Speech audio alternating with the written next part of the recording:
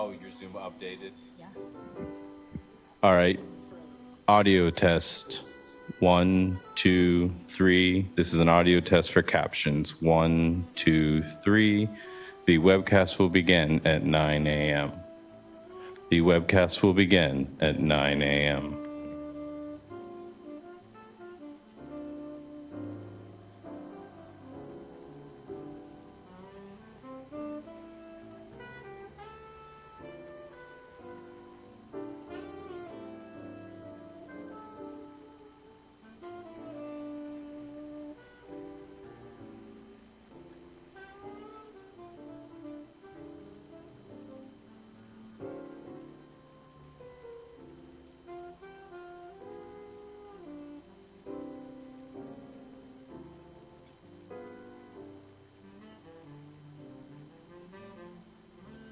Uno, dos, tres, cuatro, cinco, seis, siete, ocho, nueve, diez.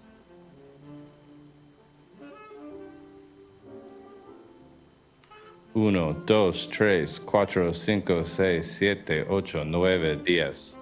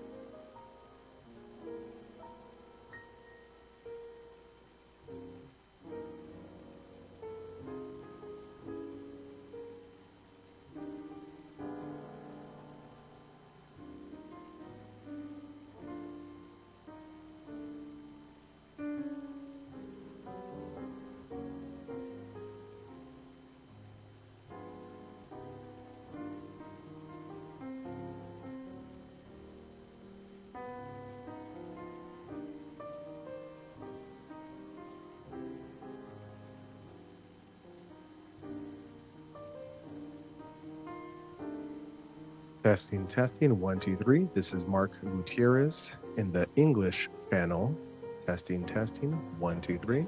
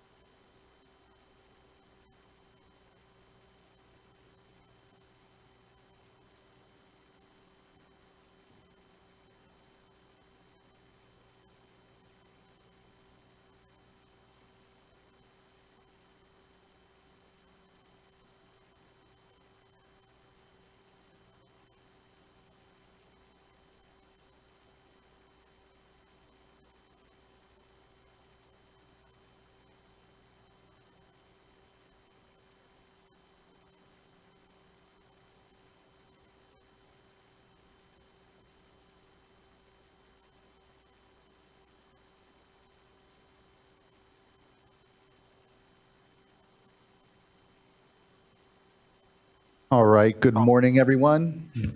My name is Joaquin Esquivel. I'm Chair of the State Water Resources Control Board. Today is Wednesday, April 17th. It is 9:01 a.m., and I'd like to call this meeting back into order.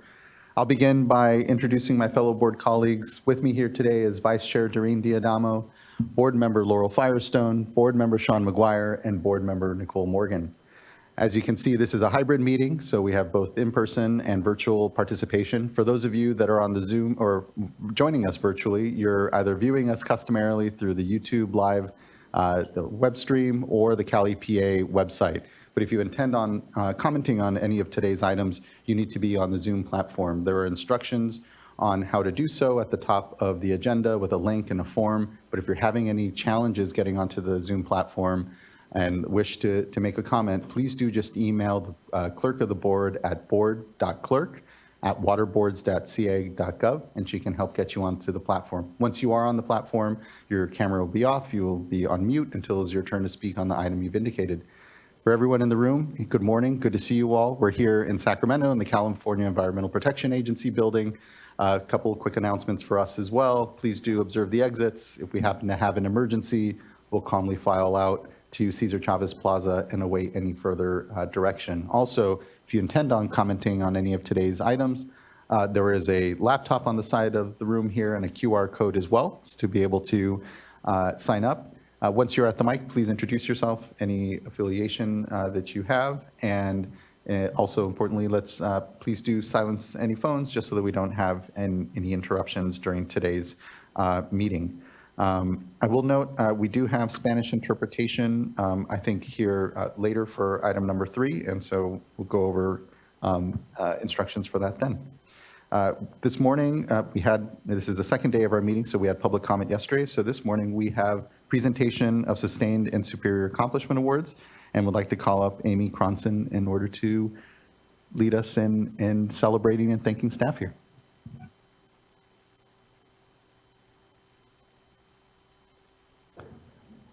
No, yeah, there's a little button on top. Thank you, Amy. Awesome. Good morning. Thank you. Good morning, Chair Esquivel, members of the board.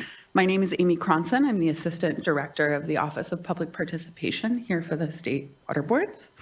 And I am privileged to bring to your attention 2 individuals from my office whose unwavering commitment to equity and human right to water has exemplified our organization's values and significantly impacted communities across our state. Vanessa Soto and Caroline Prado Fonseca's outstanding dedication within the Office of Public Participation warrants recognition through this prestigious Sustained Superior Accomplishment Award. So I'll call Caroline up. We have Caroline in person. This is one of our awardees today. The other is Vanessa Soto, who works in our Fresno office and will be joining us via the Zoom platform. So we'll start with Caroline here. So Caroline Prado Fonseca stands as an example of dedication and excellence in her role as a language access specialist and engagement coordinator, making her an exceptional candidate for this award. Over the past 2 years, Caroline's unwavering commitment to her responsibilities has consistently surpassed expectations, leaving an indelible mark on the safer drinking water and language access programs. At the heart of Caroline's work lies a profound commitment to equitable communication. Her efforts to ensure that all information, materials, and communications for the Safer Drinking Water Program are provided in both English and Spanish have not only facilitated greater accessibility, but have also empowered limited English-speaking populations in California to engage meaningful in the Water Board's decision-making processes. This is off script, but I also have to tell you, in addition to English and Spanish, Caroline speaks French and bits of other languages as well, and it's just a superpower. So we're so lucky to have such an incredible mind working with us. Caroline's contributions extend far beyond mere translation and interpretation. She has spearheaded innovative initiatives to expand language access services, such as creating an online form for translation and interpretation requests from the public. This digital platform has broadened the reach of language services and served as a beacon of awareness, ensuring that individuals are informed of their rights to accessible communication. In addition to her pioneering efforts in language access, Caroline has revolutionized the planning and coordination processes for the Safer Advisory Group meetings And through meticulous attention to detail and her commitment to clarity, she has transformed materials and presentations, making them in plain language and reader-friendly. And her proactive engagement with Spanish-speaking advisory group members ensures that they are well prepared and fully equipped to contribute meaningfully to discussions to advise you as the board. And in addition, beyond her official duties, Caroline's dedication to community engagement really shines. She has actively sought opportunities to connect with communities, conducting presentations in Spanish, and coordinating public meetings to solicit invaluable community feedback. Her collaborative approach has fostered trust and mutual respect, enabling the integration of community perspectives into critical decision-making processes. Caroline exemplifies the values of our organization and embodies the spirit of this Sustained Superior Accomplishment Award. So it's a great honor and with great admiration that we recognize Caroline for her outstanding contributions today.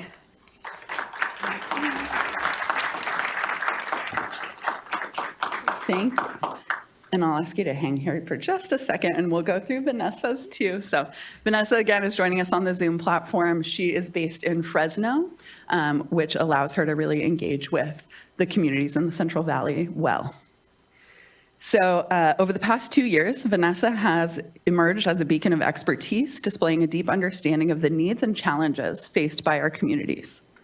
Her role as an engagement coordinator has helped elevate her projects and made her an invaluable source of support for her colleagues.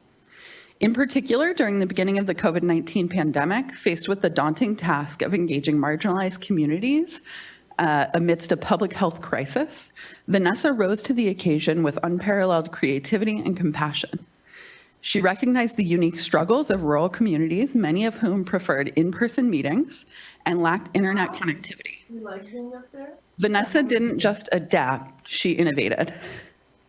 Thanks. In the community of Teviston, she collaborated with self-help enterprises to pioneer hybrid meeting formats, ensuring community members would participate safely and effectively. In East Arosi, where language barriers and broadband access pose significant challenges, Vanessa orchestrated a meeting venue and interpretation services, enabling equitable access for Spanish speakers. Vanessa's personal visits to the community and thoughtful accommodations garnered near universal participation at public meetings in the sparsely populated community of William Fisher. Vanessa's impact extends far beyond individual communities, however. Her leadership has been instrumental in establishing community engagement processes for drinking water administration appointments and consolidations, ensuring accountability and inclusivity at every step of the way. She's facilitated crucial feedback sessions, strengthened relationships, and advanced drinking water solutions for disadvantaged communities across the state. Let us not also forget Vanessa's dedication to diversity and representation. Her efforts to recruit, evaluate, and onboard members of the SAFER Advisory Group stand as a testament to intentional inclusivity, with members from diverse sectors, communities, and geographic areas, providing constructive advice to this board on the SAFER Needs Assessment and Fund Expenditure Plan. So in conclusion, Vanessa's tireless efforts embody our organization's core values. Her dedication to equitable engagement, environmental justice, and the human right to water has transformed communities in California and set a standard of excellence for all of us. It's with great honor that I present Vanessa Soto with this Sustained Superior Accomplishment Award, and it's a recognition truly well-deserved for both of these folks. So thank you.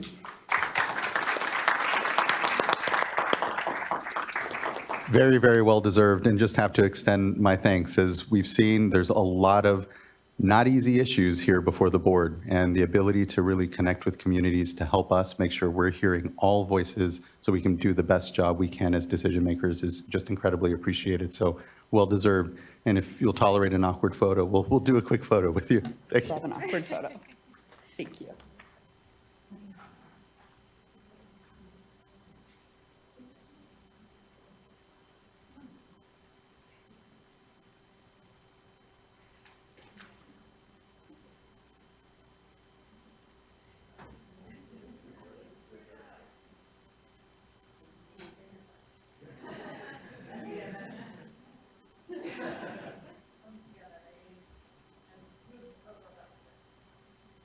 Great, all right.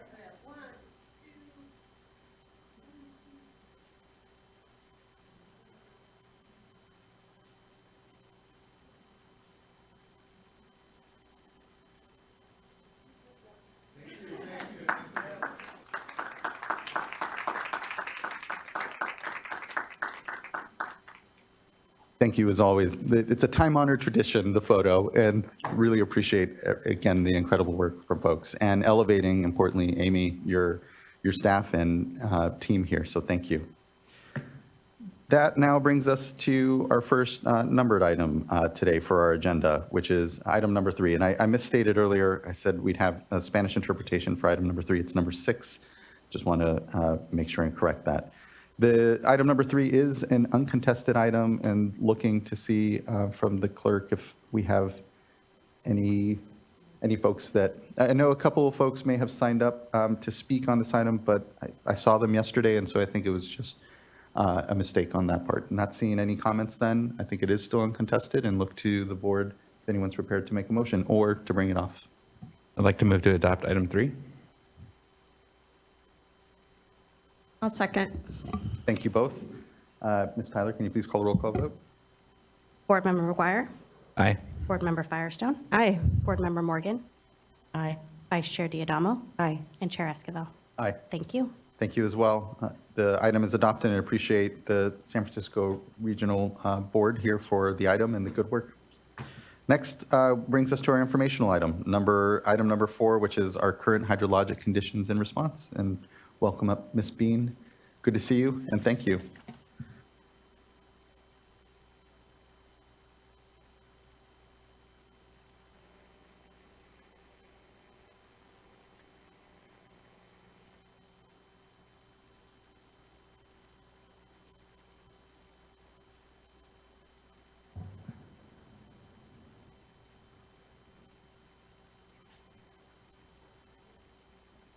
Good morning, good morning. Good morning, Chair Esquivel and members of the board. I want to apologize in advance. The spring allergy season is hitting me, so if I go into a bit of a coughing fit, I apologize in advance for that. It's been getting me a bit this morning.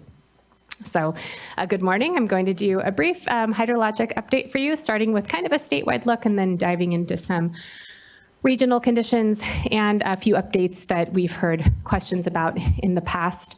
So if I can go to the next slide, please. We're going to go ahead and start off with the snowpack conditions this time, since we've had a lot of ups and downs this season. And so as of yesterday, we're looking at about 112% of average for our statewide snowpack this year, which is up again. We got a little bit more since the last time we met in mid-March.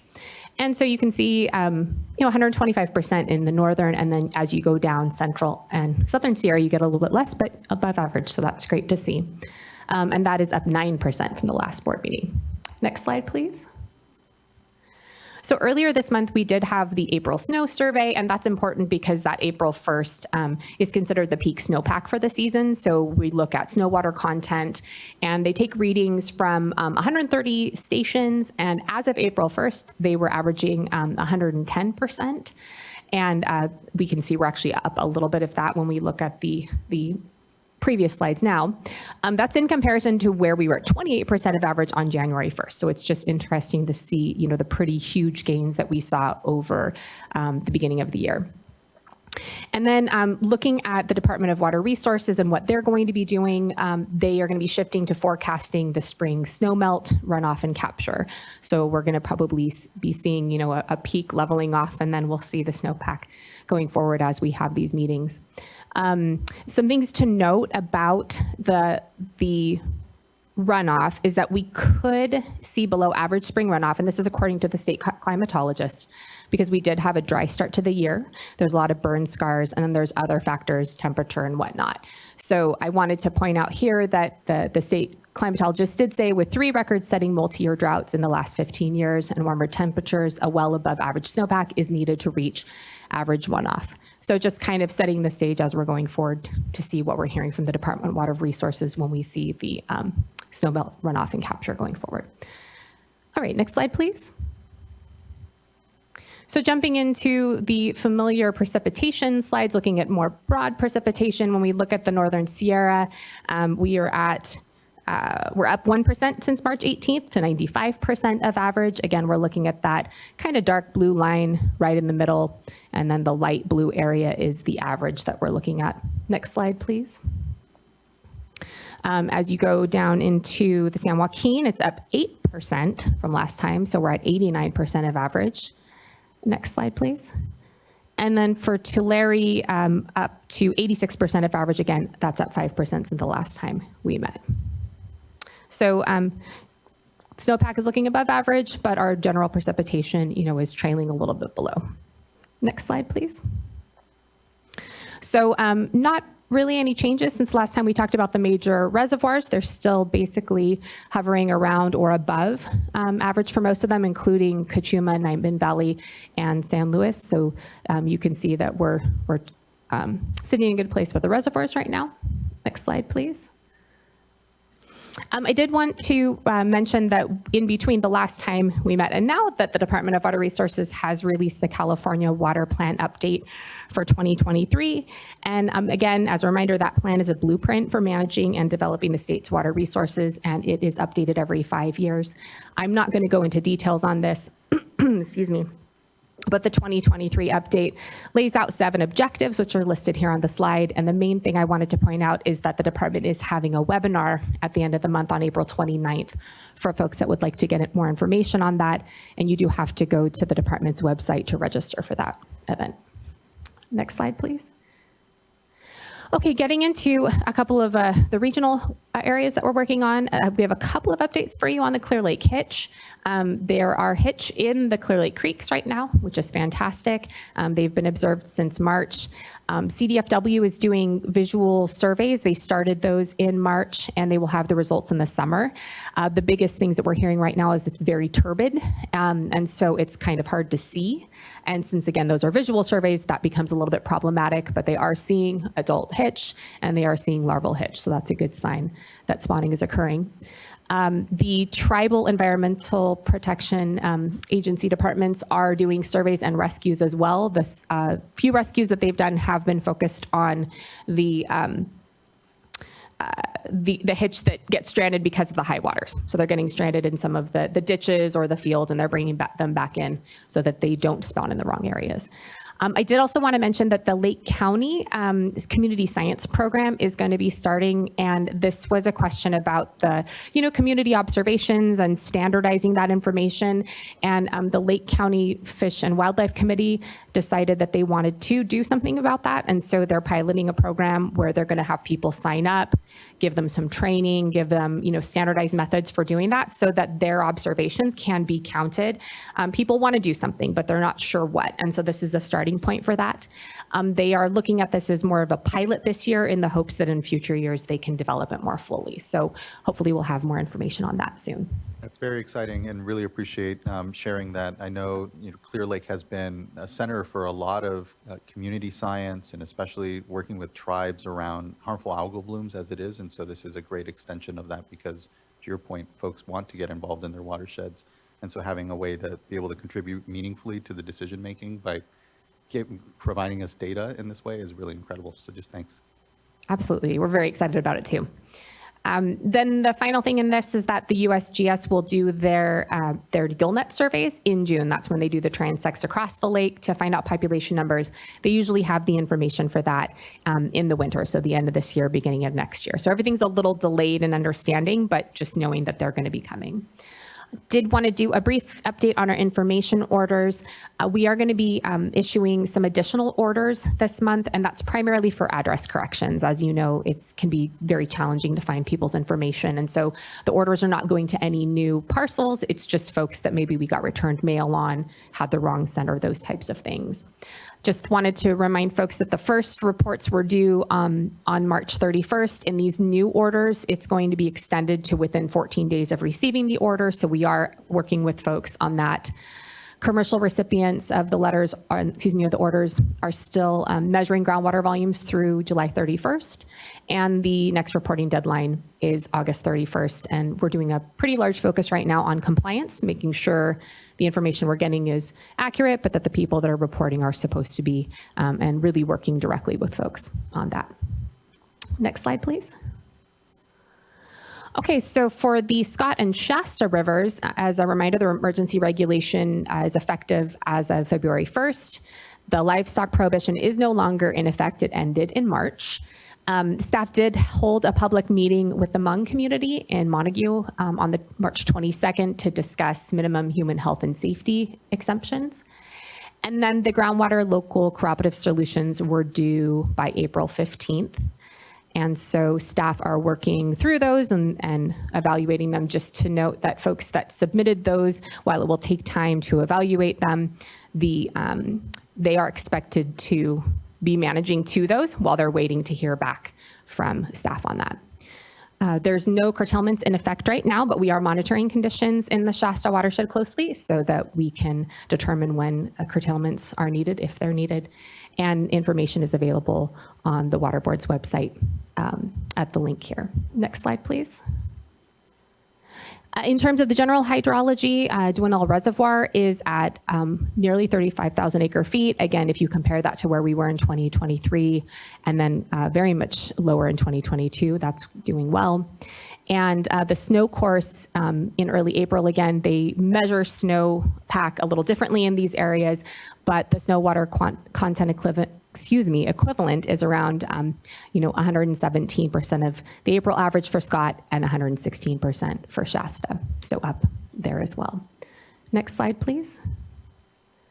So this is again to show you where what we're looking at for the emergency minimum flows, which is the red line on this graph, and then your blue line is the Scott River flow level at the Fort Jones gauge. You can see that we're well above the emergency level there. Next slide, please. And then for the Shasta, same thing. The blue line is showing above the red line, but you can see how it was kind of going down. And so again, we're looking at Shasta monitoring to see how close we're going to get to those, which would trigger the curtailments. Next slide, please. No changes in the groundwater recharge temporary permits since last time we met. Still have the 10 permits that we've received this year, 11 in effect, and no reports of flood recharge diversions. Next slide, please. Wanted to touch base a little bit on the water rights annual reports to wrap things up for today. We have seen a slight increase in the number of reports that have come into us. We were at 37% had not reported in March, and now as of April 9th, we're at 33%. So we have a little bit better compliance, but still looking for more. Next slide, please.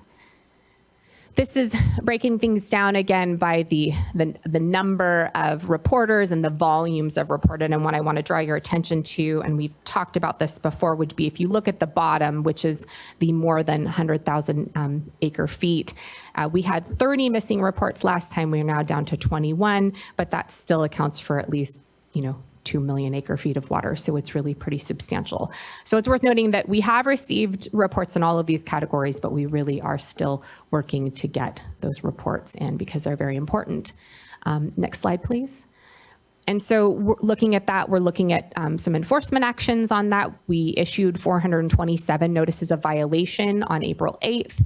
Those were to diverters of more than 500 acre feet statewide. We did do some targeted notices of violation in select watersheds, and that's to folks with more than 100 acre feet, so smaller volumes there.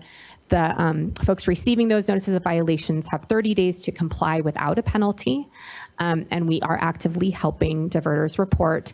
We're also planning to post an interactive non-compliance map after that 30-day period so we can see who falls into this category here. And with that, I will wrap up for today. Take any questions that you have.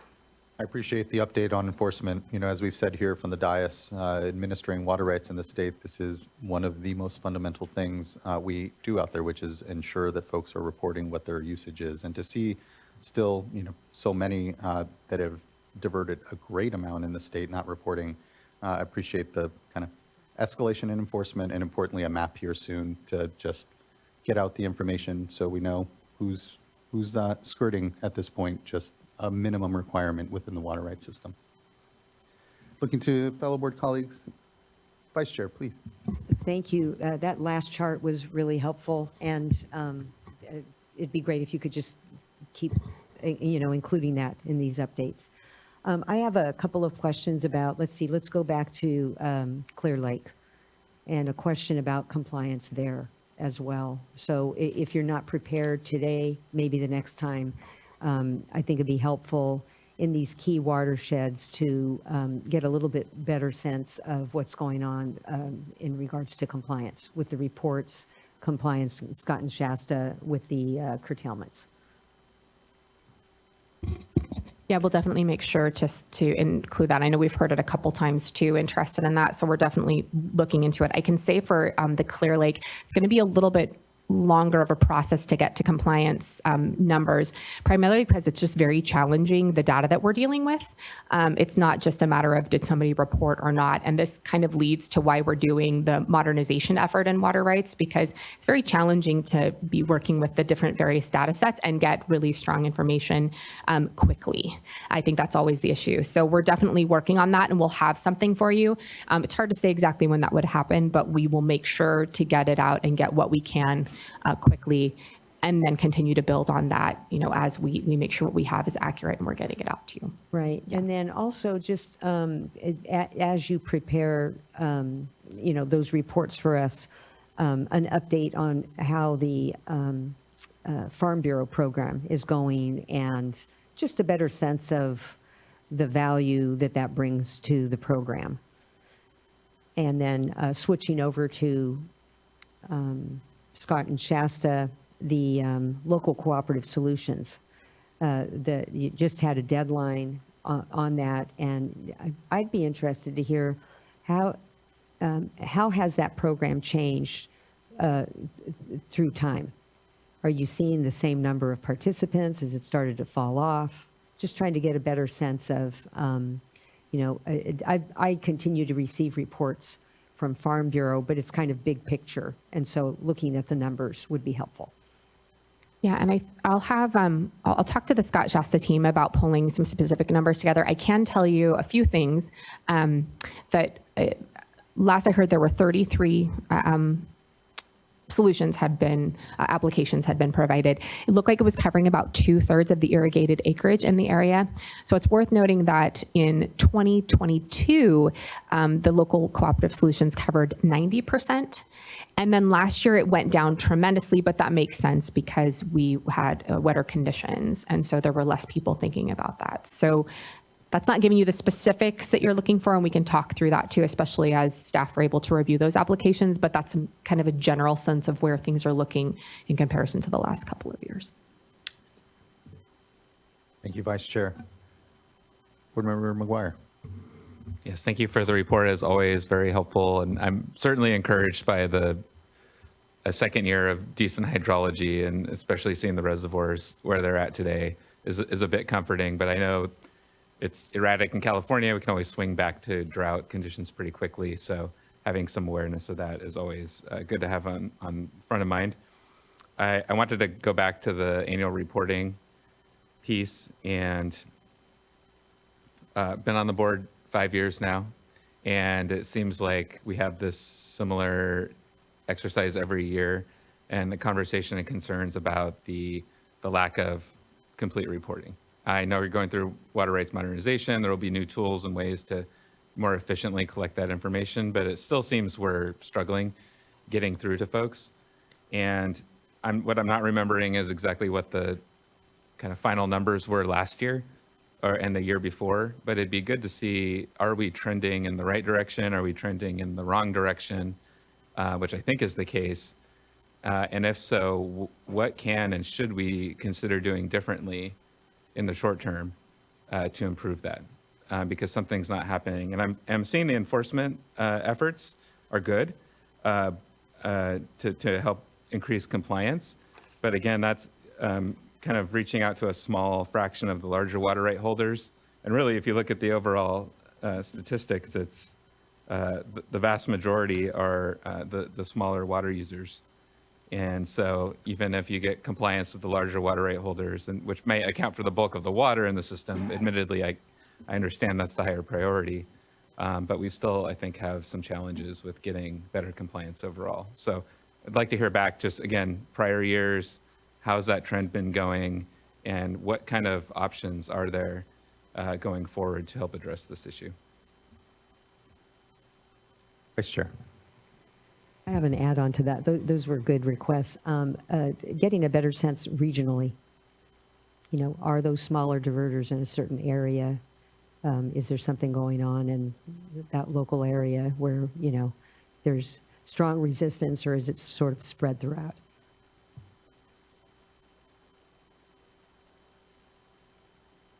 And what comes to mind certainly is that in some of those watersheds, we have water masters, right? And so it's almost also trying to understand how we can, to your point, board member, bring in others to help do the work of making sure folks are reporting, which as a water master, they'd be concerned about too, I hope.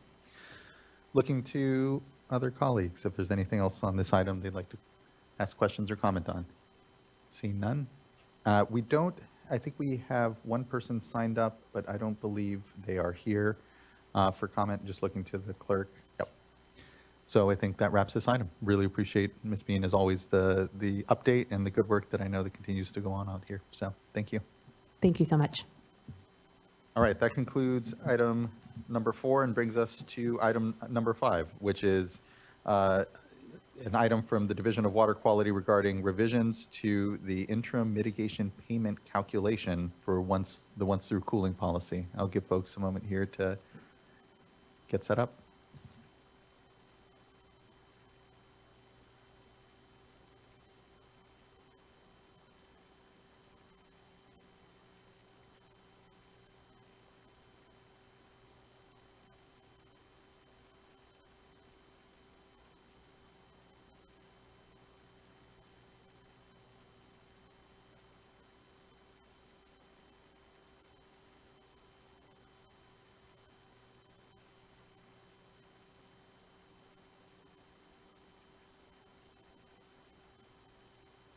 Good morning. Good to see you all.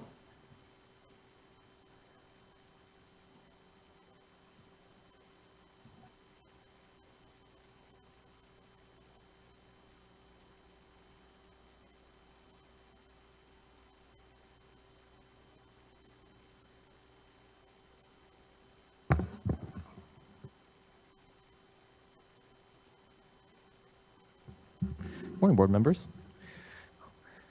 All right. Thank you for joining us today. My name is Jonathan Dolan, and I am an environmental scientist in the State Water Board's Division of Water Quality. With me today are Kat Fike, Rebecca Fitzgerald, and Catherine Hagan from the Office of Chief Counsel. Today, I'll be presenting on the proposed resolution to revise the interim mitigation payment calculation for the water quality control policy on the use of coastal and estuarine waters for power plant cooling, also known as the once-through cooling policy or the OTC policy. Next slide, please. The OTC policy states that the owner or operator of an existing power plant must implement measures to mitigate the interim impingement and entrainment impacts of cooling water intake structures. The 7 remaining facilities that have yet to achieve final compliance with the OTC policy comply with these interim mitigation requirements by making annual payments to the Ocean Protection Council and the State Coastal Conservancy for mitigation projects. Resolution number 2015-0057 established the methods for determining the annual interim mitigation payments per the OTC policy, which commenced on October 1st, 2015, and continue up to and until the power plants achieve final compliance. Next slide, please. The proposed revisions are necessary because the cost for mitigation projects have increased in recent years, and more data about mitigation project costs are available. For background, we recognize the need to analyze the adequacy of current interim mitigation measures during recent amendments to the OTC policy. Therefore, the Ocean Protection Council, in coordination with the State Water Board, contracted an expert review of the interim mitigation calculation and the costs of mitigation projects. The 2023 expert review report, which recommended revisions to interim mitigation measures, demonstrated that mitigation project costs have significantly increased since the resolution establishing the interim mitigation provisions was adopted. And the current interim mitigation calculation no longer adequately mitigates the effects of cooling water intake structure operations on marine and estuarine life. The proposed mitigation calculation revisions are needed to ensure that the interim mitigation payments continue to appropriately compensate for the significant adverse environmental effects and to fulfill the State Water Board's obligations under the once-through pooling policy.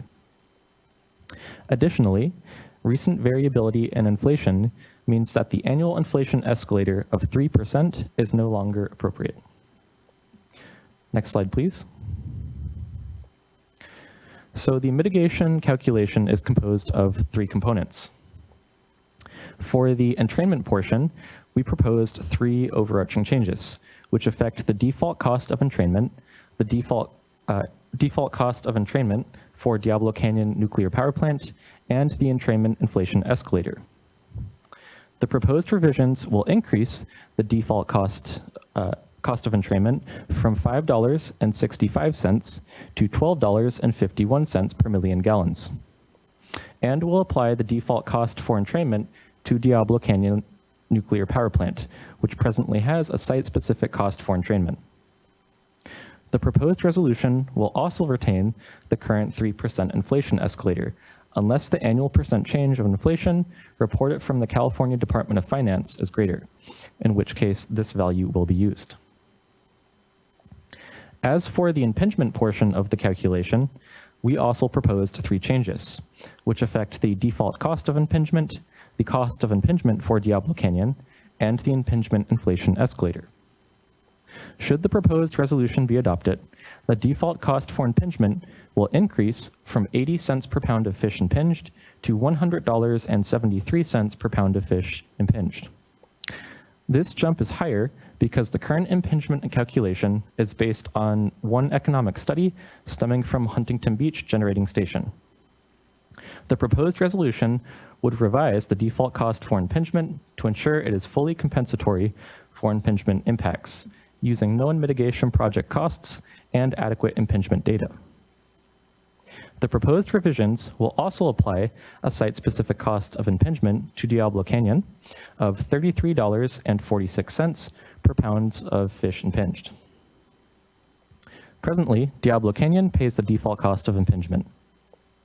And additionally, we propose to apply the updated annual inflation escalator to the cost of impingement consistent with the proposed inflation escalator for entrainment. Finally, the management and monitoring payment will remain unchanged at 20% the sum of the entrainment and impingement payments. Now, how will these changes affect the total funds collected for the interim mitigation program? We collect data for each interim mitigation calculation cycle from September to October, and the next cycle for which interim mitigation costs will be determined will be for the 2022 to 2023 period.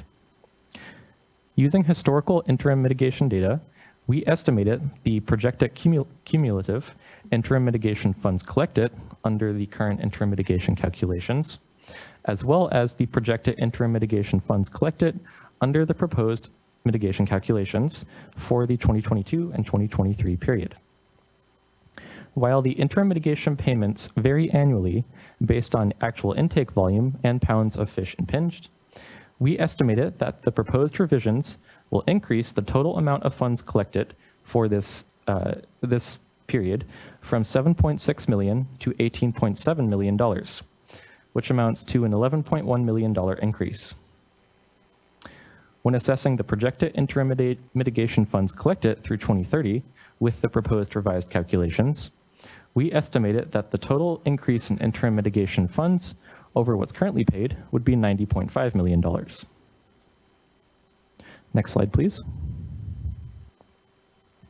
And at this point, I'm going to go over the public comments we received during the public comment period for this resolution. We received 3 comment letters during the public comment period, which lasted from September 27th to October 30th, 2023, and 1 late comment letter received on November 1st, 2023, which was accepted. Next slide, please. We received a comment suggesting that the interim mitigation payment increase should be phased in over 5 years to avoid impacts to ratepayers in the Los Angeles Department of Water and Power's Balancing Authority area, 17% of whom live below the poverty line. Staff does not recommend allowing delayed payments because the annual interim mitigation payments are intended to address the immediate impacts to marine and estuarine life because of once through cooling operations. Additionally, we estimated that the total increase in interim mitigation payments required by the Los Angeles Department of Water and Power from 2023 to 2030 will be about $13 million. Spread over 7 years and distributed equally throughout the Los Angeles Department of Water and Power's Balancing Authority area of 4 million customers, we estimated that this translates to a 46 cents per year per customer increase. Next slide, please. We also received a comment suggesting that the median cost for entrainment should be used instead of the 95th percentile value. While the expert report does recommend the median cost for entrainment, this ensures that only 50% of mitigation projects would be sufficiently funded. On the other hand, usage of the 95th percentile provides greater certainty that a majority of mitigation projects will be sufficiently funded. Next slide, please. We also received a comment suggesting that the new interim mitigation payment calculation should be retroactively applied to all operational OTC facilities to compensate for their harm caused since 2010. We do not recommend requiring retroactive application of the proposed calculation update because the update is intended to address current cost of construction and variability in inflation. Additionally, we do not recommend retroactive application because all operational facilities have been complying with the interim mitigation provisions since they were implemented in 2015. Next slide, please. A comment was received suggesting that the State Water Board conduct an analysis to reevaluate whether the 20% management and monitoring payment is still sufficient. The expert report recommends a range of 10 to 25% for the management and monitoring fee, which is based on analysis of mitigation project costs. 20% was originally chosen when the interim mitigation requirement was first established in 2015 after discussions with the Coastal Conservancy, with the justification that 20% would cover the variability inherent in management and monitoring costs. Next slide, please.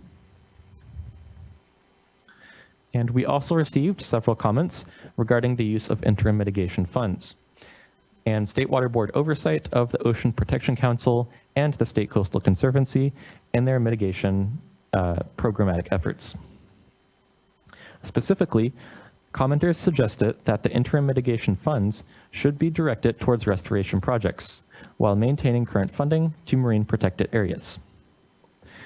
Another suggestion is that the State Water Board should provide more oversight to the Ocean Protection Council and the State Coastal Conservancy on mitigation program performance, set milestones for restoration projects, and demand an implementation plan for 2 out of the 3 following restoration projects, including the Los Cerritos wetlands, Ormond Beach wetlands, and Bayona wetlands. Next slide, please. And all of these comments will be considered and addressed through a separate public process in which the State Water Board will consider updates to the interagency Memorandum of Understanding with the Ocean Protection Council and the State Coastal Conservancy. The project will address the future allocation of interim mitigation funding, the project selection process, public engagement, and other associated details. And as for timing, we tentatively intend to release the draft Memorandum of Understanding revisions for public comment this summer. We'll also be hosting a public listening session and we'll be offering consultation with tribal communities for this project. We hope to finalize the Memorandum of Understanding in fall. Additionally, while this project may revise the Memorandum of Understanding, it's important to understand that the interim mitigation funds must still be used to offset the entrainment and impingement impacts of once through cooling operations. Next slide, please. And with that, our recommendation is that the board adopt the proposed resolution to revise the interim mitigation calculations. Next slide. For anyone that's interested in staying up to date on the interim mitigation requirements, particularly in regards to the revision of the Memorandum of Understanding, please subscribe to our email subscription list. This can be found by scrolling to the bottom of the Once Through Cooling webpage on the State Water Board's public website as seen here. Excuse me, here. Next slide, please. And that concludes my presentation. At this point, we are happy to answer any comments or questions. Thank you.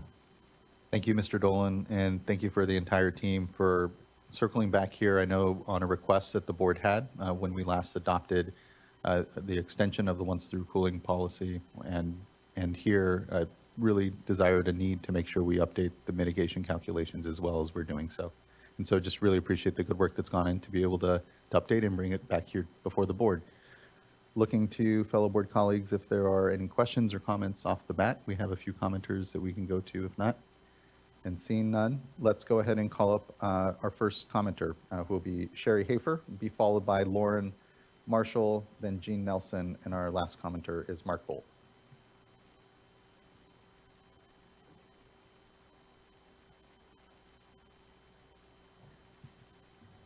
Good morning. Hey, good morning. I'm Sherry Hafer, and I'm a representative of the Morro Bay Commercial Fishermen's Organization. And I just want to say that the entrainment has caused lost fishing opportunity. And the MPAs that they put in have caused lost fishing opportunity. And the fishermen have never been, mitigated for all that lost opportunity.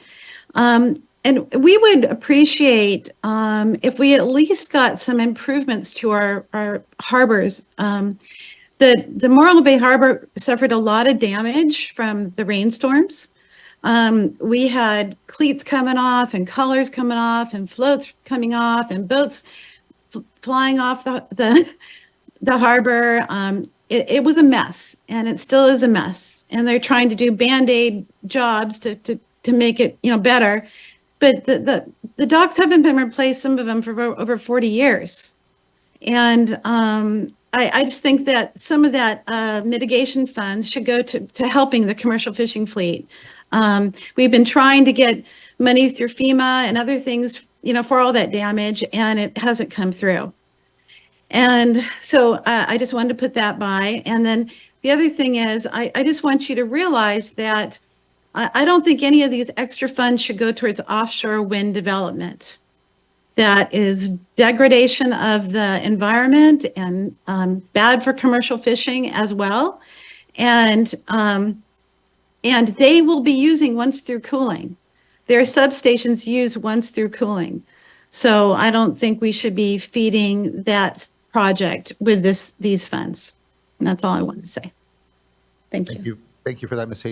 Hafer. Really appreciate your participation here in raising this. And I'll look to folks, I know as Mr. Dolan, you just said, the funds are meant to directly here mitigate the impingement. I would maybe wager the docks and some of this infrastructure aren't going to necessarily qualify for this, but you all could clarify. And Ms. Hafer, as I understand, because again, the direct need to here mitigate the impingement, this won't be going to wind farms for sure. So I want to follow up on those two. But looking to Mr. Dolan on the applicability of these funds for some of these infrastructure upgrades that I sympathize with Ms. Hafer, I know are just really needed.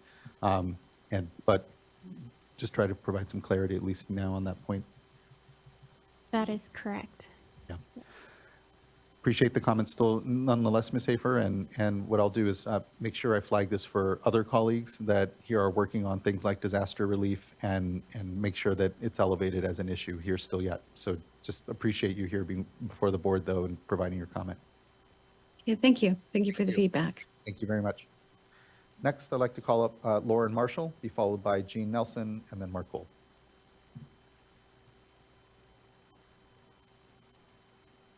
And Ms. Marshall, you should be invited to unmute here. There we go. Good morning. Good morning, Chair Esquivel and board members. My name is Lauren Marshall, and I'm the Senior Staff Attorney at California Coast Keeper Alliance. It's great to be here with you virtually this morning, and thank you for considering today's resolution. I'm here this morning to express CCK's support of the proposed resolution and staff's recommendation that the board adopt the same. The OTC policy has been one of CCK's longest standing issues. Our organization has been there from the regulatory initiation back in the early 2000s to the policy's adoption in 2010, to attending years of the Nuclear Review Committee, to opposing numerous compliance extensions, to advocating for an interim mitigation fee that truly addresses marine life loss to the ongoing impacts of OTC facilities. Today, and in our support of this resolution, we want to underscore the importance of restoration funding and highlight the key word interim. While we welcome these fee adjustments, as my colleagues have stated in previous workshops and written comments, we are disappointed with continued compliance extensions in combination with the reliance on only an interim mitigation fee in lieu of requiring the installation of best available technology. Only requiring the remaining OTC facilities to pay an in lieu fee until they shut down runs afoul of pertinent legal authorities. Though we support today's resolution, we underscore that interim mitigation fees will not prevent harmful impacts to marine life from OTC operations in the first place. We hope the remaining path to full compliance is short. However, and in the interim, while marine life continues to be harmed by the remaining OTC facilities, we welcome the calculation adjustment reflected in today's resolution. While we wish the 95th percentile value used in this resolution would have been implemented back in 2015, to recall an expression used by the chair yesterday, today is the second best day to plant this tree. So today we applaud and support the Water Board's inclusion of the 95th percentile value. Finally, we want to ensure that the mitigation fee is being allocated to projects that truly restore marine life loss to ongoing OTC operations. CCK is highly concerned about the lack of restoration of marine life loss to ongoing OTC impacts to date. We acknowledge staff statements that fund allocation is outside the scope of today's resolution and will be determined in the forthcoming revised MOU. We look forward to remaining engaged on that and hope and request that the development of the revised MOU consider increasing funding for restoration while maintaining MPA project funding. In our comments, we recommended a 50-50 split between restoration projects and MPA program implementation, which to our calculation would dramatically increase the investments in restoration projects while also increasing funding to MPA implementation, But we strongly encourage the board to insist on better oversight of how the mitigation funds are being spent, including ensuring that the restoration projects are actually being established to restore marine life and not just being planned for in the future. We appreciate these projects take time, but our marine environment is hurting now. Overall, we are very supportive of today's resolution and applaud the board for including the 95th percentile value in the calculation to increase confidence that we are adequately restoring marine life. But ultimately, and to quickly wrap up, what's best for our coastline and marine life is ending OTC operations, not continuing to extract in lieu mitigation fees. So while it's always great to join y'all, we hope you won't be back here again opposing additional compliance extensions. We appreciate your time and care and look forward to remaining engaged. So thanks so much to you and staff, and that's all for me today. Thank you very much, Ms. Marshall. Appreciate the engagement, continued engagement across this issue, and particularly here on the calculation. When continue to hear the desire for a little more oversight on where the funds are going, what are they accomplishing for us. And so just a flag for our folks, without hopefully creating too much work, it would be helpful to have maybe a touch back at some point here, understanding and maybe inviting in our colleagues in the agencies just to help us understand what's going on insofar as the investment of these funds and the efficacy of them ultimately as well. So thank you, Ms. Marshall. I appreciate the comments. Next, I'd like to go to Jean Nelson, be followed by Mark Gold.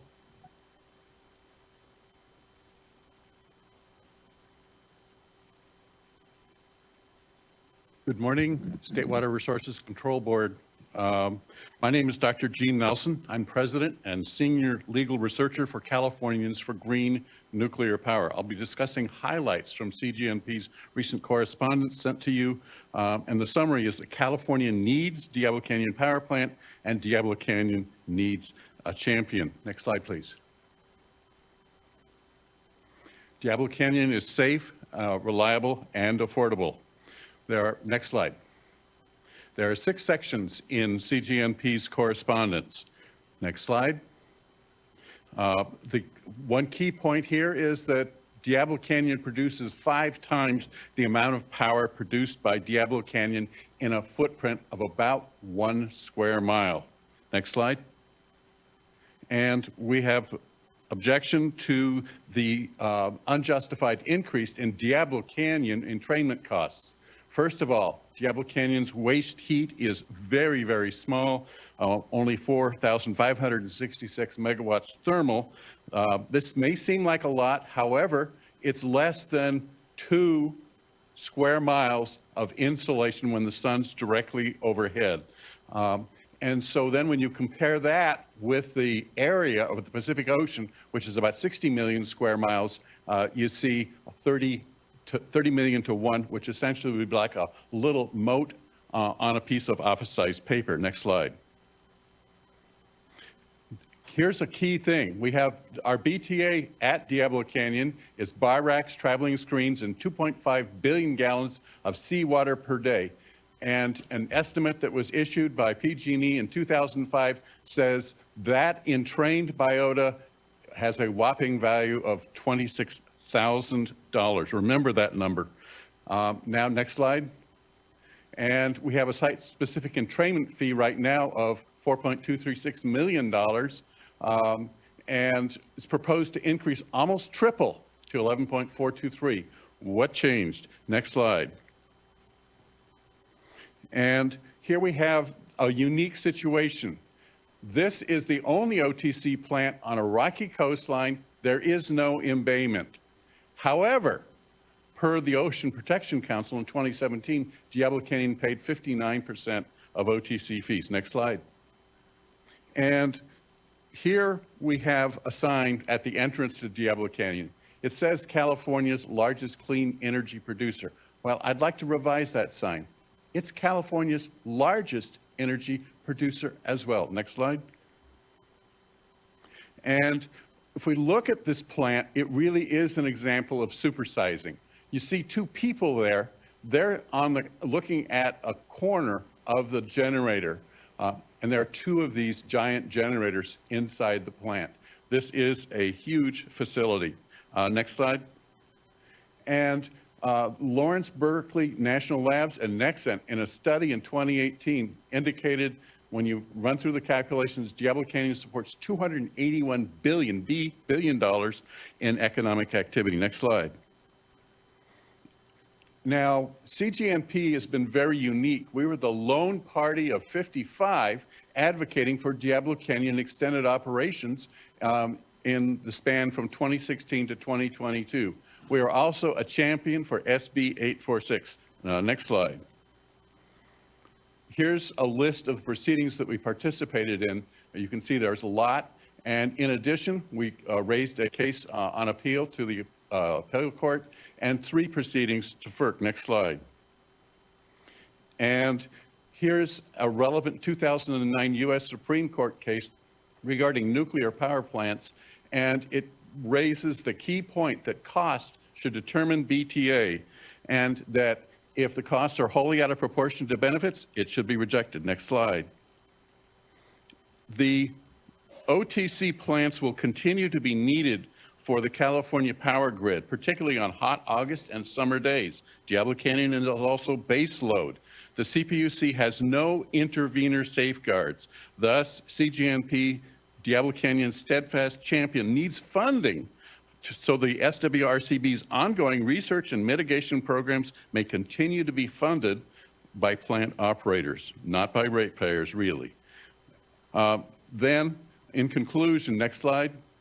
The Water Board, like any other policy-making entity, must weigh the benefits and burdens of its decisions, both in the short-term and long-term consequences. Much within the Water Board's purview will suffer from effects of climate change. Diablo Canyon is a powerful force in generating clean energy, which benefits everyone and far outweighs minimal burdens. Similarly, the long-term benefits to our state ecosystem, including those within the Water Board's purview, far outweigh the short-term issues. These principles must guide the Water Board's decisions with respect to Diablo Canyon Power Plant. Next slide. CGNP looks forward to constructive interactions with the State Water Board and our nonprofit. Thank you. Thank you, Dr. Nelson. I appreciate you participating in today's discussion and look forward to what I know, as you said, will be a further discussion and engagement. So thank you. Next, I'd like to call up Dr. Mark Gold.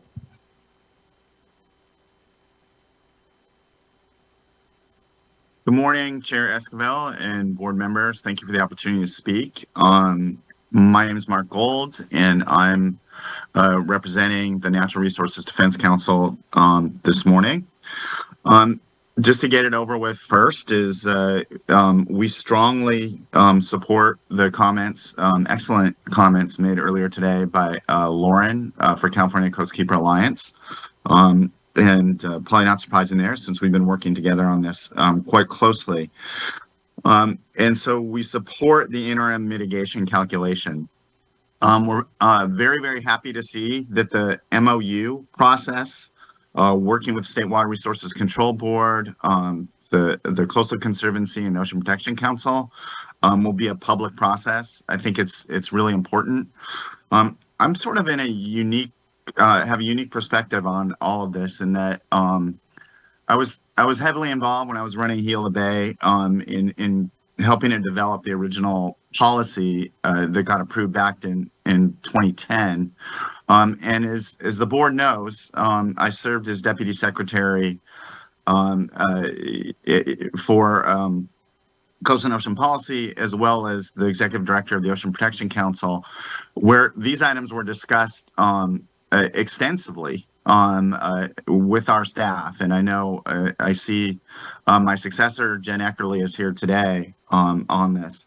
One of the things that I can say that the state should be incredibly proud of is the use of funds that have been used for MPA monitoring and research, as well as community engagement. Those programs have been superb. Particularly proud of the extraordinary effort that OPC has done on Tribal Marine Stewards Program. It's been absolutely, game changer, precedent setting nationally. But there's a couple areas that are of concern. On the enforcement side, yes, a lot of money has gone to California Department of Fish and Wildlife, but the reality is that the State Water Resources Control Board wants to make sure that the dollars that they're spending are actually being used wisely, and that you can actually see, okay, how successful have the investment of millions of dollars gone for the enforcement program. What are the numbers? Have enforcement gone up or down? Does it vary based on region? Does it vary based on MPAs? Where's the data on any of that? Is there utilization of all the work that's been going on at the community engagement level on things like MPA Watch for enforcement? Is that just not really been of any value whatsoever on enforcement? That's the sort of information that just is not there at all, and just needs to be there. And then what I'm going to wrap up with is, and one of the things that worked closely with OPC staff, and we talked about this, I don't even know for how many hours and how many meetings over the 3+ years I was there, is that on the mitigation side, from the standpoint of restoration, the program has been a failure to date. And that's an area where this MOU really needs to step up and make a big difference here. We want to make sure that there's projects that are going forward. The good news is a whole bunch of data was great from the standpoint of the decadal management review that was just completed by Fish and Wildlife last year. We're past that time. And so I'm not saying there should be a reduction in those other programs, but there's going to be more revenues generated in this program. And as you heard from the Coastkeeper Alliance, we strongly agree that half of the resources that are generated from this, the revenues generated from this point forward, should really be used towards restoration. And there should start being restoration milestones along the way so that you actually know that the millions of dollars that have been generated are actually mitigating the tremendous losses that have occurred from once-through cooling power plants. And that just has not happened. And we've seen the example where you have so many of these once-through cooling power plants, within the LA region, and from the standpoint of there being any mitigation projects, there's largely been none. And so the issue is what really can be done to mitigate as quickly as possible. I personally think Ormond Beach and Los Cerritos are the easiest ones to move forward with, but there hasn't been urgency and timeliness in making that done. And that's a role that the State Water Resources Control Board can really execute through their leadership and approval of this MOU. And so I look forward to working with you closely on that, And thank you for the opportunity to speak. And thank you for that time and just continued leadership in all of this, Dr. Gold. Really appreciate the feedback, the continued engagement on it, and just much thanks. Look forward to it. Thank you. That wraps up our commenters here. And looking to fellow board colleagues if there's any further question, comment, or motion.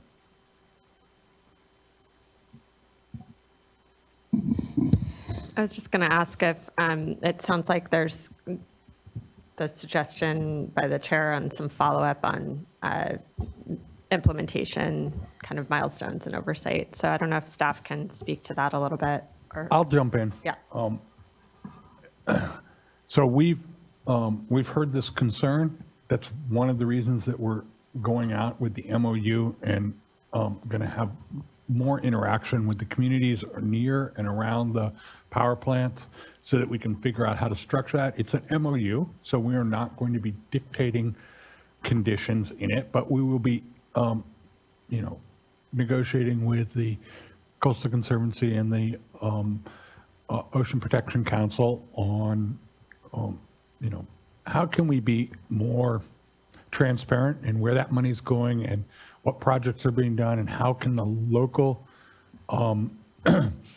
people impacted by the ongoing problems, impacts, that's the word I was trying to do, have a say in the projects and when they move forward.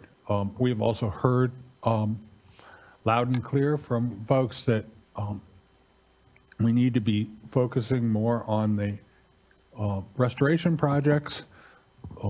I think that what you heard from CCK and from Mark Gold is that the money to MPAs is important to support that network, but with the increase in funding, we need to be dedicating more money to projects. We will be talking with the folks at the OPC and Coastal Conservancy about what we've heard and kicking off that discussion.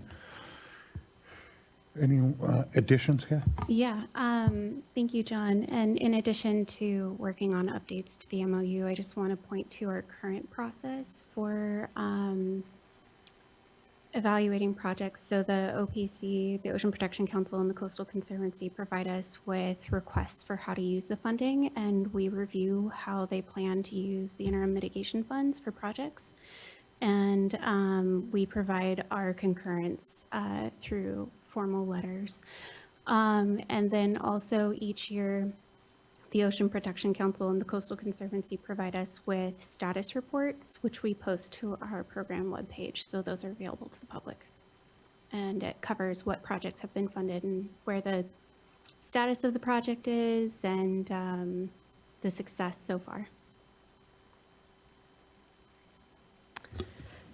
That's great. I mean, I'll just say for the record, I strongly agree with the suggestions in terms of priorities, and I hope that, and I think that what I've heard is OPC does too, and I think there's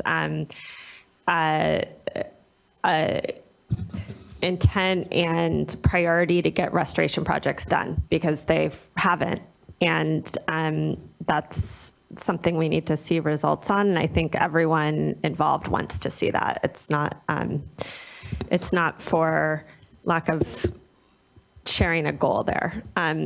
But so I would just say if there's a way that we can have, and I think this is what the chair asked is, but just more of a public circle back around where projects are. I think we'd really like to be able to see and share with the public some success on getting restoration projects in particular, and just understanding the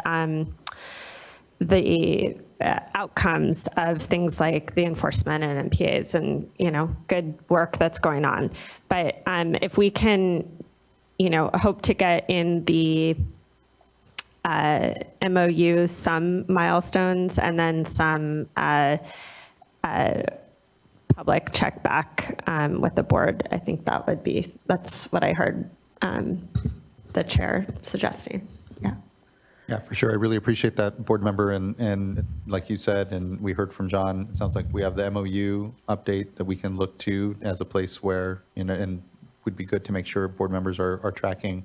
And then, as Kat said, some existing touch points, but really bringing it together, circling back on this, having a discussion in the public around what the updated MOU look like, be able to chat with the OPC as well here, I think would be warranted. And I know there's a lot going on, and our calendar this next year is very busy, but so look to you all on like when that makes the most sense, when there's something to really come back and provide a forum here, particularly in the public, to discuss, okay, what is the plan? What are the ways that we can continue to make sure that we just have a really good use of what is always a limited amount of money out there? So Absolutely. fantastic. Thank you. Well, I'm happy to make a motion if other board members don't have. I'll make a motion to adopt item 5. Thank you. Second. Thank you both. Ms. Tyler, can you please call a roll call vote? Board Member Firestone, Aye. Board Member Morgan. Aye. I'm sorry, McGuire. Sorry about that. Also aye. Thank you. I'll take yours, Ms. Morgan. Vice Chair D'Adamo. Aye. And Chair Escobar. Aye. Thank you. Thank you as well. The vote is unanimous, and the resolution and work is adopted. Appreciate it. Let's go ahead and give ourselves, because we have some time, just a 10-minute break, and then we'll come back and we'll start in on item number 6, our hexavalent chromium item. And just to remind folks, we do have interpretation. I'll give some instructions here at the top. See you in about 10.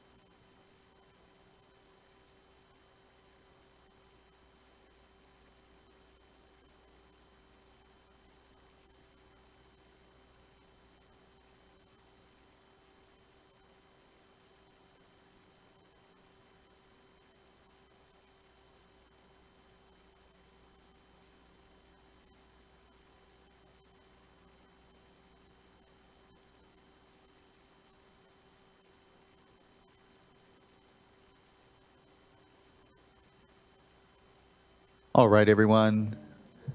We can begin to settle back here. Appreciate the opportunity for a break. We'll now move on to item number 6, which is an item from our Division of Drinking Water regarding a proposed hexavalent chromium maximum contaminant limit and certification of final environmental impact report. Do want to note we do have a court reporter, and we have Spanish language interpretation services for this item, including a simultaneous broadcast in Spanish. If you are present in the meeting room here and require Spanish interpretation, please raise your hand and a headset will be provided to you. For Zoom participants, to listen or comment in English or Spanish, select the language interpretation channel by clicking on the globe icon in your meeting controls at the bottom of your screen. There you can choose English or Spanish and mute original audio. Also, to see the presentation in Spanish or English, click on the view options at the top of your screen and select presentation in English to see the presentation in English, and presentación en español to see this presentation in Spanish.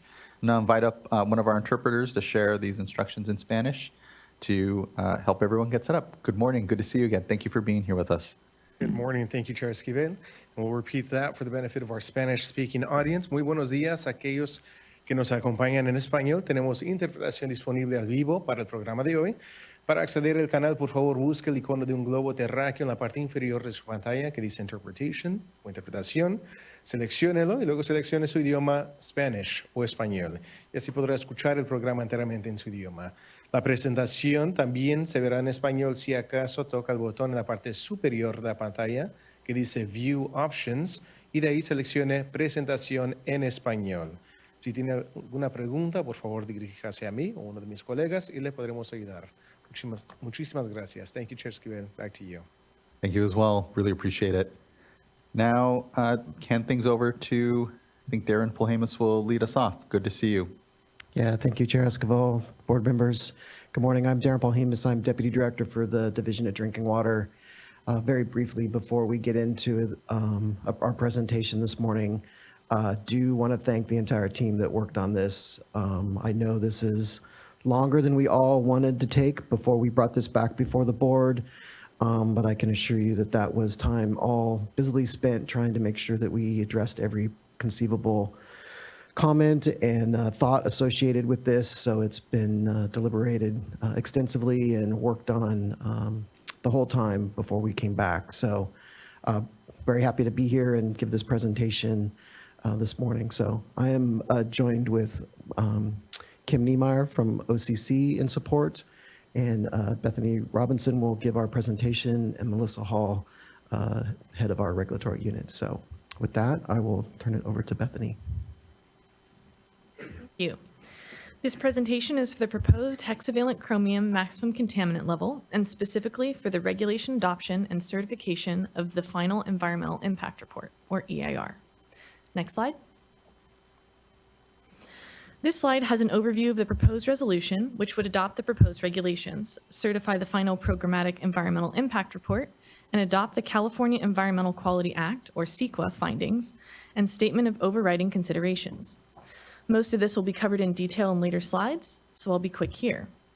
The hexavalent chromium regulations include a maximum contaminant level, or MCL, of 10 micrograms per liter, a detection limit for purposes of reporting, or DLR, of 0.1 micrograms per liter, and EPA methods 218.6 and 218.7 as the approved analytical methods. The best available technology, or BAT, that have been identified are ion exchange, reduction coagulation filtration, or RCF, and reverse osmosis. The regulations also include modifications to public notifications and consumer confidence reports, as well as a size-based compliance schedule of 2 to 4 years, and requirements for compliance plans and operations plans. Next slide. This slide shows a brief overview of the proposed regulations development.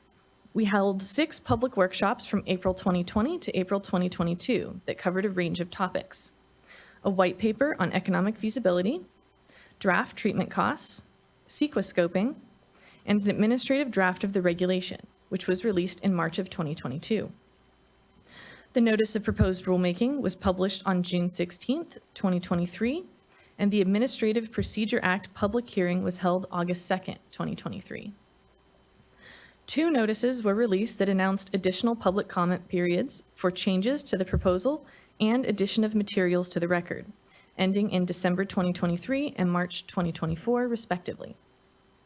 Today, the board is considering the adoption of these proposed regulations, which must be submitted to the Office of Administrative Law by June 15th. Next slide. Before discussing the regulation in detail, I want to cover the applicability of the regulation. This regulation applies to California Public Water Systems, or PWS, under the California Safe Drinking Water Act.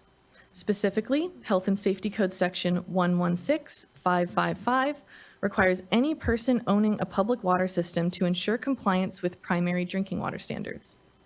Both the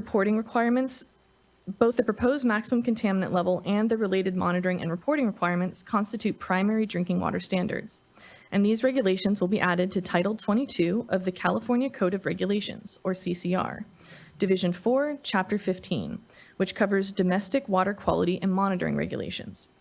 In developing the proposed regulation, the human right to water has been considered. Next slide.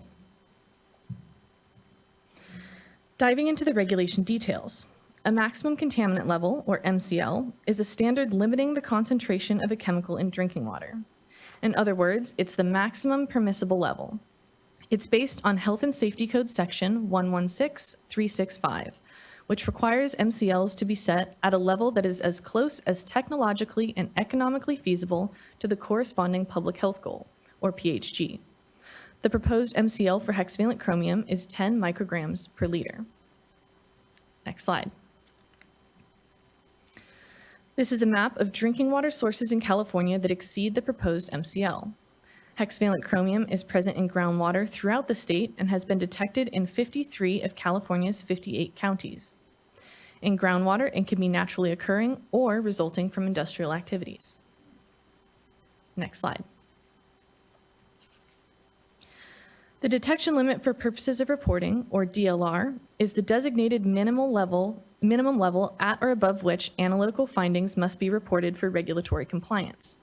In other words, this is the concentration we measure down to, and it provides a consistent definition of non-detect. The proposed DLR for hexavalent chromium is 0.1 micrograms per liter, and the analytical methods proposed to measure hexavalent chromium are EPA methods 218.6 and 218.7. Next slide. Health and Safety Code Section 116370 requires the State Water Board to adopt a finding of the best available technology, or BAT, for hexavalent chromium when the proposed MCL is adopted, using treatment technologies that have been proven effective under full-scale field applications. Best available technologies are adopted to identify which treatment technologies are currently available to consistently and reliably remove the contaminant to a concentration below the proposed MCL, and does not preclude permitting other technologies. The BAT included in this regulation are ion exchange, reduction coagulation filtration, or RCF, and reverse osmosis. Next slide. This table shows the proposed compliance schedule. System size is on the left and ranges from 10,000 or more service connections to fewer than 1,000 service connections.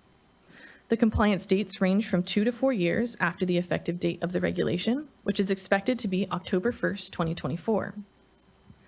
The largest systems will get a 2-year schedule, the middle-sized systems will get a 3-year schedule, and the smallest systems will get a 4-year schedule. This compliance schedule was included for several reasons. First, the expected dominant treatment technologies, RCF and ion exchange, typically require more tailoring to source water chemistry, which may lead to lengthier timelines to accommodate for design and pilot studies. Second, supply chain delays for items such as steel pressure vessels may occur and may be exacerbated if all water systems had the same compliance date. Third, larger public water systems usually have more resources, whether that be money or staff, with which to comply with the MCL, and may be able to mobilize and implement treatment more quickly than smaller systems. And last, smaller public water systems may be able to learn from the treatment refinements or other cost savings discovered by the larger systems, which could reduce costs to the systems with the smallest ratepayer bases. Next slide. Compliance plans have been included for public water systems that exceed the MCL before their compliance date. These plans are proposed to ensure that the additional time granted by the compliance schedule will be used effectively. The compliance plans must be submitted within 90 days of an MCL exceedance and include both the proposed method of compliance and the projected dates for plan submission and treatment construction. In addition, if the system is proposing treatment, the plan must include a pilot study and a projected date for completion of an operations plan. Once approved, the compliance plan must be implemented. It can, however, be amended. Next slide. An operations plan will be required for any public water system proposing a new or modified treatment process for hexavalent chromium removal. These operations plans are necessary to safely operate a treatment plant, and they must include the following when they are applicable: a performance monitoring program, a unit process equipment maintenance program, how and when each unit process is operated, procedures used to determine chemical dose rates, reliability features, and a treatment media inspection program. An operations plan must be approved by DDW before treated water is served. Next slide. The proposed regulations also include language for the consumer confidence reports, which are annual drinking water reports to consumers. The proposed health effects language that would be included is: some people who drink water containing hexavalent chromium in excess of the MCL over many years may have an increased risk of getting cancer.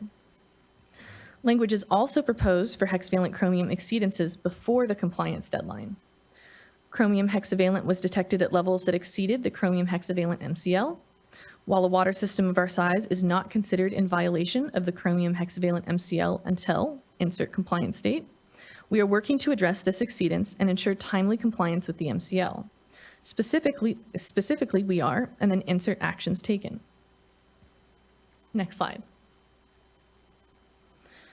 Public notices that include detections or exceedances of hexavalent chromium, in this case, the consumer confidence reports and the Tier 2 notices, will need to include the following language on typical contaminant origins: erosion of natural deposits, transformation of naturally occurring trivalent chromium to hexavalent chromium by natural processes, and human activities, such as discharges from electroplating factories, leather tanneries, wood preservation, chemical synthesis, refractory production, and textile manufacturing facilities.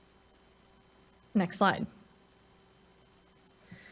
Tier 2 public notices are also included with the proposed MCL. Public notices provide consumers with notifications of violations based on the level of public health impact.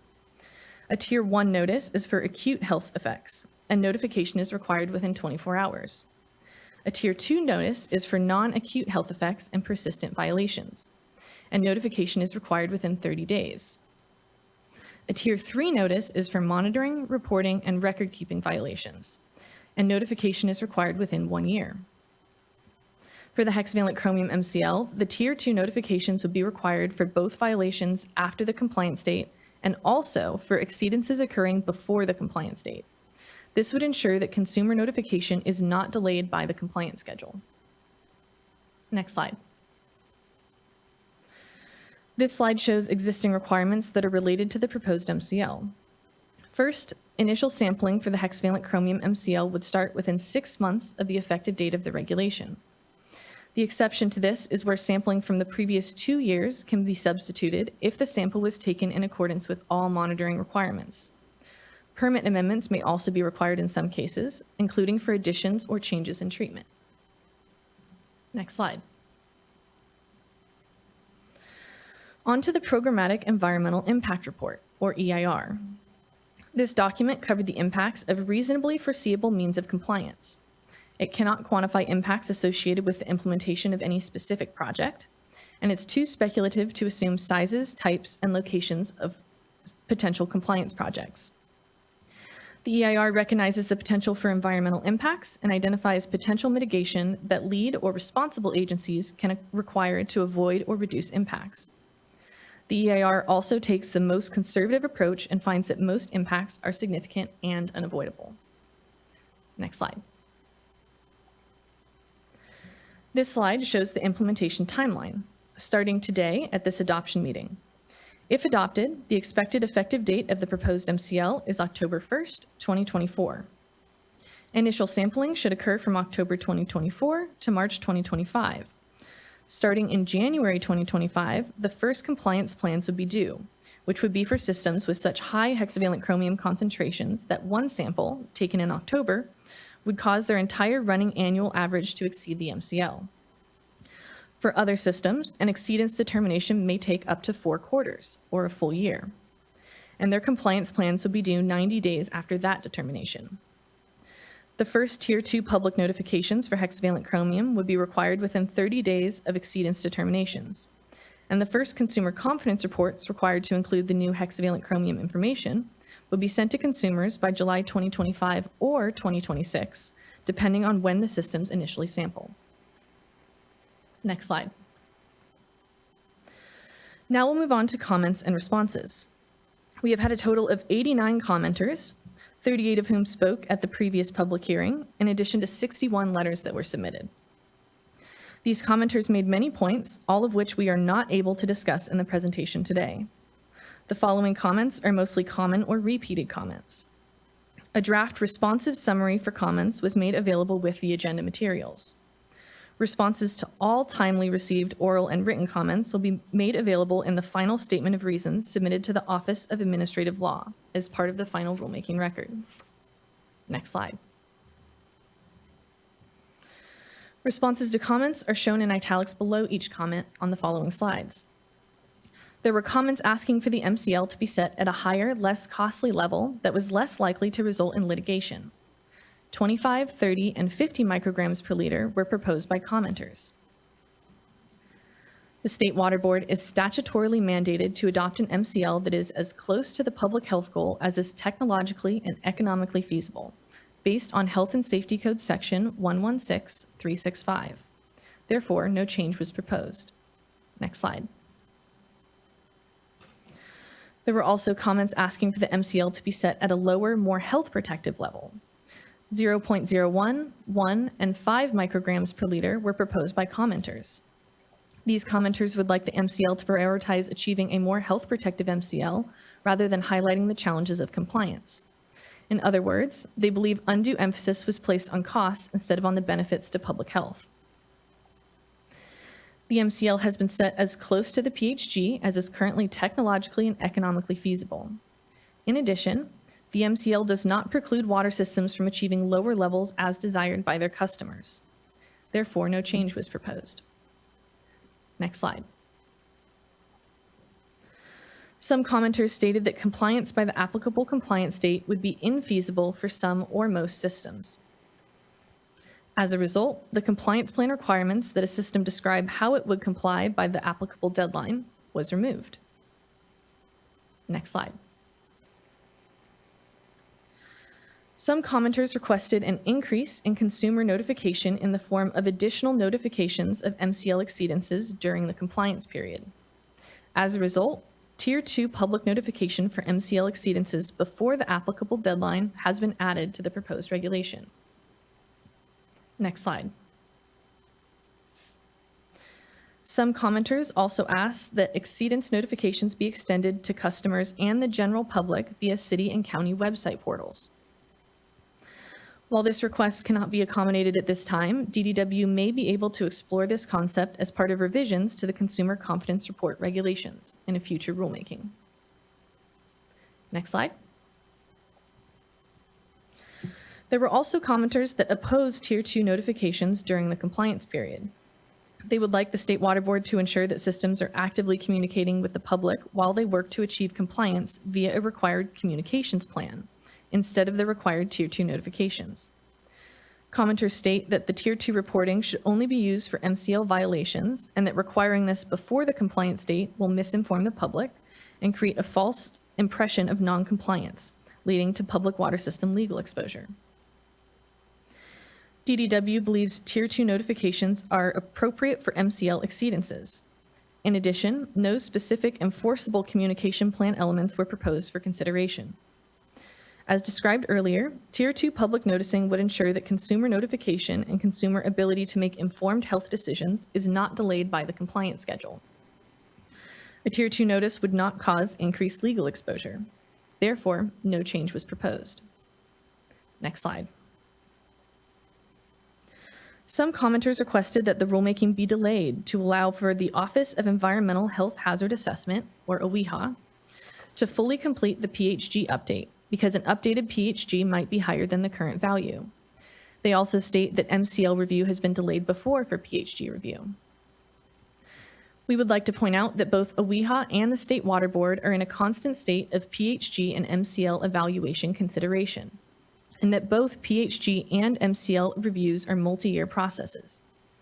Within the time frame of either rulemaking or a potential regulatory compliance schedule, any new PHG would reach its 5-year anniversary and prompt new calls to wait for a PHG review to be completed, and for a new PHG to be in place prior to any required compliance with an MCL. In addition, the referenced prior MCL review delay was for a contaminant with an existing MCL, and for which rulemaking work had not yet commenced. By contrast, there is currently no hexavalent chromium MCL. The hexavalent chromium MCL is 20 years overdue, and MCL development was well underway when the draft of the non-cancer health protective concentration was released. Next slide. There were also comments on the timing of PHG publication relative to MCL promulgation. Commenters state that Health and Safety Code paragraph 116365E2 requires concurrent PHG publication and MCL proposal for newly regulated contaminants, such as hexavalent chromium. However, it would be impossible for the MCL to be set as close as is feasible to the corresponding public health goal if the PHG were not established before the State Water Board began the work to adopt an MCL, which often takes years. In addition, the statute changed to remove the word concurrent in 1999. The current language uses the phrase "at the same time," which is interpreted to mean that a PHG must be in place when the State Water Board proposes to adopt an MCL for a newly regulated contaminant. Next slide. Some commenters stated that they wanted the MCL to be delayed until OEHA completes the PHG update so the latest science could be included. However, a review of PHG call-in data submissions has not revealed novel information. In addition, at no time in the regulation development process has there been any indication that the PHG will be revised to a concentration higher than the proposed MCL. With OEHA's November 2023 release of a draft non-cancer health protective concentration of 5 micrograms per liter, there continues to be no such indication. Next slide. Commenters state that the availability and viability of alternatives, such as consolidation, blending, and point of use or point of entry, are unsupported. Commenters state that no analysis of the alternatives was provided and/or that they were not properly considered. In addition, that the cost savings from alternatives were not considered. The consolidation and alternatives analysis regarding blending and consolidation potential was prepared and added to the documents relied upon. Point of use or point of entry treatment may not be possible for all eligible systems as a means of full compliance due to the customer acceptance requirements, but it has been widely used and is a viable and permissible compliance alternative for very small systems. These devices are available and can treat to below the proposed MCL. Regarding cost savings, per statute, economic feasibility must be based on the cost of BAT, which excludes any cost savings from alternatives. Next slide. Commenters have also said that they would like a more complete analysis than is provided in the consolidation and alternatives analysis, as more time, funding, and technical assistance will be needed than was acknowledged. This analysis was limited to the available source data, and to reiterate, statute requires that economic feasibility be based on the cost of best available technology. Therefore, no further analysis is proposed at this time. Next slide. Commenters would like economic feasibility to be recalculated or confirmed based on various asserted shortcomings. For example, that the analysis does not employ best practices, lacks analytical rigor and transparency, is results-oriented, does not fully capture the cost of compliance, lacks a cost-benefit analysis, underestimates costs, and/or focuses on unrealistic costs. Next slide. The economic feasibility analysis complies with statutory requirements, employs best practices and conservative assumptions, and exceeds minimum requirements in transparency of factors considered.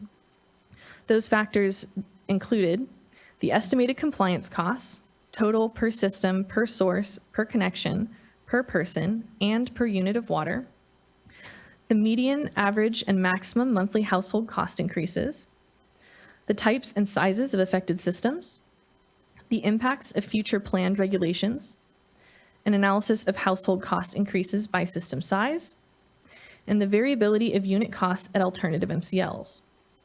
In addition, conservative assumptions were used, such as assuming that each source would need its own treatment plant, that no sewer access would be available, and using the highest annual hexavalent chromium concentration over a 10-year period to determine costs. Next slide. Commenters requested that cost-benefit and cost-effectiveness ratio analyses be conducted or improved. They also requested that cost-effectiveness be reevaluated. As determined by the court, a cost-benefit analysis is not required.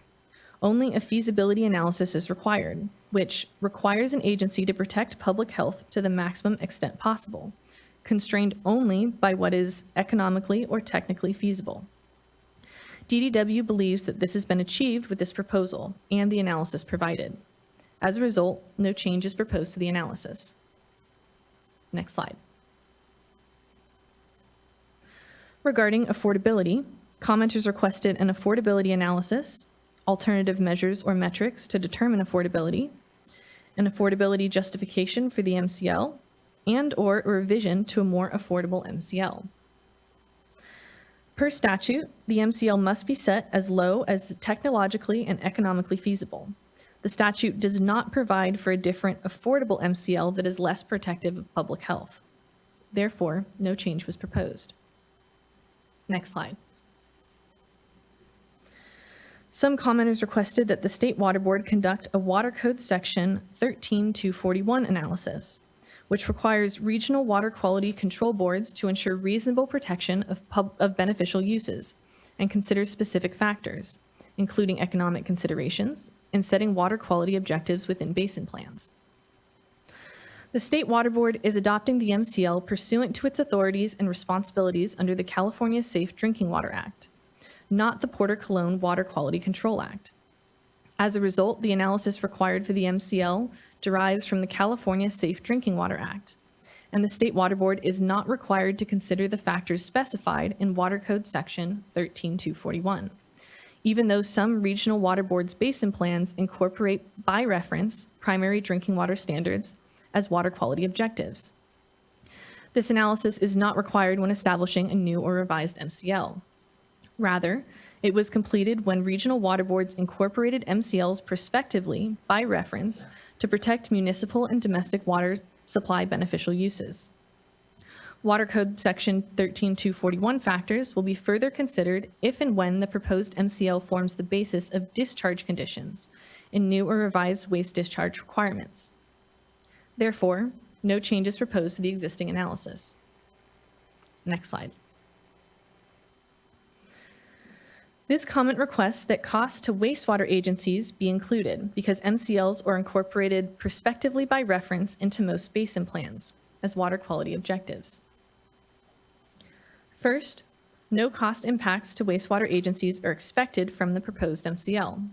Second, even if cost impacts were expected, we cannot predict the effluent limitations in future permitting actions or incremental costs due to regional water quality control board discretion for key variables, such as monitoring frequencies, the monitoring timeframe considered in reasonable potential analyses, when permits are renewed, the application of narrative toxicity objectives, and compliance schedules.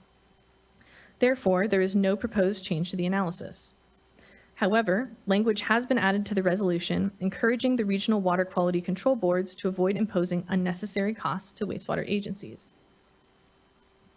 Next slide. Some commenters requested that the cost of food producers be included. Food producers are required to meet certain federal drinking water standards, which do not include standards for hexavalent chromium. In other words, they are not required to comply with state drinking water standards. Therefore, no change is proposed to the analysis. Next slide.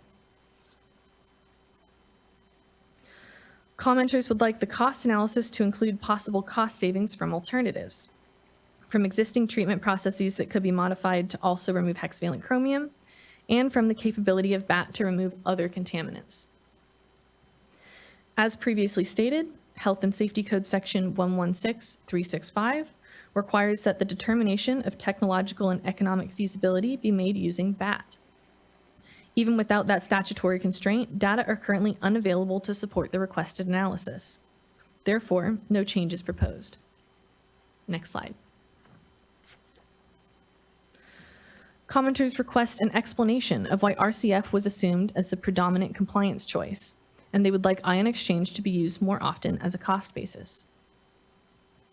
First, as confirmed by the external scientific peer review, RCF is widely applicable. Second, peer reviewers generally agreed that RCF is appropriate for very small systems. Third, RCF appears less expensive than other BATs in most cases, even including additional disposal costs based on the assumption that direct sewer connections are unavailable. And the analysis assumes selection of the most cost-effective alternative. Therefore, no change is proposed to the analysis. Next slide. Some commenters requested that health benefits be monetized and included in the economic feasibility analysis, either for a cost-benefit analysis or to reduce the net costs of the regulation. As previously stated, Health and Safety Code Section 116365 requires that the MCL be set as close to the PHG as is technologically and economically feasible, considering the costs using BAT. Therefore, monetizing health benefits would not affect economic feasibility. The court determination that a cost-benefit analysis is not required. No change is proposed to the analysis. Next slide. Commenters wanted the analysis to include the cumulative burden of existing and projected regulations. Section 11 of the ISOR discusses current rates and affordability and considers the impacts of future regulations on overall economic feasibility. Next slide. Regarding funding, commenters would like funding to be made available, and they would also like support for the establishment of a statewide program for low-income households struggling with water and sewer bills. The availability and provision of funding is not a required element of economic feasibility, and nothing about the proposed MCL changes the existing process for pursuing financial assistance. The recommendation for the establishment of a statewide low-income assistance program is outside of the scope of the current rulemaking. However, we recognize that the majority of costs will be funded by water systems and their revenues. Next slide. Commenters requested that the compliance period be extended. However, extending the timeline for all public water systems would not be in the best interest of public health. The compliance schedule is a grace period in which public water systems are deemed not in violation of the MCL, and it is not intended to reduce communication to consumers. As previously stated, the compliance schedule was intended to provide time to design complex treatment, allow for existing and minimize additional supply chain delays, and account for the systems that have the most and least resources available to comply with the MCL. Next slide. Some commenters thought the compliance schedule was too long and requested that the compliance period for the smallest public water systems be shortened from 4 to 3 years. No change was made to the regulation because the smallest public water systems may need the extra time to realize the benefits of developments by other larger systems, and because shorter timelines would increase the potential for supply chain delay impacts. No change was made. Next slide. Some commenters wanted public water system compliance to be required sooner where possible. Terms such as where possible or as short as practicable tend to be subjective, unenforceable, and non-compliant with the clarity standard of the Administrative Procedure Act. The proposed consumer notification requirements encourage prompt compliance. No change was made to the proposed regulation. Next slide.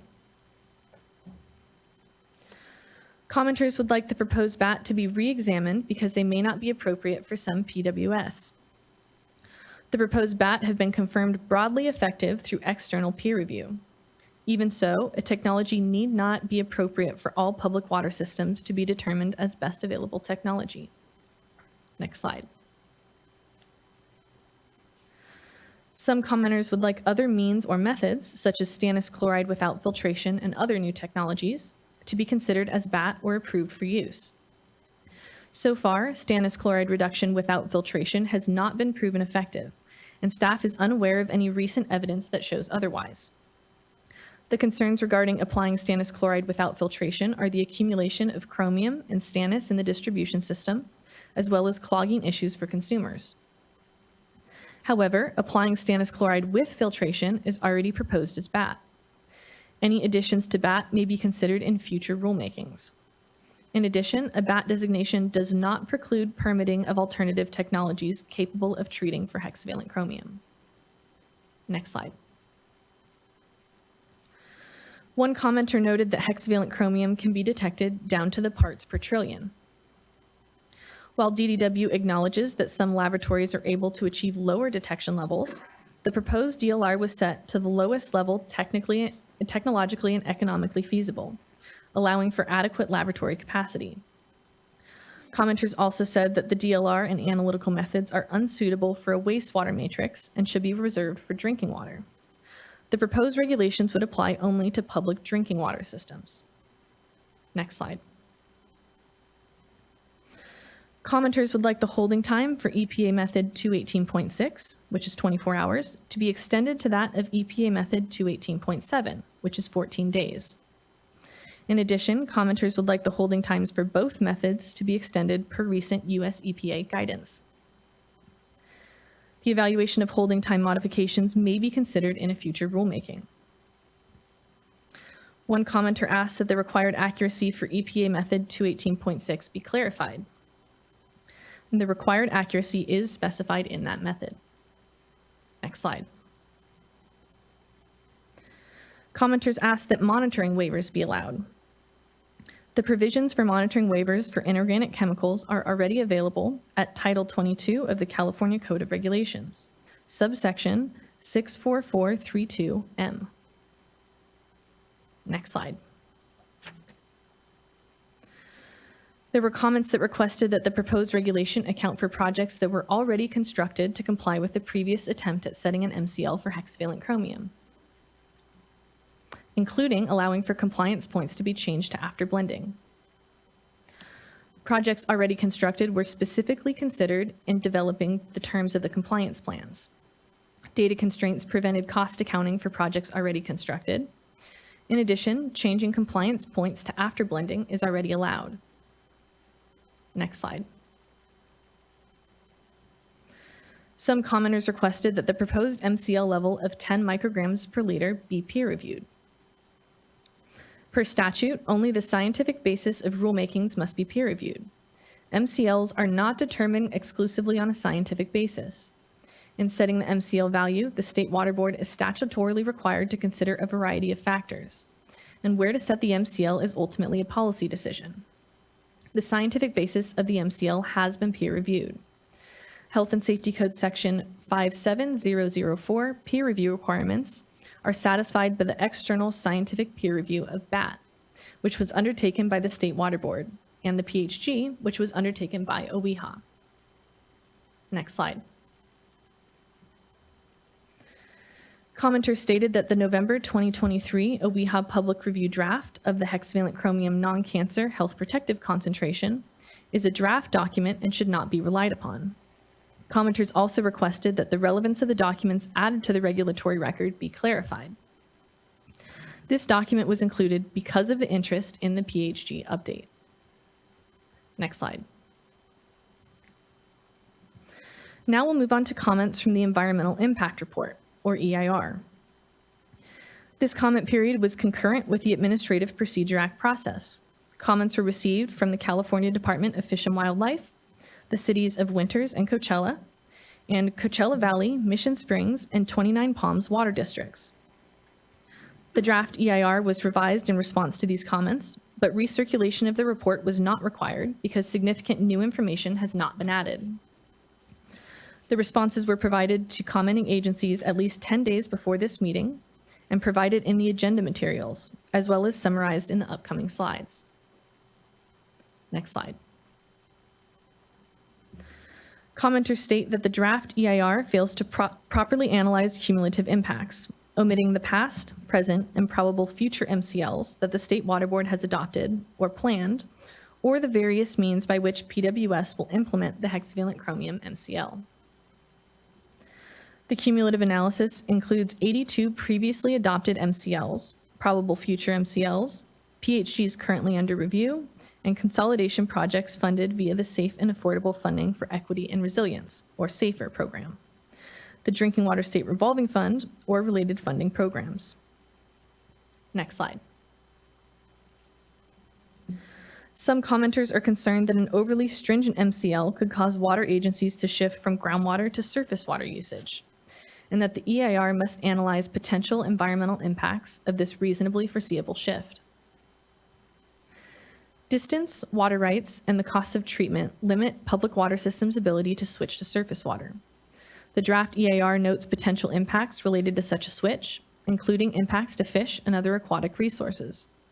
It's too speculative to know which public water systems might increase reliance on surface water. Next slide. Commenters say that the EIR dismisses all other alternatives as incapable of meeting project objectives without substantive analysis, and that the EIR cannot dismiss alternatives by concluding that a 10 microgram per liter MCL is technologically and economically feasible, and therefore not analyze other legally sufficient alternatives. The draft EIR analyzes 9 lower and 11 higher MCLs, including the number of counties affected, and provides maps showing the locations of contaminated sources for each alternative MCL. The analysis demonstrates the differing environmental impacts from alternative MCLs, as well as the varying degrees to which alternative MCLs meet project objectives. The board is statutorily required to adopt an MCL that is the lowest technologically and economically feasible. Next slide. We've reached the end of the comments and responses discussed in this presentation. The next steps are to certify the final EIR and adopt the proposed regulations, which is what we're asking the board to consider today. If adopted, staff would then submit the fiscal and economic impact analysis to the Department of Finance. The rulemaking must then be submitted to the Office of Administrative Law by the 1-year deadline on June 15th, 2024. If approved, the regulation would take effect October 1st, 2024. Next slide. This slide contains some resources, including a link to sign up for the Drinking Water Program announcements listserv for future announcements. And from there, I'm going to pass it off to Kim Niemeyer. We have a change that we're proposing to the adopting resolution, and I'm going to read it into the record. We also have copies of it in the back of the room. So it would be to the whereas paragraph 15. So we have the current language, and then we would add, the State Water Board is adopting the MCL pursuant to its authorities and responsibilities under the California Safe Drinking Water Act. And as a result, the State Water Board is not required to consider the factors specified in Water Code Section 13241, even though some of the regional water boards' basin plans incorporate by reference primary drinking water standards as water quality objectives. The MCL would be incorporated as a numeric effluent limitation for a POTW only if appropriate and only in compliance with applicable laws, parentheses, including the Federal Clean Water Act and the Porter-Cologne Water Quality Control Act, in parentheses, through a noticed permit amendment or reissuance.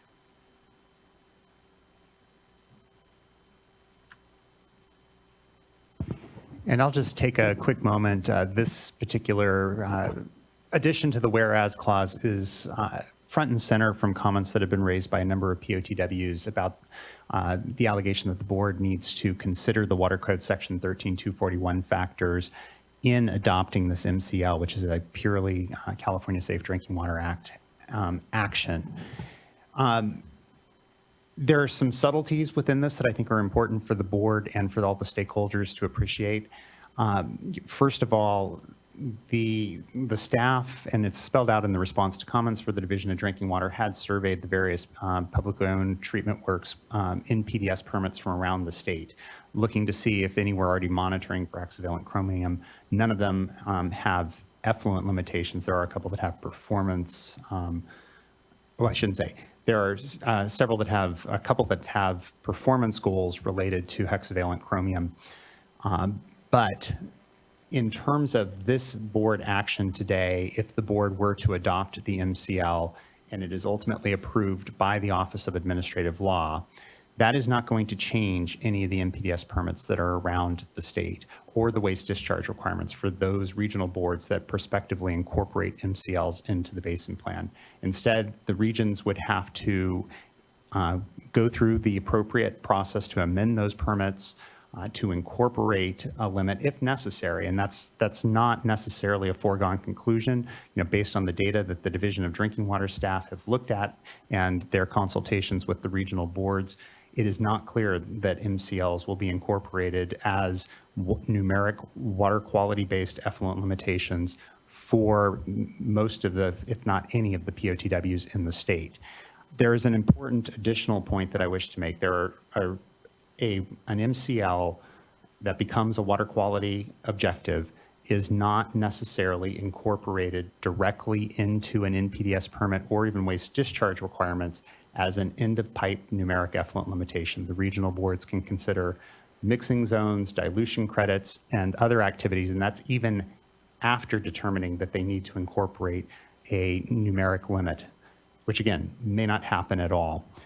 I want to make one minor clarification to one of the slide 34 that was shown by staff in their presentation this morning, which was a statement that was true as far as it went, but there's an important nuance that should be appreciated. And there's a bullet point on slide 34 that says Water Code Section 13241 factors will be considered if and when proposed MCL forms the basis of discharge conditions in a new or revised waste discharge requirements. The water boards, the regional boards, and the state board do have an obligation when issuing waste discharge requirements that serve solely as waste discharge requirements under state law to consider the Water Code Section 13241 factors before incorporating a limitation. And that's a principle that was enunciated by the California Supreme Court in the City of Burbank versus State Water Resources Control Board cases. However, for NPDES permits and those waste discharge requirements that serve as National Pollutant Discharge Elimination System permits, a provision of the Federal Clean Water Act specifies that the states have to include limitations necessary to implement water quality standards. And in doing so, they do not have to consider economics. Now, this gets into the issue that, one, we did not identify any NPDS permits that would be required to incorporate a new limit based off this MCL if the board were to adopt the MCL and then have it be prospectively incorporated into the regional board's basin plans. But I do want to make it clear that in that circumstance, if there ever were to be a case of an MCL being adopted, and then it being prospectively incorporated into the water quality control plans as a water quality objective, and it's for a water of the United States, and subsequently a regional board determines that it has to incorporate limits to achieve that water quality objective, then under the City of Burbank decision, it would not have to do the Water Code Section 13241 analysis at that time. It's a nuanced issue depending on the law, depending on the MCL, but I wanted to make sure that folks didn't draw too broad a conclusion from the bullet in slide 34. Appreciate that caveat and appreciate here the attempt to try to address what I know is not just an issue with this MCL, but just an ongoing policy issue that I know the POTWs are concerned around the applicability of, or just automatic applicability somehow of maximum contaminant limits to then permits and work. And so appreciate the clarification and good work. And broadly, just thank you. As you had acknowledged, Mr. Polhamus, it's taking us some time to get here on this maximum contaminant level and this vote. But as we know with the federal government here now with final PFAS MCLs, we have a lot of other work to continue to try to move on. And so not to be predeterminative or vote here, just glad we've gotten to this point and just appreciate all the good work and input from water systems, communities importantly, and NGOs and technical advisors here to help give us our best shot here. So just thank you for all of that. And then look to fellow board colleagues if there's any questions or comment off the bat. We do have about 21 commenters, and we'll largely take them in order of requests received. Board Member Firestone. Thanks. Mostly we'll hold until after public comments, but I just wanted to flag some things that I think might help with commenters thinking about how they understanding some of the dynamics here. So first of all, I'll just say, I mean, I think we're all very frustrated, as you said, with how long this has taken throughout, from not just the most recent, but I'm talking like since, 2012 or even 2005. So I think there's a lot of need to actually get this in place, and I'm grateful for all of the work, a lot of process. I also think that we're landing at the right place for now. I do think that a couple things I just wanted to highlight and make sure I had correct. First of all, I appreciate the work on the notices, and that given that we have built in a compliance period, as you said, I think that's a very important counterbalance to that, as we want people to be able to comply with the MCLs we set, and we want to be realistic about the time that it takes, but we also need to make sure that consumers have information about the water quality that they have, and that all water systems are moving as quickly as possible. And there's adequate priority given to this as a public health protection. What we're talking about here with the MCL is one of the least protective MCLs that we have if we adopt this. And, it is comparable to things like arsenic or disinfectant byproducts, or some of these things that are priorities for us to reevaluate. And I think there's, I'm comfortable right now with where that is. But I just want to make sure that I understand and are clear with the audience that, and the public is, is it 5-year reviews of all of our MCLs? So just like with whether it's arsenic, perchlorate, disinfectant byproduct, we have, as we went through our priority for drinking water regulations, we go through our 5-year review to be able to look at, do we have the MCLs set correctly? Should we look at lowering them? Should we look at changing them? And we factor in all if there's updates to public health goals and detection limits and things like that. So can you just, so even if this is, less protective now, hopefully this technology also will continue to improve in terms of affordability, and we can be looking at whether it makes sense in a 5-year review to, and once public health goals are also reviewed, to look at if we should be lowering it to be more health protective, or to be closer to the public health goal. Yeah, so Ms. Hall can correct me if I'm wrong, but we do have a requirement to review every 5 years. You may remember we call it the quinquennial review when we do our presentation to you on what we're doing. However, I think the reality is we're constantly reviewing. We're constantly in contact with OEHA. We're monitoring for public safety. We're not blind, waiting for 5 years to come along until we understand that there's been a substantial change to something. So we're not limited to waiting 5 years. If something happens that modifies MCL either direction, and we find, and with input from the board on how to prioritize that, would proceed at that time and not have to wait. So yes, you're correct, but I'm not sure how meaningful it is in the grand scheme, other than it does put a cycle for us to kind of contemplate everything holistically on a 5-year review pattern. And we do the annual prioritization, so that's also a time for folks to weigh in, right, in Correct. terms of what our priorities are for. And I guess similarly, you know, I know there's a lot of pilots going on with stannous chloride. It seems like that could be somewhat of a, you know, that or maybe other things could be somewhat of a game changer in terms of costs. And sorry if you talked about this while I was out, but could you just, you know, if there is new technologies or, you know, we get those types of treatments through the process. And I understand for that one, it's very site system specific, but you know, that it seems to me that could be also a reason to relook within this process of prioritization about whether we got the balance right. Yeah, correct.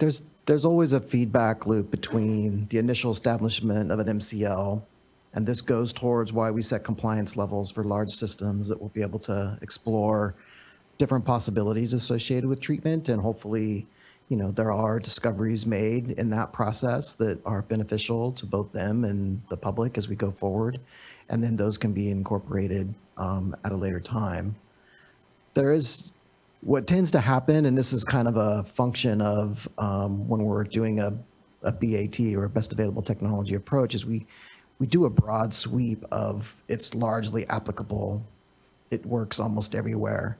And what we do find in many instances is that, you know, water chemistry can vary dramatically, and a treatment method that we wouldn't be able to say is a best available technology could be applied in a specific instance.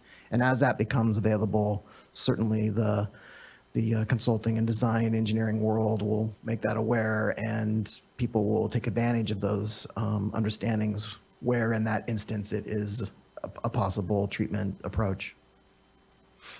Okay.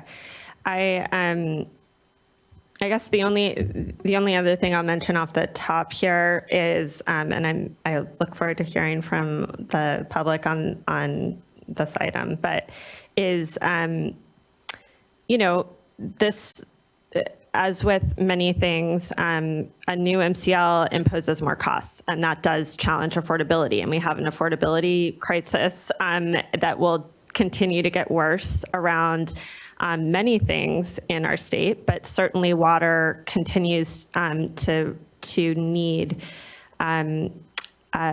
financial assistance and affordability programs across the board. I don't think that's only true for new MCLs. I think that's true for, given our changing climate and you know, the cost of public works increasing and many other things. But I think we all agree that that is a priority. We do have processes coming up in terms of our intended use plan and fund expenditure plan, where I think this will be front and center, or one of the many things, but front and center in terms of how this gets factored in. But this is a bad budget year. This is a very, you know, challenging time for figuring out how to prioritize public funds for infrastructure. And so I think we just need to be sober and honest about that. But I do know that this is a priority and one that will be discussed very clearly and intentionally within those funding priority processes, because we recognize this is a real need.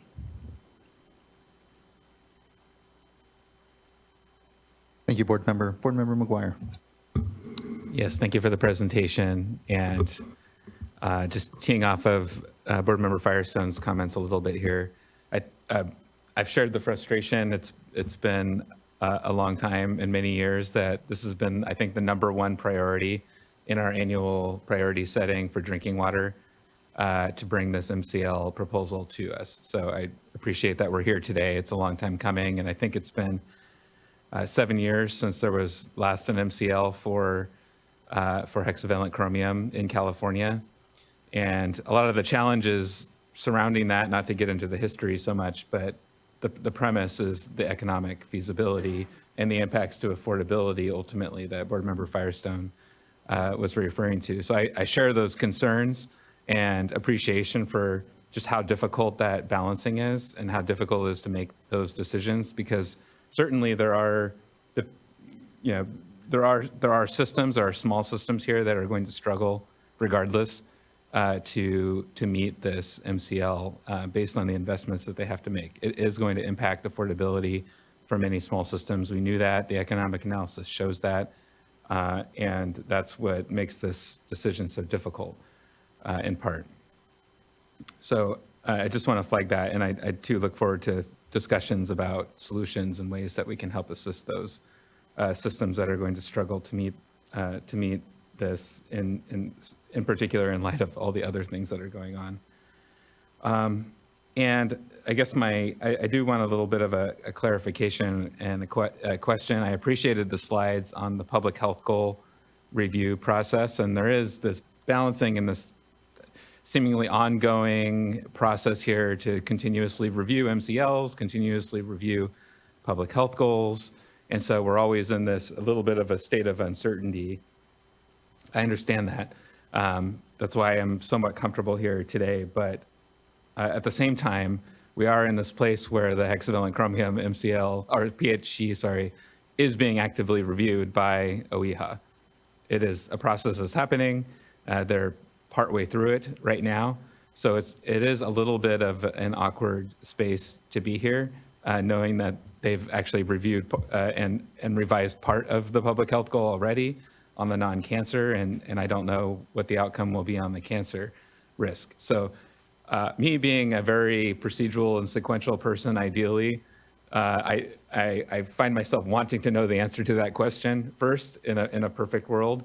But I know that's not where we're here today. And I, again, feel that urgency and frustration with having this process having taken so long. So I was not expecting that PHG review process to be happening now. So this was an unanticipated surprise, certainly, but here we are. And so I do appreciate the addition of the resolution resolved number 8 language to direct staff to monitor the updates to the public health goal.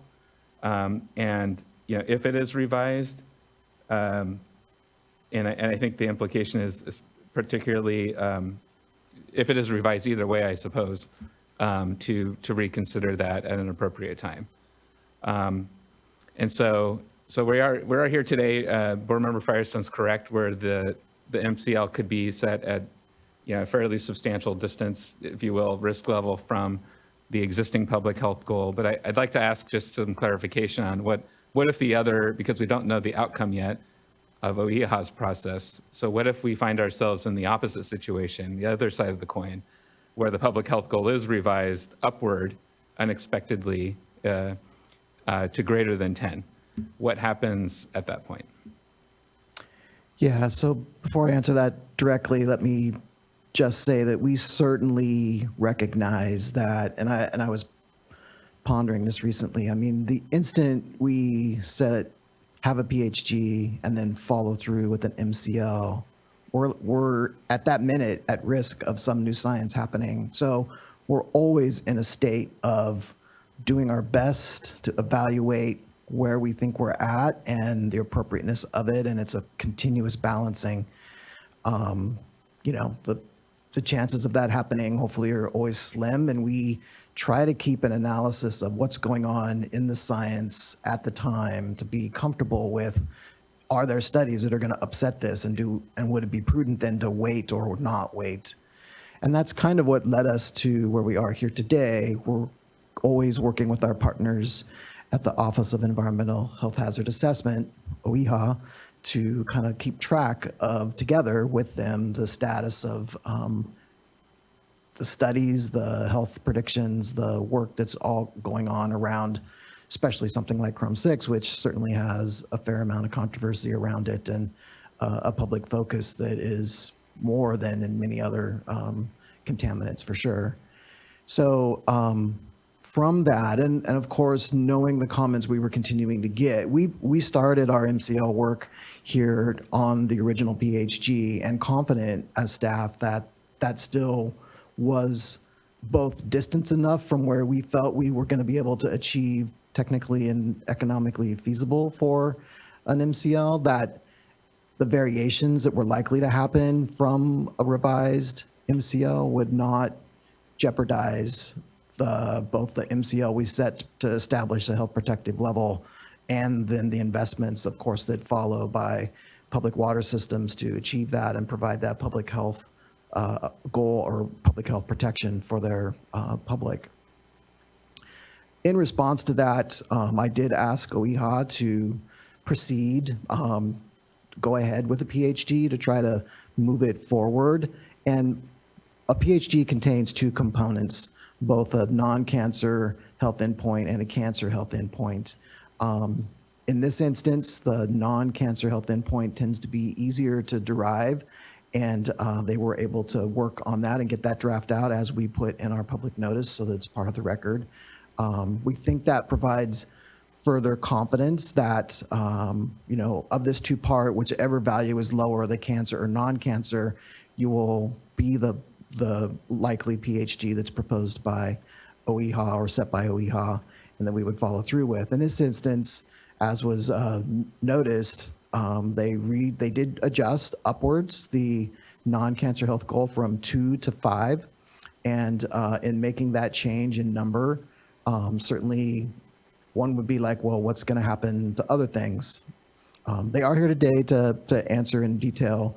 We did ask them to attend, and hopefully I'm getting this all right so they can tell me if I'm not. But I think what was confidence building to me in our conversations with them was that the non-cancer number used the same studies that were used before, but the value that changed was because the modeling techniques they're able to apply are more accurate and better refined from when they did that original estimate. So it really wasn't that the data set or the studies that they looked at had provided any new information. It was more that they were able to be more refined in their finding of the 5 number compared to the 2 before. So basically eliminating some safety factors and being able to be a little more precise. That 5 number is quite distant from the 10 parts per billion that we're proposing. And so we feel confident that that only added further to our confidence that when they do establish a PHG, and in my conversations with them as well, that the cancer number, if it modifies, you know, would still be somewhere near where it is. And if it isn't, if something happens in that review, which is still being done, 5 would then be the de facto PHG. And we would then still be unable to achieve that with our MCL setting. So I guess that's a long-winded answer, and I think I kind of covered what you were asking for, but it kind of gives to our confidence associated with where we're proceeding and why we proceeded with it, and some confidence going forward. If something changes, and if tomorrow they decided that there was some fatal flaw in their 5 and their cancer number is non-existent, and we have a whole new assessment of that, we could basically withdraw the regulation very quickly and then start over with that PHG. So we could take it off the books in a very fast fashion, so that like we did when we lost the court case. So it is much easier to remove it than it is to build the case to put it in place. Yeah, that's very helpful. Thank you for that explanation. And for me, I think, again, it's that balance. It's wrestling with does it change the economic feasibility quotient part of this decision? I don't think it does here, but I think your explanation of these different scenarios, which we're not anticipating, is very helpful for me. And knowing that there's many other potential maximum contaminant levels down the pipe here. Lots of contaminants of emerging concern we're dealing with. EPA just finalizing their rule on PFAS. So I really do have this front of mind in how we do this balancing, how we look at economics and affordability and feasibility of addressing all of these needs. So thank you for that. Yeah, thank you, board member. I know it's front of mind for all the folks here at the dais. And, you know, I know it's easy, it's natural to want certainty. And, we hear that oftentimes, I know from water agencies and others, it's like we want some certainty. We don't want to suddenly kind of be pulled in different directions. But, regrettably, that's the way science works, is that there's a certain level of certainty we can build in here, but ultimately we will go off of what new science has produced, and we have to be open, but also have some confidence to actually be able to act. And I think that strikes the right balance here. So appreciate that. Let's move on to our commenters. Not seeing any further comment from the dais. And I know there's you customarily allow elected officials to go first here. And I know we have Dr. Frank Figueroa from the city of Coachella, who I'd like to call up first. We also have Casula Estrada, who's from the Coachella Valley Water District and also City of Coachella. So I'd elevate and call him up here next, then afterwards, and we'll get into folks in order of comment requests received. Oh, apologies. I think the mic is off. Just a button there at the top. It should be good. Good morning. Now you can hear me. Yeah, we can. Thank you. Good morning, board members. On behalf of the city of Coachella, I want to urge you to provide water systems with the time they need to comply with the proposed MCL for Chrome 6. In the city of Coachella, like most of the Coachella Valley, Chrome 6 is naturally occurring and has been in our water since before the modern Coachella Valley existed. In response to the 2014 Chrome 6 MCL adopted by this board, which mirrors today's proposal, the city spent $400,000 on design plans to build a strong base anion exchange system to reduce chromium 6 from its drinking water, a project that would have cost $36.2 million to construct. Once passed to the city's water users, the cost of the project would have increased average customers' bills to $96.36 per month and over 120% increase in the water rates per customer over a 5-year period. This increase would have pushed the city's affordability index to 4.4% of median household income, almost 3 times higher than the 1.5 MIH threshold used by the state to determine water affordability. Since then, updated costs for construction of the system are closer to $90 million, with average monthly bills increasing by almost 500%, an insufferable figure for a community with an average yearly income of $35,000. Our city is currently working with the Division of Drinking Water to develop a pilot project to test the efficacy of stannous chloride to reduce Chrome 6 from our drinking water. But despite that, we are unlikely to meet the aggressive compliance timeline being adopted today because of the time it will take to design, implement, and then operationalize the study's results. A 5-year compliance timeline is the right thing to do, and we urge you to consider including this as part of your vote today. Thank you. Thank you, Dr. Figueroa. I appreciate your comments. And know, again, affordability is top of mind and assistance for systems. So know that that's definitely part of the board's consideration here. Board Member Firestone. Yeah, thanks. And I appreciate how much Coachella, and I think Casula is going to be talking as well, but just to follow up on this issue, Coachella certainly hasn't been sitting on its heels. As you said, you've been doing a ton to try to proactively identify what are viable options for your community, which I really appreciate. And I'm wondering if maybe the attorneys or some of our staff could just talk a little bit. So we're setting compliance periods, but within, now I forget if it's 90 days or 30 days, within a certain amount of time, systems need to identify, a timeline for, or a plan of some sort. I know we took away the details of the plan requirement, but to be able to achieve compliance. And I'm wondering what our options are for individual systems like Coachella, where we recognize that there's, this happens with other things where people may go out of compliance, but where we recognize that it's going to take some time, even with doing everything, they can to get to address a contaminant problem. Do we have the ability to issue like a time schedule order type thing, or something that provides them some clear pathway that's individualized for a very unique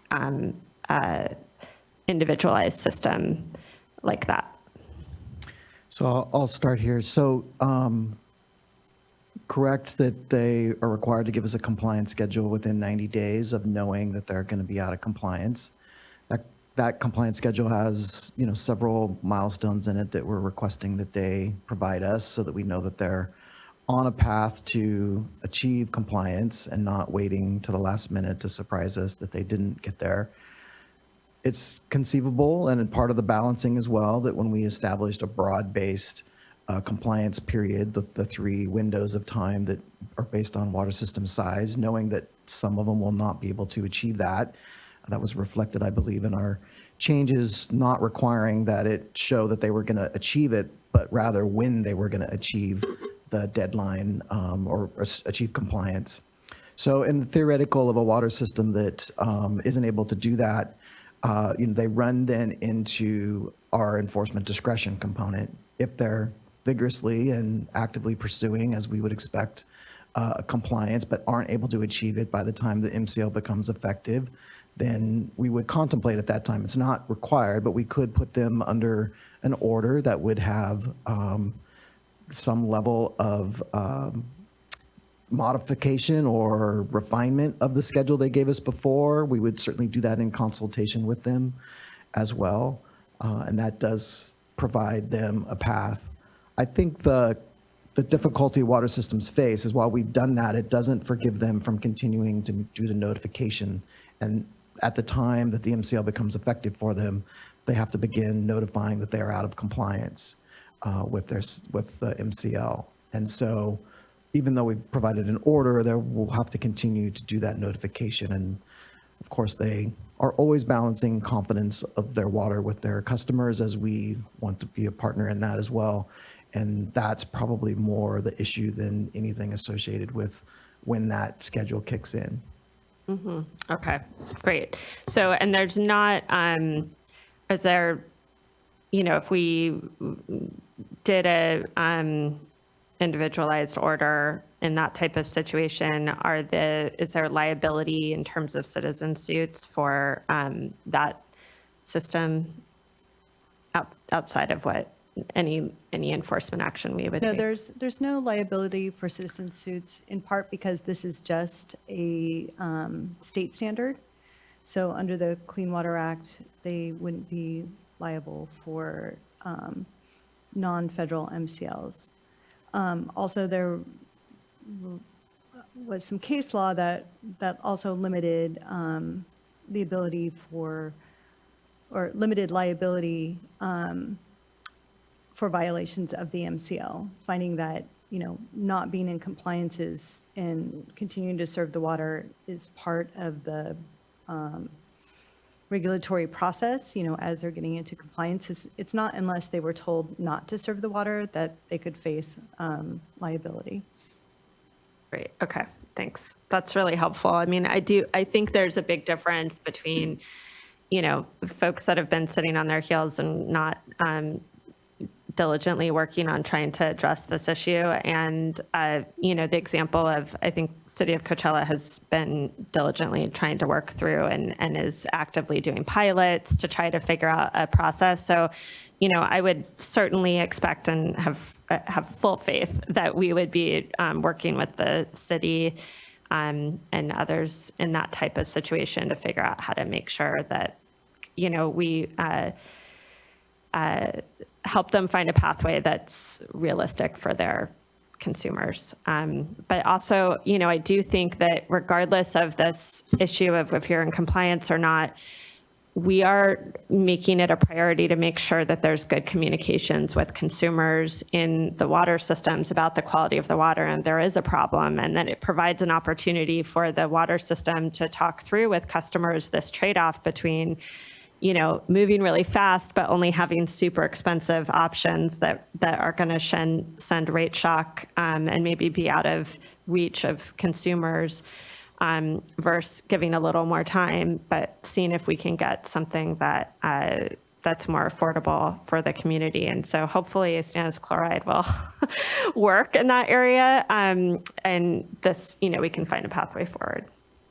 And if I may add, Chair and Board Member Firestone, I think it's important to emphasize the consideration that we would give in that situation if a system was pursuing an alternative treatment and knowing that they needed more time to do that, that would be considered in the specific instance of their case, and that we wouldn't just blindly say, well, you could put on the more expensive treatment and move forward, knowing that they were there. Of course, we would want to see them diligently pursuing that and have a realistic time associated with that study, but we would certainly contemplate that and take that into consideration.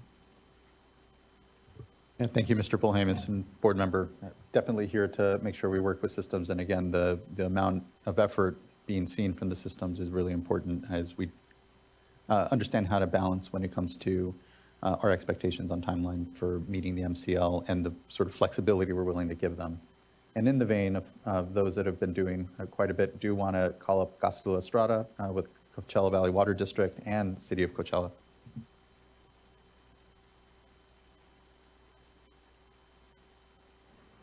Good morning. Hi, can you hear me? Good morning. Thank you for joining us.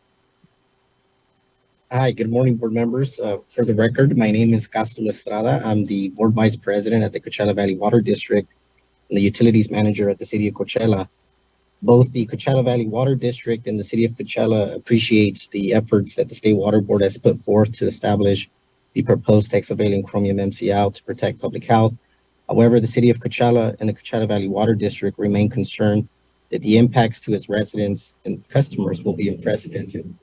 The Coachella Valley Water District and the City of Coachella and the Coachella Valley at large be the most impacted public water systems by the MCL should the rule be adopted today. In particular, regarding the City of Coachella, 6 of its 6 wells, that's 100% of its sources, have chromium-6 elevations above the MCL that's being proposed. Since 2016, the city has proactively been researching the most cost-effective treatment technology, such as stannous chloride, besides other approved best available technologies, as Councilmember Figueroa mentioned. We've been doing this to try to comply with the proposed MCL, and yet ensuring the cost of water remains affordable to our customers, specifically for our customers in the City of Coachella. That seems to be very unlikely. For the reasons that Dr. Figueroa mentioned, we have revised our cost estimates, and we're looking at about a $90 million project that we have to implement the best available technologies to 6 of our wells. That's about $15 million per well, and that will increase our monthly bills from $43 to $240 a month within 3 years of implementation. It kind of works to do this within 3 years.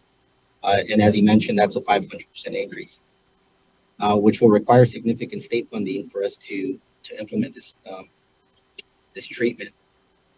The proposed compliance period of 3 years for water systems such as ours remains a challenge.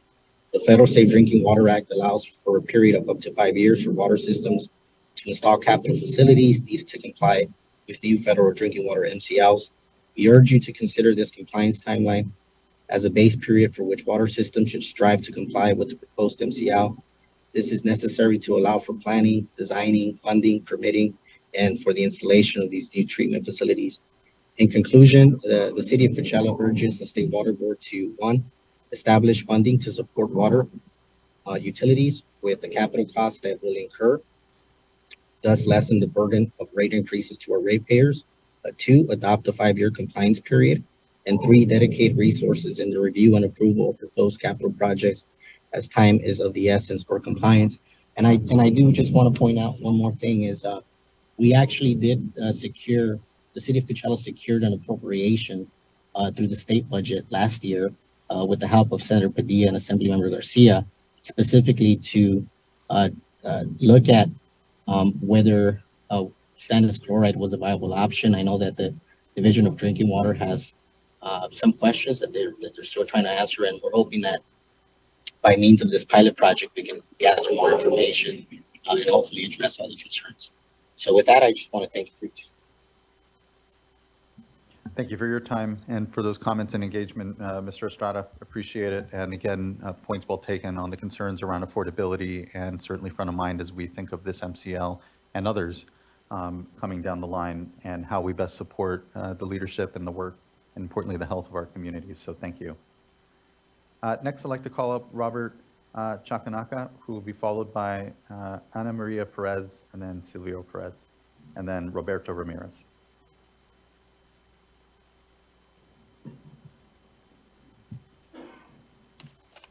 Thank you for allowing me to give this brief comment to you.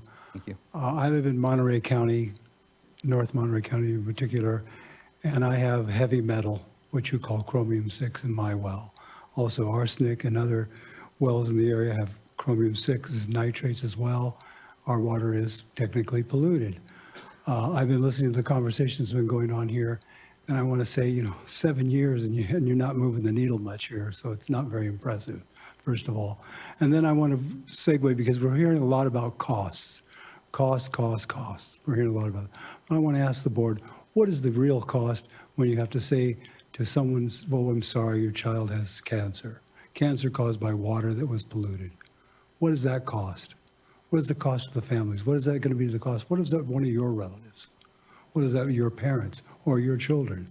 Who's going to provide for that cost? So there's a healthcare cost that comes into fact that we have water that's polluted. You need to set the level to a safe drinking level, not the level that was set 10 years ago or 7 years ago. That's not acceptable. It's just not acceptable. So I would encourage you to do the right thing and give us clean, safe drinking water, regardless of what the economic cost is, because the human cost is far more greater. Thank you. You're here. And thank you, Mr. Chakanaka. I appreciate those good comments here and agree. Next, I'd like to call up Ana Maria Perez, be followed by Silvio Perez, and then Robert Ramirez and Saul Reyes.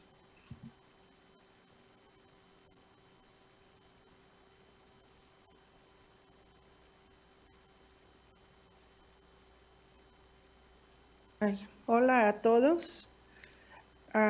Mi nombre es Ana María Pérez y vengo de la costa central de la comunidad de Royal Oaks. Hoy vengo representando a mi comunidad ya que por motivos laborales muchos no pueden venir. Nuestra comunidad es afectada por contaminación en el agua con cromo 6, nitrato, arsénico y 1, 2, 3 TCP. Muchas personas de la costa central viven diariamente con este problema y pues hoy venimos a exponer y a pedir su ayuda.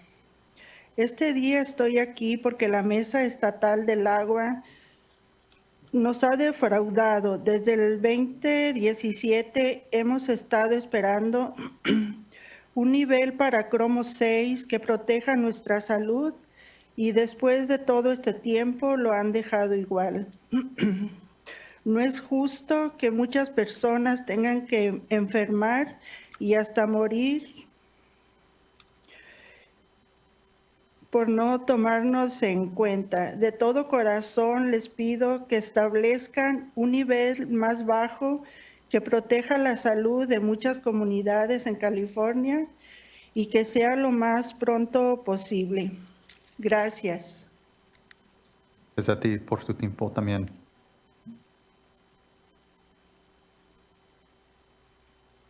So I'm Maraid Jimenez, and I'll be providing translation. And she said, hello, everyone present. My name is Ana Maria Perez, and I come from the Central Coast community of Royal Oaks. Today, I come here representing my community since, because of work, many cannot be here. Our community is affected by water contamination with chrome 6, nitrates, arsenic 123, and 123 TCP. Many people from the Central Coast live daily with this problem, and no one does anything to help us. Today, I am here because the State Water Boards has failed us. Since 2017, we've been waiting for a maximum contaminant level for chrome 6 that will protect our health. And after all this time, it's been kept the same. It's not fair that many people have to get sick and even die because the State Water Boards has not done their job well. With all my heart, I ask that you establish a level that is lower and that protects our health and it protects the health of our communities in California, and that it be done as soon as possible and not in another 7 years. Thank you. Okay, thank you. Gracias, thank you. Next, I'd like to call up Silvio Perez, be followed by Roberto Ramirez, Saul Reyes, and then Kale Babu, apologies.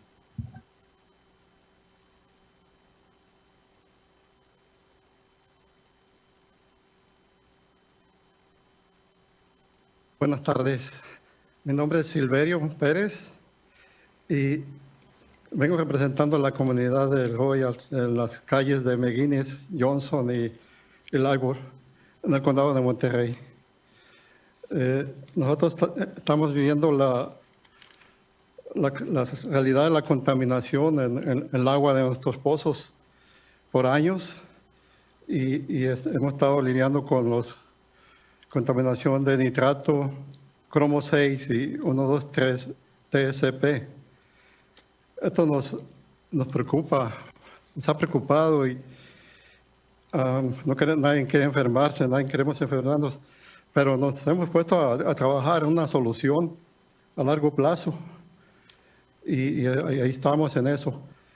Pero ahorita, esta vez, queremos pedirles a ustedes por el problema del cromo 6, que es el contaminante que, pues, para nosotros, todo lo que es contaminante es miedo, ¿verdad?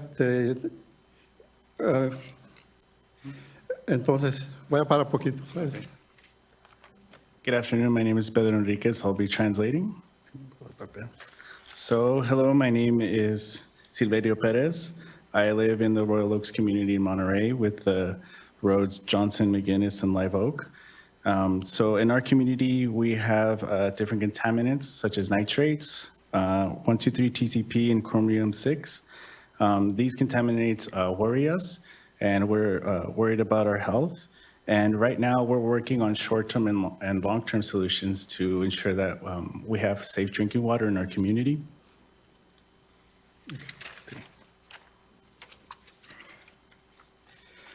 Y pues, ustedes pueden darse cuenta que estando lidiando con eso, estamos vulnerables, más que nada, pues, por nuestro nivel, ¿verdad? Entonces, les vamos a pedir que nos ayuden, nos protejan, estableciendo un nivel más bajo del 10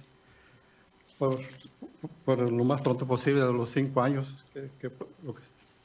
Muchas gracias. So, as you understand, we're very vulnerable in our community, and we're asking you to provide more stricter protections and to ensure that the people in this community are safe and that they're able to live the lives that they want to. And, we want that to happen within the next 5 years or as soon as possible. Thank you. Thank you. Gracias, señor, por tu participación y por venir y tu voz. Gracias. Pues, tocan el corazón por nosotros. Gracias. Yeah. Very heartfelt, and I hope you support us. And then one caveat, Roberto Ramirez isn't able to speak now, but he will later on, maybe like 20, 25 minutes. Okay, thank you for that. Thank you. We'll come back to Roberto Ramirez, and next would like to call up Saul Reyes, and followed by Kala Babu.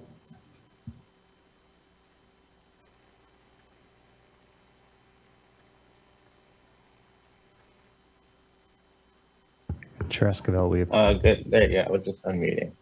Good afternoon, Water Board. My name is Saul. I represent the community Royal Oaks in the Central Coast. Like many of my community members here that came before me, I share that sentiment that the State Water Board has let us down once again. I have a private well where we get our water from, and it's heavily contaminated with the hexavalent chromium. Our last reading level was at 31.4 micrograms per liter. And yeah, I'm just here to share that sentiment of disappointment with the water board that they've been slow to establish a rule that protects our health of our families. It feels like a great injustice. And yeah, thank you.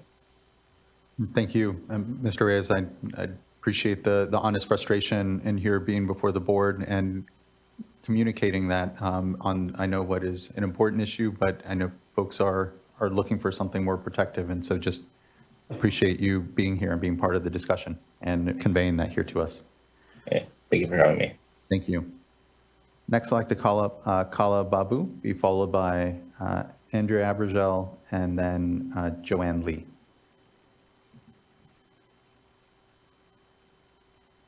Thank you, Chair and board members, for the opportunity to speak with you today. My name is Kala Babu. I am a legal fellow with Community Water Center, and I just want to highlight a few points in my public comment. The board is required to set the MCL as close as feasible to the PHG, with the primary emphasis on protecting public health. With an MCL that's about 500 times the PHG, it's really difficult to see how that is the board prioritizing public health. The board concedes that a lower MCL may be technologically feasible, but it avoids backing a more protective standard by claiming that it's not economically feasible at this time to set anything under 10. But really, the term economic feasibility is a political or formal or nicer way of saying, sure, we can probably lower this technologically, but do we want to pay to protect more Californians? But public health and human rights are not something to be balanced in a cost-benefit analysis. So at least the way that we approach cost should be taken with a broader perspective. Include consolidation, include blending, include alternative water supplies as part of this cost analysis. The reason that I'm bringing that up in my public comment is that these are the methods that are most likely going to be relied upon in order to comply with the MCL, not these expensive treatment techniques like ion exchange. In fact, the board's own staff had issued a report that stated 36% of systems can meet the MCL through consolidation, which that percentage doesn't even include the number of systems that are currently undergoing consolidation, and 43% of systems can meet the MCL through blending. So ultimately, the board constrained itself by relying on these unnecessarily high costs, and in doing so, failed to set an MCL as close as feasible to the PHG. Truly, we have yet to understand how low this MCL could go and how many Californians we could protect. This MCL also creates the illusion that it is safe to consume water with this amount of hexchrome in it.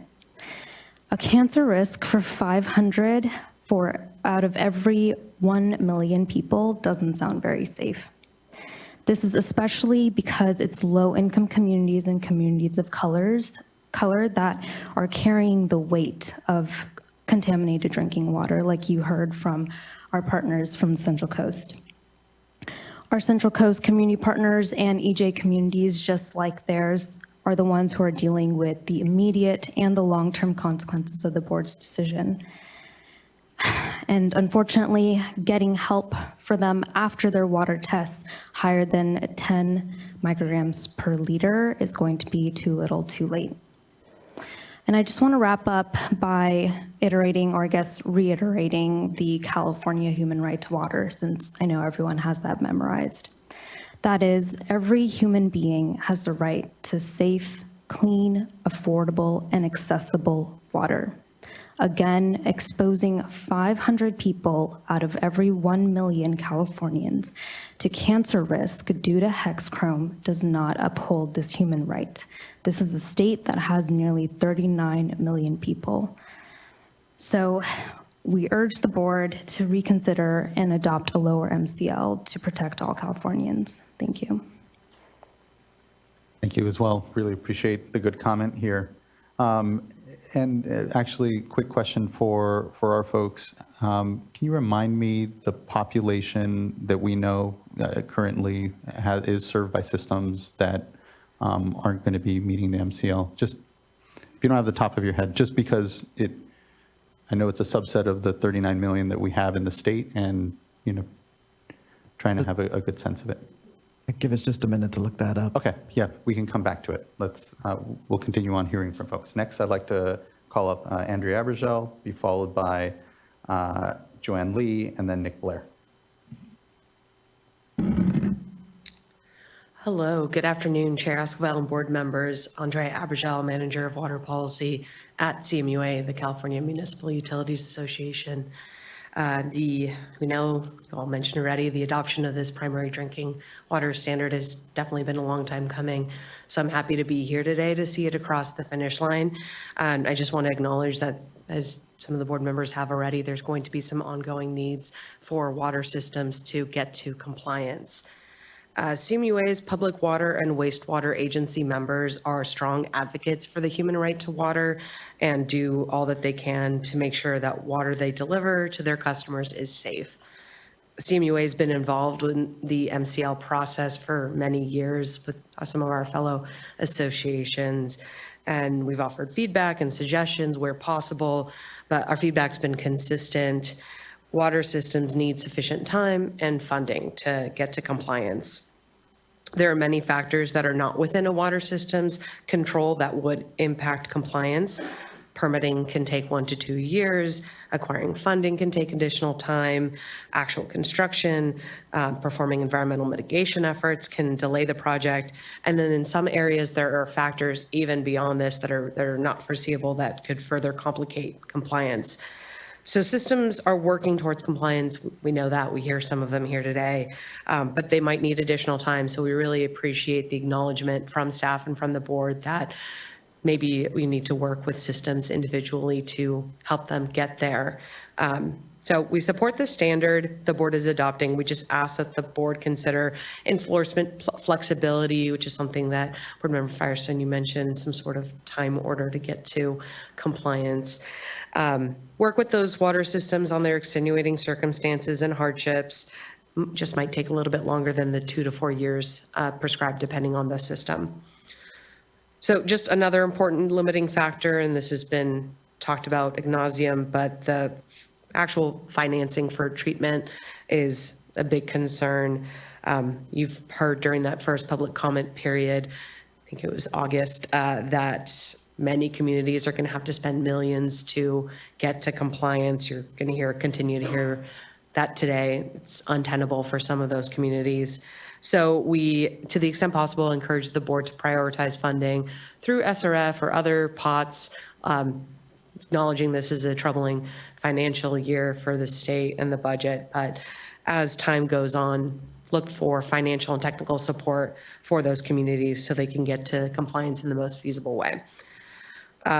So we know, this has been a long time. We encourage the board, just to wrap up, to continue working with water systems on solutions that are best for their communities. Thank you for the opportunity to be here again and provide these comments. Thank you, Ms. Abergel. Next, I'd like to call up Joanne Lee, followed by Nick Blair, and then Natalie Escobedo Garcia.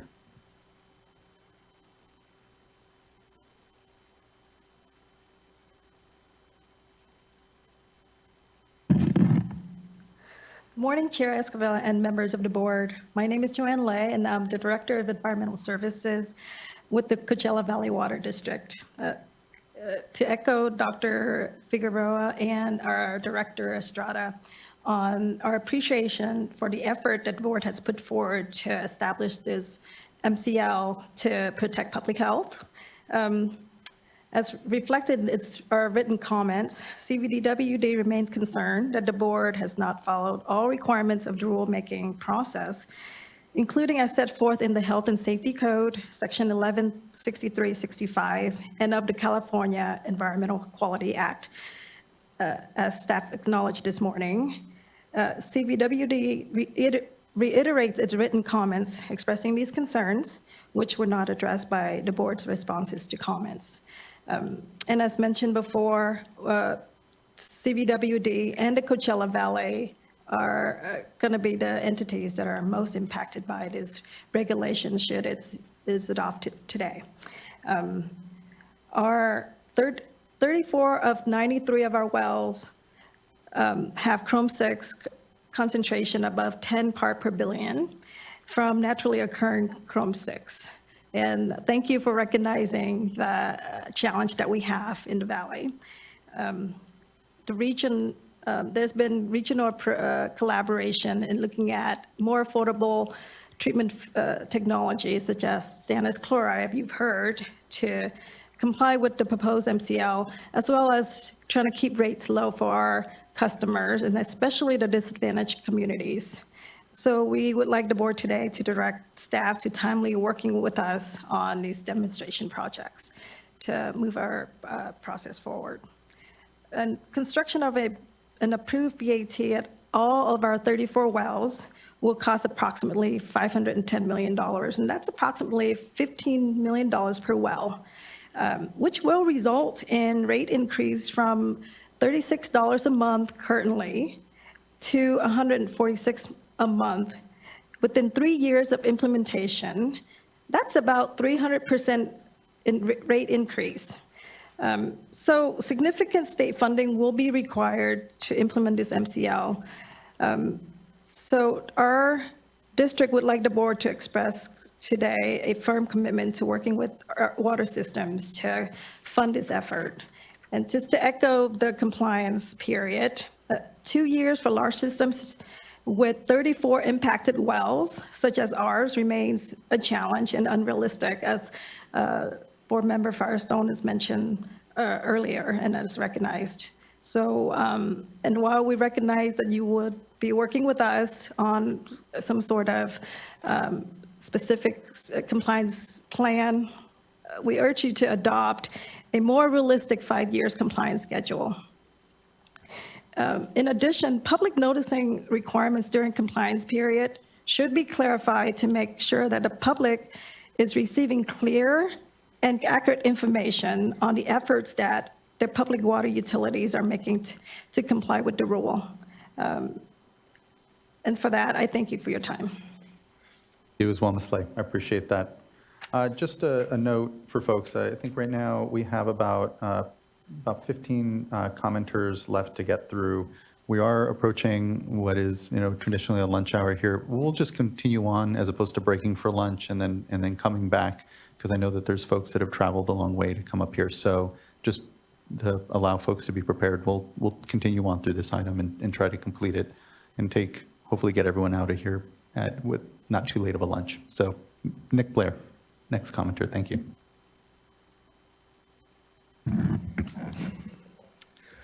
Good afternoon, Chair Esquivel and fellow board members. Thank you for the opportunity to speak today on the proposed Texavel and Chromium MCL. My name is Nick Blair. I'm speaking on behalf of the Association of California Water Agencies, also known as ACWA. We represent over 470 public water agencies throughout California that supply water for domestic, agricultural, and industrial uses to over 90% of the state's population. Our members are collectively entrusted with the responsibility of supplying the public with safe and reliable drinking water and ensuring the safety of the supplies by meeting or exceeding all relevant state and federal standards is the highest priorities to our agencies, as noted by some today.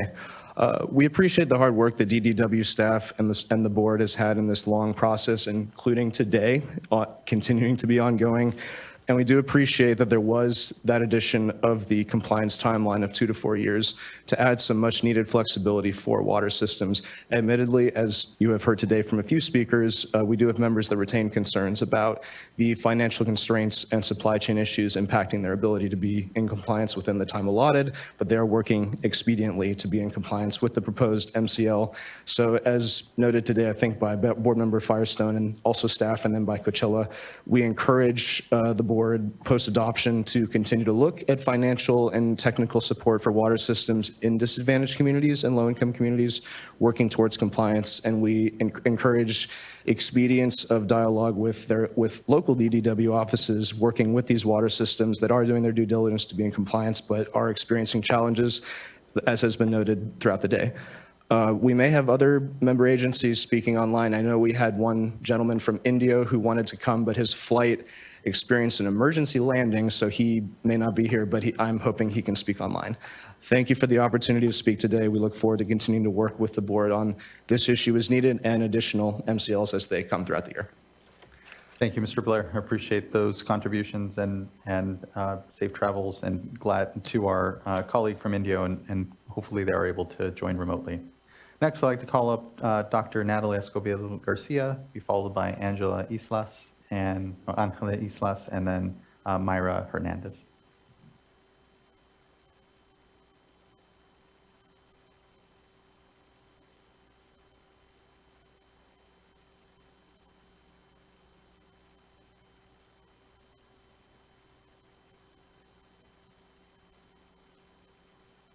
And Chair Escobar, we had Dr. Escobedo Garcia, and she does not appear to be on the Zoom platform anymore. Okay. Thank you. And Dr. Garcia, if you're viewing, we'll just, and able to join the platform later, we'll keep an eye out for you and call you up then thereafter. Next, I'd like to go to Angela Islas, be followed by Mayra Hernandez, and then Sherry McCarthy. Gracias, Chair Esquivel, board members. Good to see you all again. Angela Islas, Water Projects Coordinator with Central California Environmental Justice Network, CCJN for short. Just want to just put on the record that I second many of our earlier colleagues and residents' comments regarding the MCL for hexchrome. I think there's just still needs to be a lot more reevaluation in terms of the set MCL with the PHG. I know that, it's been a long time coming to get to a certain MCL to meet for hexchrome. But again, I just want to reiterate just a lot of what I was hearing earlier from the residents commenting that it's not protective and it's something that a lot of the residents really are doing their best to be patient and see that there is a light at the end of the tunnel to find the appropriate MCL. So again, for the record, just want to echo our partners with CWC, residents, and, speaking also on behalf of some of the San Joaquin Valley residents here that were not able to join today that are impacted heavily with hexchrome. We need to have an adequate MCL. And we cannot settle for profit over people or even cost over people. So definitely appreciate the board's work on this, but again, we really want to see the adequate MCL appropriate to protect all for safe access to drinking water. Thank you so much. Thank you. Really appreciate the participation here and advocacy and contributions to all of this, Ms. Islas. Appreciate that. Next, I think we might be able to go back to Dr. Garcia.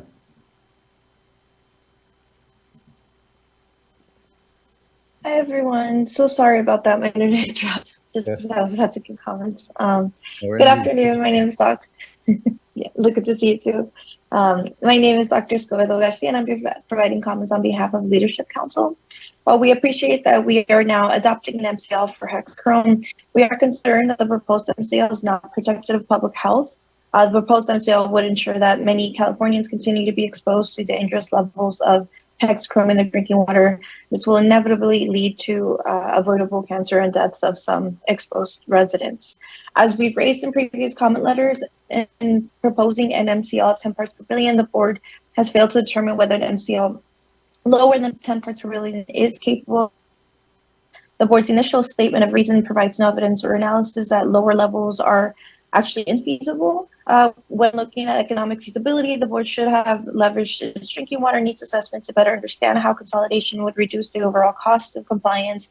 Specifically, it should have analyzed which systems with hexchrome in their water are within 3 miles of a system that is either that either do not have hexchrome or could treat hexchrome more effectively and affordably and reduce the estimate cost of compliance for these potential subsumed systems. Last, the board must commit to supporting water systems serving disadvantaged communities with funding for construction and treatment costs, and to quickly evaluating less expensive treatment options like stannous chloride. We appreciate the work done by the board to defend an MCL of 10 parts per billion from polluters. This is a historic step forward. However, we note that the board has failed to meet its obligations under the California Safe Drinking Water Act by failing to propose the lowest achievable MCL by improperly relying on overly expensive cost estimates that rely on centralized treatments and fail to consider health benefits. While we do not support an MCL of 10 parts per billion, we do agree that this decision has been long overdue and support the board moving forward with making a decision today. Thank you. Thank you, Dr. Escobedo Garcia. Appreciate those comments. And again, the clearly the disappointment on where we're landing, but at the same time, I guess for me, I do want to ask a question of staff when it comes to, and I know this was somewhat covered in the staff presentation, but the requirement is to assess the best available technology as the kind of the cost structure that we're looking at for systems.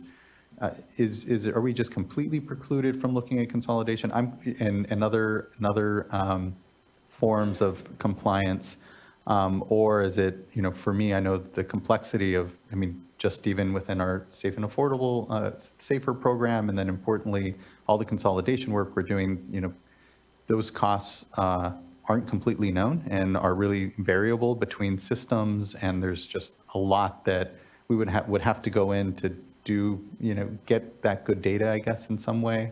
Just trying to figure out what the limitations are if, our analysis is somewhat limited by the direction within the California Safe Drinking Water Act and what we have to look at, or is it in just the feasibility of trying to really completely cost out things like consolidation, et cetera, where there may be some consolidation projects out there that you can kind of tee off of, but most of it would be just kind of back of the envelope and importantly, not as much in control of the water system to be able to then really use as a way to meet the MCL. So just wanting a little more kind of unpacking of that. Yeah, sure. Happy to provide that. So the statute doesn't give us specific direction, as you mentioned, as to what we're to pursue. It really comes down to the practicality associated with what we're able to do from a knowledge standpoint. And we do take a conservative approach in that we find the best available technology. We are required to establish what those would be, and therefore they need to be broad coverage on the components. And then we are able to look at each source that then needs some level of treatment associated with that. So it ends up being a treatment-based number that we come up with originally. We did do further analysis on consolidation. We have encouraged consolidation in our SAFER program and many others, and would prefer that to be a scenario that is pursued by many water systems if they're able to do that. The reality is many times that's more expensive. And I think we would recognize that in our funding programs and still encourage that if they were to take that, because it has a long-term sustainability aspect that comes with it, with that extra cost. And this board has faced those determinations before when they're contemplating that. So it is a bit of a struggle, and I always feel like whenever we give the answer of the cost, it's wrong, but it's kind of the best number we can get because it's conservative. So hopefully water systems are creative and able to find ways underneath it. Some of them will find new sources if that's a possibility, and we did do some investigation of that, and there was some percentage associated with that as well. And I don't know, Bethany, if you remember off the top of your head when we did those, kind of the range of consolidation and new source numbers we looked at. I'm not recalling them. I think it was somewhere between 30 and 40% of systems had consolidation potential. Well, good. I appreciate that. But I would add, though, that the statute does say that we're supposed to focus on the, so it says, for the purpose of determining the economic feasibility The state board is supposed to consider cost of compliance to the public water systems, customers, and other affected parties with the proposed primary drinking water standard, including the cost per customer, aggregate cost of compliance, using best available technology. So when we do the numbers, but we do include other numbers too. I mean, we looked at point of use, point of entry, because we know that is going to be an option for some systems, but the statute does direct us to use VAT when we're coming up with our numbers. I appreciate that, and I appreciate still yet the incorporation again of this other data around consolidations, around other strategies. And I know, hearing here the concern from folks, it's like, that number can get down. Does that mean that we can reduce then our MCL then? And it's not a one-to-one, I know, in the balancing that the board is doing when we set the MCL. But, hearing that quite a bit, so wanted to just unpack it. So I appreciate that. Okay, let's move to our next commenter.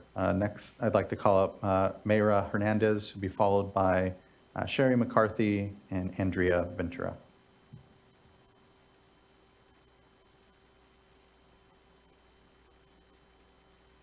Members of the board, my name is Mayra Hernandez, and today I just wanted to, first say that I really appreciate the conversation that we're having today. It's really important, and we have representation from the Central Coast and the Coachella Valley, but also wanted to state that I was born and raised in Merced, which is the Central Valley, and I grew up with chromium-6 in my rural area, or my rural community known as Beechwood. So just wanted to voice that this is also an issue in the Central Coast, and that we'll be back here in 5 years making sure that we have a health protective MCL. Thank you. Thank you. Incredibly appreciate you being here in person with us. And on the population impact, maybe just really quick, so we have again a sense. Yeah, certainly. We did look that up. And so from attachment 1 of the ISOR, looking at the tables, this would be table 24. It does show that and I'm going to give it several numbers here. The first one being for community water systems at a MCL of 10, basically 5.3 million people would be impacted. Then if you add in non-transit, non-community, transient, non-community, and wholesalers, then the overall state number would be 5.5 million. Thank you. And just a note on that, so that is specific to the MCL of 10. Right. If you were to go to 9, the number increases of the number of people that would be impacted by the MCL. And if you went to a higher number, it could go down, and I can certainly provide those numbers as well. We analyzed everything from an MCL of 1 through much higher numbers like 25. Yeah, do you mind giving it on 5? Sure. An MCL of 5 for community water systems would impact 15.2 million people and a total population of 15.95, so rounding up to 16 million. Those are very helpful numbers. So, sorry, just to put a point on that, that's one of the things is that means that by setting it at 10 instead of 5, or if we were to set it at 5, trying to figure out how to say this, but there's about 10 million people that aren't getting protections and also aren't getting costs. Correct. Because we're not setting it at 5 as opposed to 10. And then of course there's going to be, I don't know, I'm not going to make you go through like 6, 7, 8, 9. But so I think, one of the things that resonates and I think is really important is that means that people are getting exposure to Chrome-6 over the public health goal and technologically feasible level, like 10 million more people than, if we set it at 10 as opposed to maybe 4 is technologically feasible, but because we're taking into the economic feasibility here and setting it at 10, but it also means that those folks aren't going to have those costs economically or compliance-wise. So there's, those are, I think, really difficult decisions, and I just want to be clear about the implications of the decision that we're making. But I appreciate those numbers. Yeah, likewise. Again, it's important for us to get some sense of scale here. Board Member McGuire. Thanks. Yeah, I really appreciate this discussion, and admit it's a tough balancing to do, as I mentioned earlier. If we could put a little bit of operational reality frame of reference on this too. If the board sets whatever the MCL is set at, so let's say it's 10, that's the proposal today. Realistically, how do water systems work to meet that? My understanding has always been that they maybe shoot for 80% of the maximum contaminant level when they're, in fact, installing treatment and operating a system. They don't operate right up to the cusp of 10. Often the reality is what we see for systems that do have treatment is that their actual treated water concentrations are quite a bit lower than what the drinking water standard is. Is my understanding correct there? Yeah, so generally when we're permitting a treatment train such as this type, which would be absorptive or removing the material, they often have an efficiency that's higher. So it's not like you can set a dial and I want it to be at 9.5 so that I'm just under 10. It's going to function and it's going to remove, down in the 5-7 level when it's basically operating effectively. So what we do look at is really the number of the MCL is more triggering who is going to do the treatment and then be at those lower levels versus they don't. And there's this gap certainly between once they're out of compliance and having to put on treatment and then achieving a number of 5 to 7 or something in that range, very likely to be safely under and also fully operate what their treatment's capable of delivering. And then the gap between that and then those that are at 9 or 8 where they're not violating the MCL and so not providing treatment or not required to meet the MCL. Certainly when they get close, we can make them do studies and other things to kind of assess when they might come out of compliance. We'd rather them take proactive steps to get there before, but that's a discussion in particular for each system. Thank you. I appreciate that. Appreciated dialogue here. Let's move to our next commenter. Next, I'd like to call up Sherry McCarthy, followed by Andrea Ventura, and then Roberto Ramirez.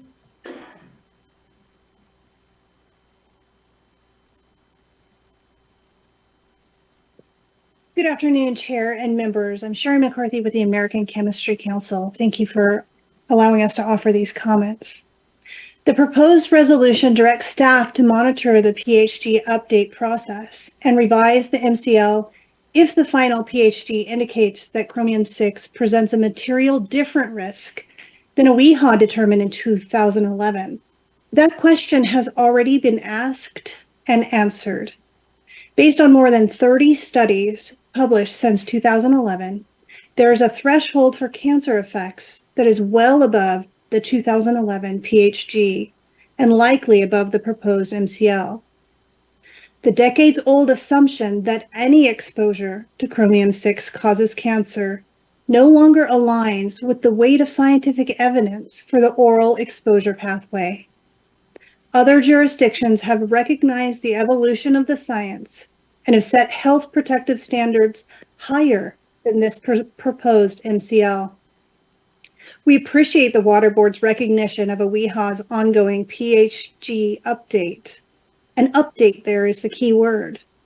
Any confusion regarding the validity of the existing PhD caused by a WEHA's on-again, off-again approach to the PhD update was resolved when a WEHA announced their second data call-in in March of 2023, announcing a comprehensive review of the 2011 PhD based on new information and studies published since 2011.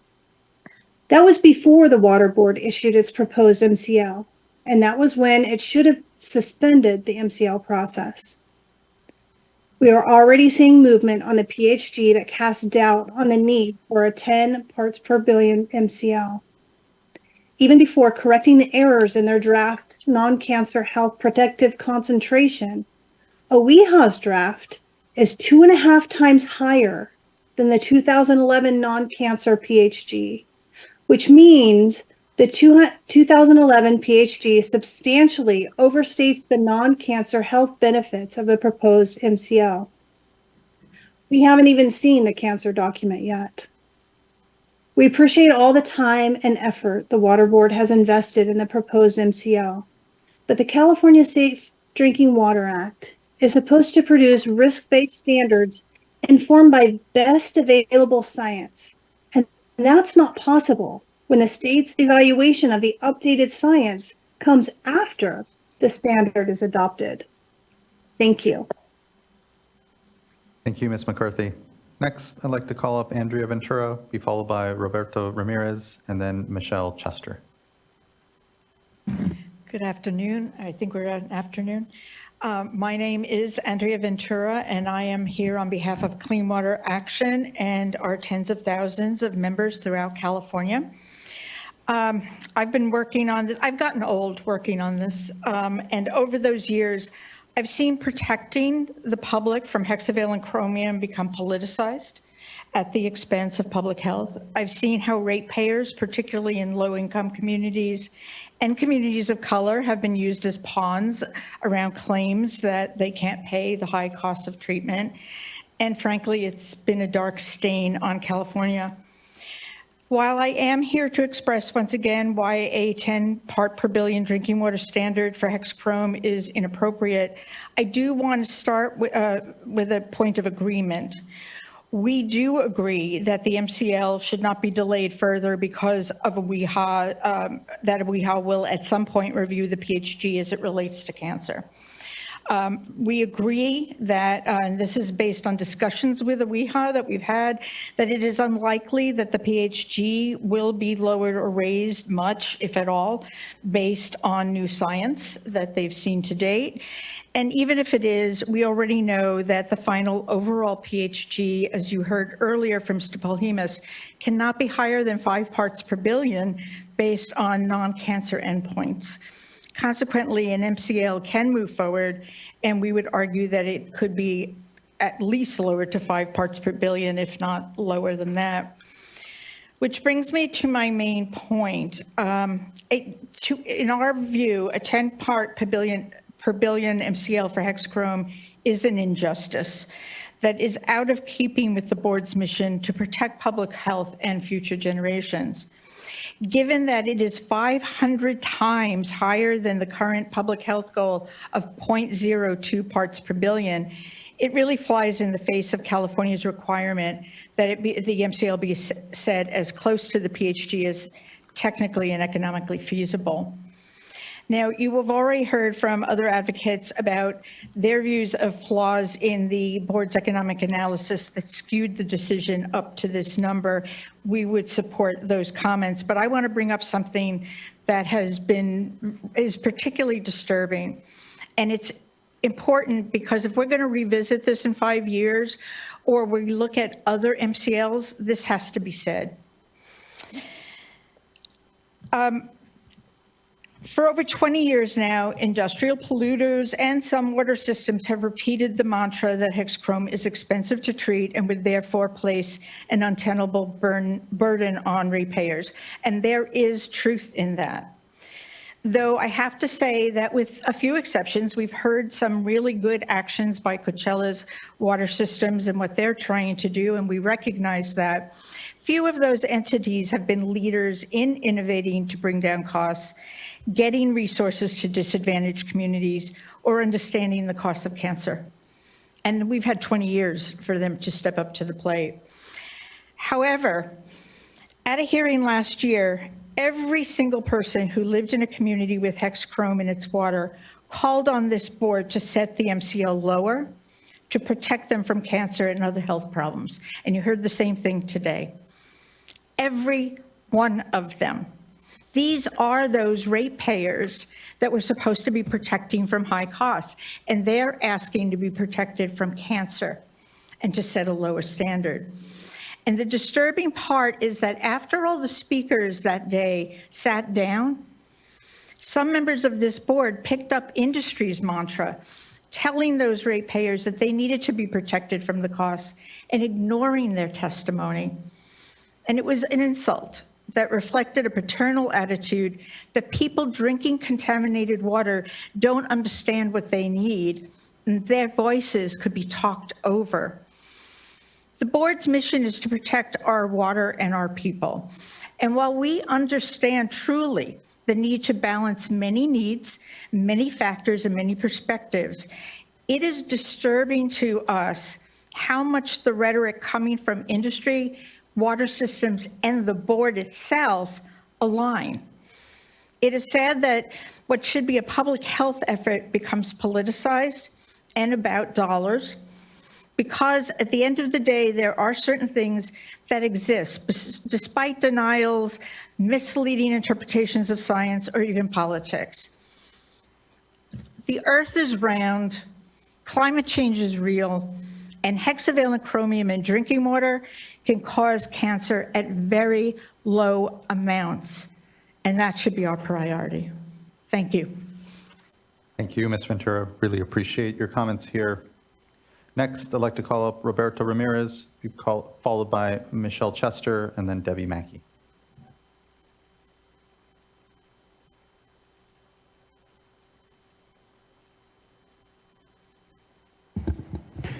And Mr. Ramirez, I see you're participating via phone. You should be able to hit *6.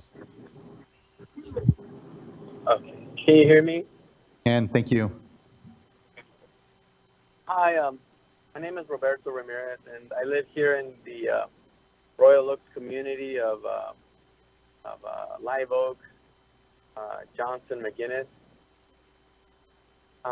We've lived here for 20 years now, just over 20 years. It seems like the problem with our water being more and more contaminated over the years, it's gotten worse.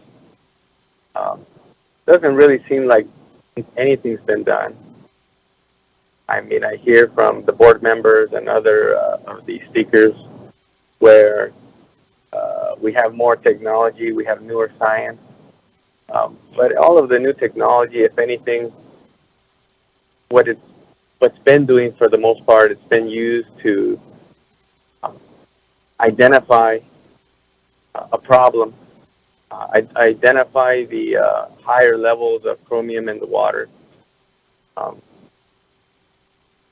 And it's great that we can identify them, but nothing's being done to address the problem, correct the problem. We live in California, one of the, if not the best state in the country, where agriculture, feeds, millions of people throughout the world. We have an economy that is probably within the top 5 or 10 economies in the world. And to say that we don't have the money to help mitigate that problem doesn't really seem like it's a solution. It's more of a cop-out.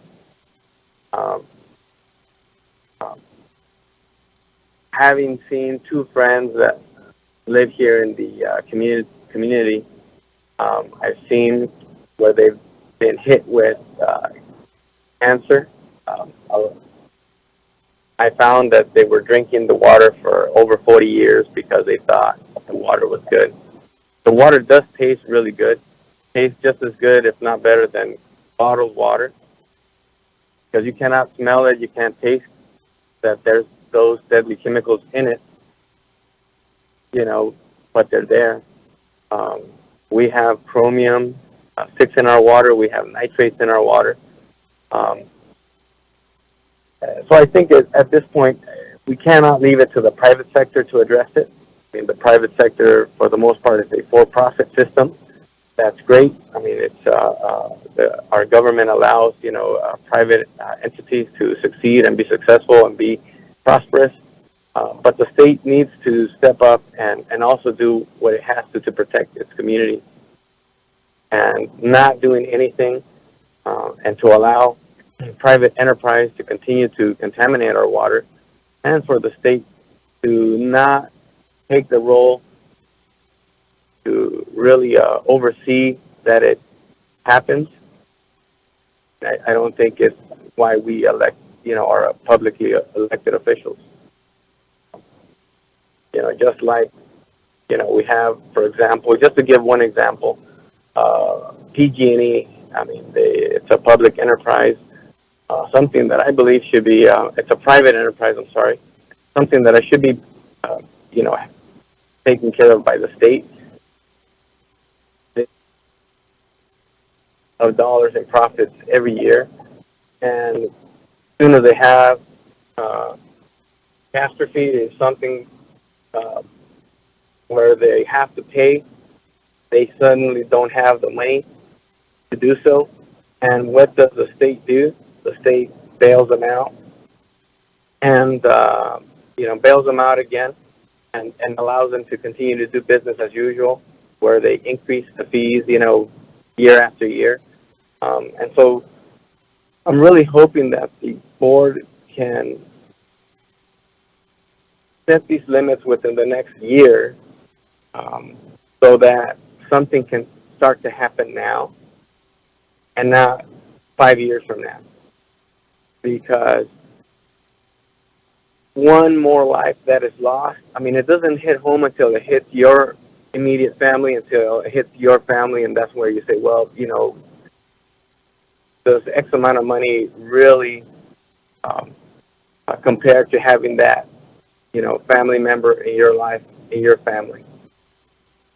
So I think the board really needs to be there to support the public interest and not any other private interest, because otherwise, I mean, you're really not helping anybody. And that's what I have to say. I just see that, I mean, I know there's a lot of science, and we're improving on identifying and detecting the problem, but we need to really try to prevent that problem from occurring in the first place. So I hope that you can really take the steps necessary to reduce the chromium levels or the MCL to what it needs to be. It looks like it should be below 10, if not lower. And I think, again, like something that really needs to be addressed now and not later. I mean, I don't see why it cannot be addressed this year as opposed to, years from now. And that is my comment. Thank you. I really appreciate Thank you. Thank you for that, Mr. Ramirez. I appreciate your participation here and providing that comment here to the board. Just thank you. Next, I'd like to call up Michelle Chester, be followed by Debbie Mackey, then Katie Little, and then Matthew Schrage. Thank you, board members. My name is Michelle Chester with Somex Simmons & Dunn, and I'm commenting on behalf of the Central Valley Clean Water Association. I do appreciate the clarification added to the adopting resolution regarding automatic incorporation and the responsibilities of the regional boards. But as staff noted, this is a nuanced issue, and the approach today is a departure from how the regional boards have applied and incorporated MCLs to date as water quality objectives or effluent limits. The language in the adopting resolution offered by staff is still insufficient in addressing the concerns of the regional board's automatic incorporation of MCLs into Title 22. The language wouldn't necessarily prevent a regional board from relying on prior water code section economic analyses that would have been conducted in adopting a basin plan, and which could not have sufficiently addressed the feasibility of the MCL adopted today. Also because, as commenters have raised, these concerns weren't sufficiently considered by the State Water Board. So this would seem to continue the bureaucratic procedures that the Supreme Court imposed in its Burbank decision, specifically regarding the board's failure to consider economic concerns and address the economic burdens that the law anticipates and requires.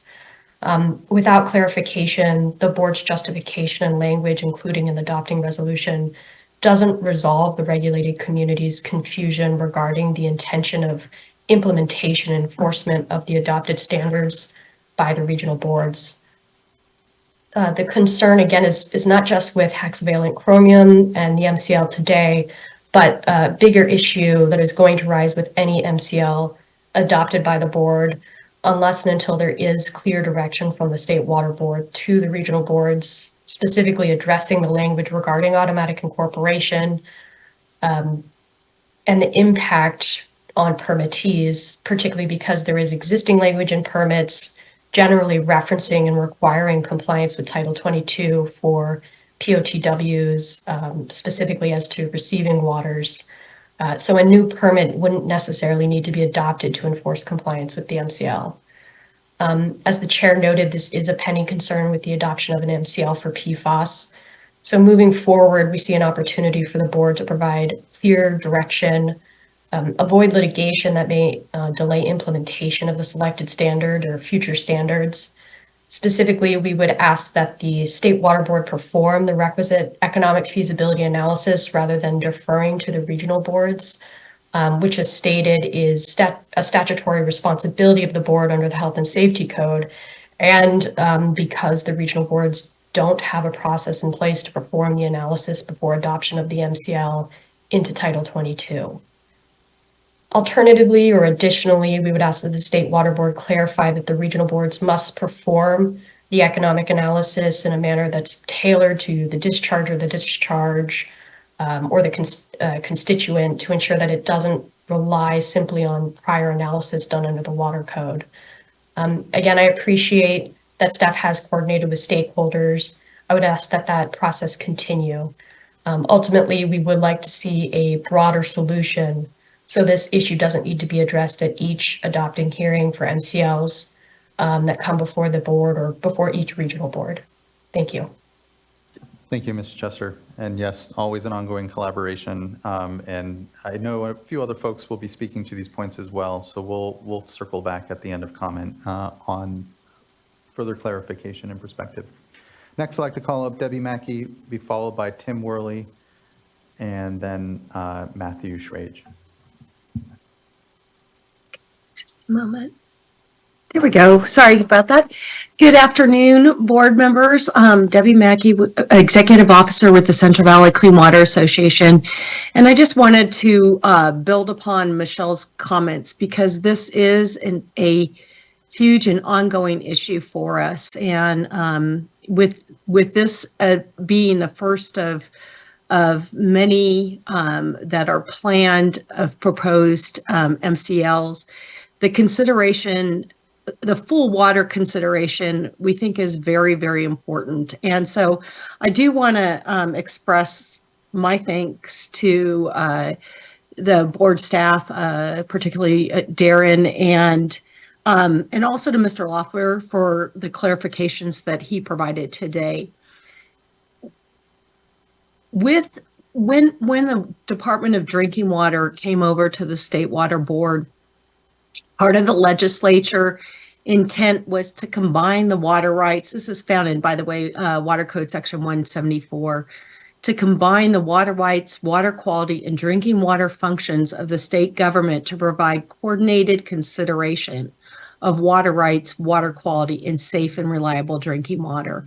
And so how we do this and how we move forward, especially as we mentioned, PFAS and some other of these MCLs are considered, is really important to us, to the communities that we serve, because they see it on both ends. They see it both on their drinking water side and on their wastewater side. And so I just, again, would encourage more and early collaboration on how we might resolve this so that the statutory obligations, both under the Health and Safety Code and the the California Water Code are met. And with that, I thank you.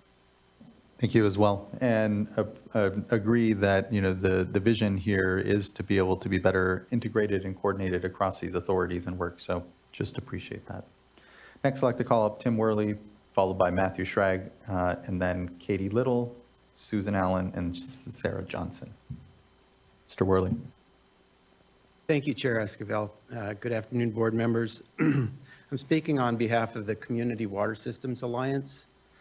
CWSA is a group of large systems who are trying to help and be advocates for the small systems within their midst. We stretch from Coachella Valley to Watsonville, and those two entities are certainly impacted heavily by this contaminant. We also understand the Safe Drinking Water Act, the difficult balance that you have to adopt the most health protective standard while also considering economic and technological and economic feasibility. I'm going to just focus on one aspect which we have spent a lot of time studying as it relates to this regulation. I know that your adoption and economic feasibility does not depend solely on affordability per se, but that was considered, as it should be, as a closely related component of economic feasibility. In fact, the ISOR stated, I thought somewhat bluntly, that the proposed regulation is considered economically feasible in part because the state has adequate financial resources to offset the acknowledged financial burden. That's not a quote, but it's pretty close. The burden that this regulation will create in low-income households. CWSA does believe that affordability and accessibility are important parts of the human right to water policy that is adopted by the state. It is in this law for a reason. Households that cannot afford their water bills may incur health impacts more acute even than the chronic risks from chromium-6. Out of this concern and this interest, we contracted with a team of national experts on the issue of water affordability to do an independent analysis for us of the amount of money that would be needed to keep water affordable. This team, led by Janet Clements and Bob Raucher, concluded several shortcomings of the Division of Drinking Water staff economic analysis. Primarily, they discovered the funds needed would be 50% to 70% more than stated in the ISOR. Moreover, significantly, they found that those impacts would be felt in larger systems, and this impact was largely overlooked by the analysis in the ISOR.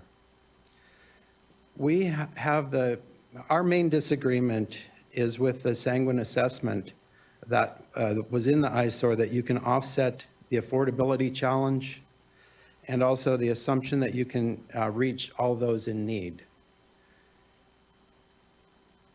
There is a big administrative and financial hurdle, many obstacles for systems, especially smaller systems, to access the funding that they need for treatment or for other alternatives, including consolidation in many cases. All of this puts a huge cloud in our mind, a cloud of doubt over the economic feasibility of this MCL. We know, I personally believe that every one of you cares deeply about the people and the households that will be challenged by this regulation. We believe that you have that commitment, but public statements do not actually produce the money. And we would like to see a bigger commitment to affordability and a reassessment of economic feasibility in future regulations adopted by this board. Thank you for your time.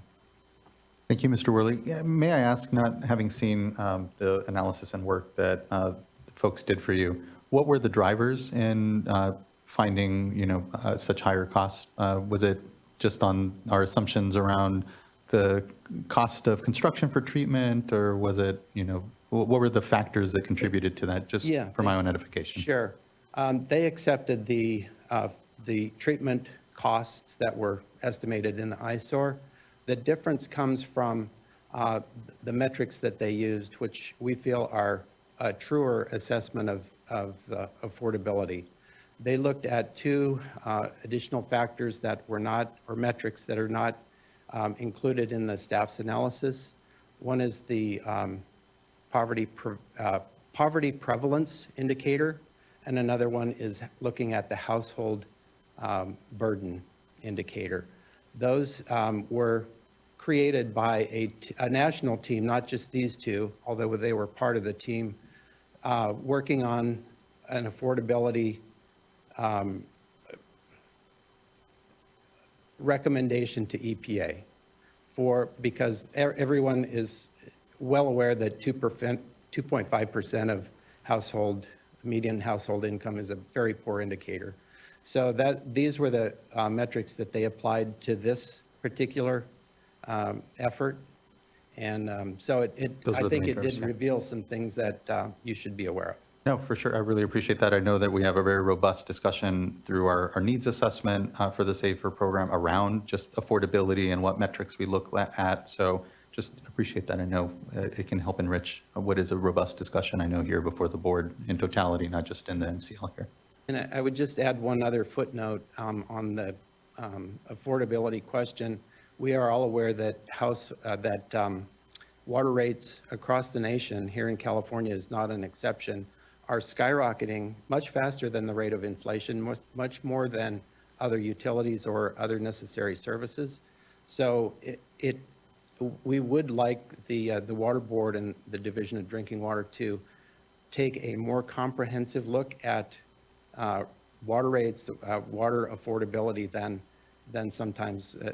really what we saw in this analysis. Thank you. That's fair. Thank you. Board Member Firestone, did you? Oh, just, the contributions that the study that you all funded, one of the things I found from it was that it's very much in line with what we have been doing with our needs assessment in terms of refinement of the affordability indicators. I think we're thinking, we're going in the same direction and thinking along the same lines, that we need to look at affordability and include some of the socioeconomic kind of poverty prevalence indicators and incorporate that. And we are in that analysis. And I think similarly to, this is just sort of a request overall to folks, is that, we are, as I said, we're going to be considering for the more limited but still significant financial resources that we do have from federal and state programs. We're going to be considering how we're prioritizing those, including, I think, talking about how we're addressing systems that are now facing increased costs here. Really encourage you all to participate in that extensively in the intended use plan process, and then in the fund expenditure plan process, especially for the small disadvantaged communities. I think this is a priority for everyone, and that's where a lot of these things really we can make sure we're getting it right within our funding programs and any other assistance programs. Thank you, Board Member. And thank you again, Mr. Worley. Next, I'd like to call up Matthew Schrage, followed by Katie Little, Susan Allen, Sarah Johnson, and our last commenter will be Jared Voskel. Good afternoon, members, Chair Esquilin and members of the board. First and foremost, I'm the general manager of 29 Palms Water District. You guys are familiar to me. I've sat in some Zoom meetings and gone over Chrome 6, and I know that you guys care, so I want to thank you guys for putting in the time that you have with Chrome 6. I want to thank staff because your guys' report was good. 29 Palms is a severe disadvantaged community, 100% disadvantaged, 75% severe disadvantaged. And the simple fact that even smaller to medium systems are doing things for members of the board that came to our tours and saw what we're doing in our back rooms with activated alumina. So we already strip natural occurring fluoride and arsenic. and now we're faced with Chrome 6. But you guys see, as a small district like I am, the efforts that we put forth with doing our own pilot study before it was required with our engineers. So some of the things that we are trying to do that are still very stringent in a community that doesn't have the funds. I know that we sat back for years waiting for grant funds, and it seems like you do everything right as a smaller water district, and you don't get word on funding. So to hear that you guys are allowing compliance periods and also really taking a look at what you can do to help us water districts. You know, we agree that these standards are there, and not necessarily do we agree with the levels. Would we like to see different levels at times? I would say yes. But at the end of the day, too, we agree that we're all here for the people of California, and what we do is what we provide. So as public servants, that's what we do.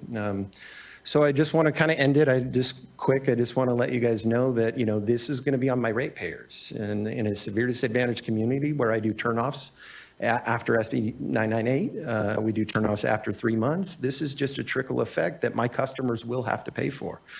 And with that being said, that's nothing against the health concerns that we have as well. So coming up here today from 29 Palms, 18,000 residents, for me, it was important that you guys hear from little communities like ours that are trying to stay successful. And the only way we can stay successful is longer compliance periods and some funding from the state through grants, especially when we're a district that does everything correct. So thank you for your time. Thank you, staff, for your guys' time, and appreciate you guys listening. Appreciate your attendance here. I know just the travel alone is a lot to ask sometimes, but it makes a difference having you here and being part of this discussion, and acknowledge the leadership. I've been able to tour 29 Palms as well, and it's you guys are doing a lot with, I know, what are always not enough resources, so it means a lot. Thank you. Next, I'd like to call up Katie Little, be followed by Susan Allen, Sarah Johnson, and then Jared Bosco. Thank you, Chair and members. My name is Katie Little, and I am here on behalf of the California League of Food Producers today. We would like to share our concerns with the adoption of the proposed MCL for Chrome 6. As the Water Board's responses to comments acknowledge, some of our members own and operate non-transient, non-community water systems where the source water exceeds the proposed MCL. In some cases, by only a few parts per billion. These systems would be subject to the proposed MCL.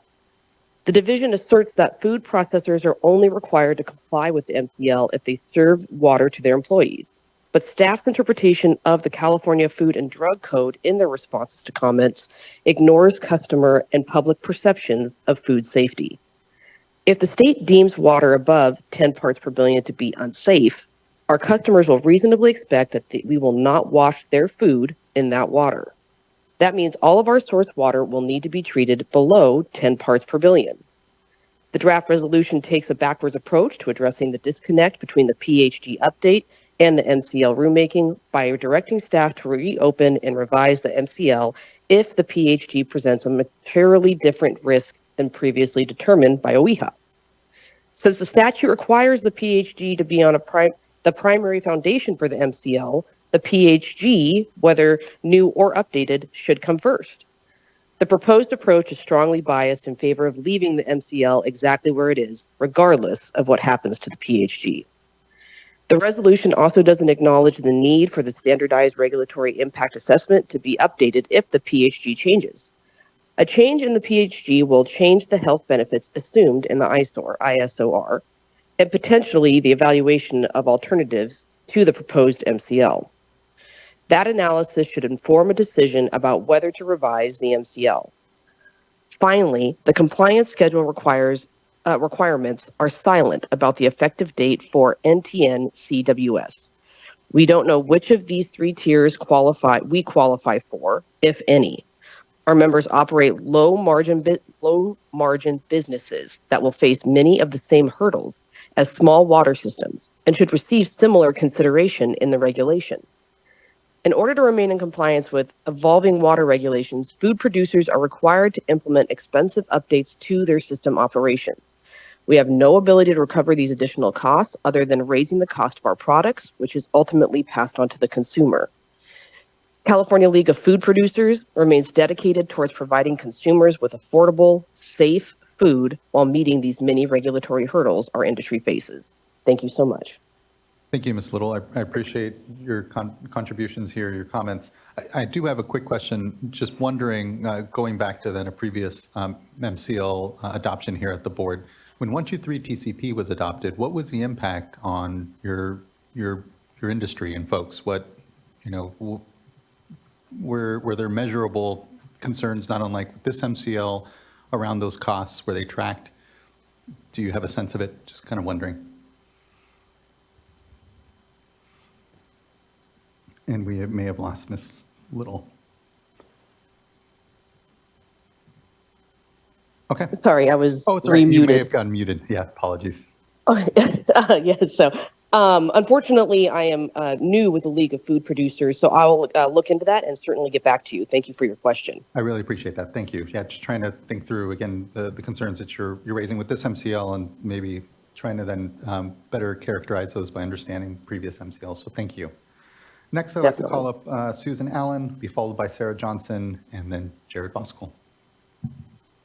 Hi there. I'm Susan Allen, and I'm here on behalf of California Association of Mutual Water Companies. We represent about 500 mutual water companies statewide. Most of them have support communities with 15 to about 500 service connections. And what's unique about a mutual water company, which I'm sure you know, is that the company and the people are the same. And so there's no differentiation between the customer and the entity. So we certainly care about water quality, but I think we appreciate the commitment that you have made to economic feasibility and to the unique needs of small systems, and recognizing that the kinds of challenges in implementation that small systems are going to face are significantly different than for the broad brush of water suppliers that have this challenge. We're not talking about increases in rates of $20 or $100. We're talking about thousands of dollars per household, and with a cost for consolidation of even more in many cases. We also know that consolidation has not met the goals and hopes that you all have had for it, and that in many cases, what we're finding is two equally struggling, limited resourced systems are the available consolidators, and nothing plus nothing equals nothing. So we wanted to kind of ask for your partnership as we move forward with robust technical assistance, robust financing, and maybe just to think with us outside the box about how we really address the unique needs of small systems. One of the things that we've been finding in CalMutuals as we're trying to help some of our systems that want proactively to prepare to address the treatment plan is that they can't find an engineering firm who'll consult with them because it doesn't pencil. They can't find a provider to provide centralized treatment, and some of the providers that are available, the technologies are untested, and so then they're in the vortex of having to make a leap of faith with somebody who has to prove that they can actually do what they say they can do, and then also maybe sometimes share those costs. We often have folks managing these systems that are volunteers without kind of an expertise, but earnest, and also I think recognizing that even that systems that are not DACs or SDACs, because of economies of scale, with robust reserves and proactive attention, is just beyond their capability. What we appreciate about SAFER is setting aside money uniquely and targeted towards small systems. What we are increasingly seeing is that the systems and structures and policies and practices and access to that is still built for the big guys. And we would kind of ask you to maybe take a step back and say, what kind of systems could we put in place that would really partner with small systems and respond to their needs? Maybe a more wraparound services approach where we go from TA to implementation together with one provider. And we think that actually that would be mutually beneficial and save costs. So we thank you for your partnership. We ask you to help you partner with us and to really embrace the fact that we're on a slightly different and more challenging path.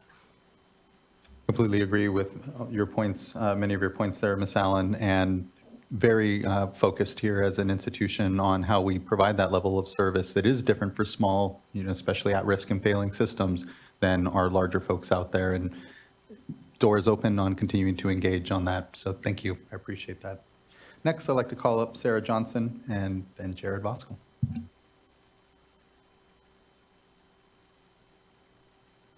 Good afternoon. I am Sarah Johnson, General Manager of Joshua Basin Water District, located about 45 minutes north of Coachella Valley and the neighbor to 29 Palms District. Today, I had a couple of points that I thought would be important to bring up. First is the consumer notifications of exceedable MCL during the compliance period may create a problem with trust in our community because they may not understand. So I want to make sure that we are thoughtful about that language, that we work together with that notification if that is something that you are looking to do, because it is going to cause a lot of issues rather than help, in my opinion. Second, the compliance periods, if you do adopt the MCL, need to be reasonable. We have 5 wells that are impacted. That's all of our water sources. I don't see how we can do this in 3 years. And then the most important is affordability. We are a severely disadvantaged community, and we need access to funds. So not only do we need access, but it needs to be a streamlined approach. So thank you. Appreciate your time. Appreciate yours. Thank you for being here with us, Ms. Johnson, and providing those comments. Jared Voskuhl.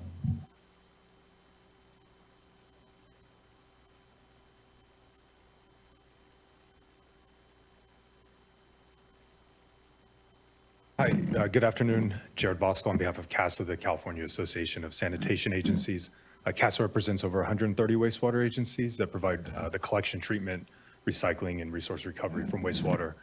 I know it might be strange for wastewater to be here right now on this item, but the way the California laws and regulations are written, we are kind of roped in to this proceeding. And so we're here to provide comments on that, and we appreciate the time and attention that's been provided to us from staff to help us work through the concern. But in short, before we really go into the slides, which I hope to get through quickly, the concern is the way that we understand permits to be written, basin plans to be written, and MCL statutory code to be written, whereby we could be impacted under an MCL, and thus we are requesting analysis. And in this case, there's been so much conversation that analysis could definitely be said it's been held. It's in writing, it's also in emails. We've constructively had that conversation, and so our request is that that be formalized and placed into the final statement of reasons.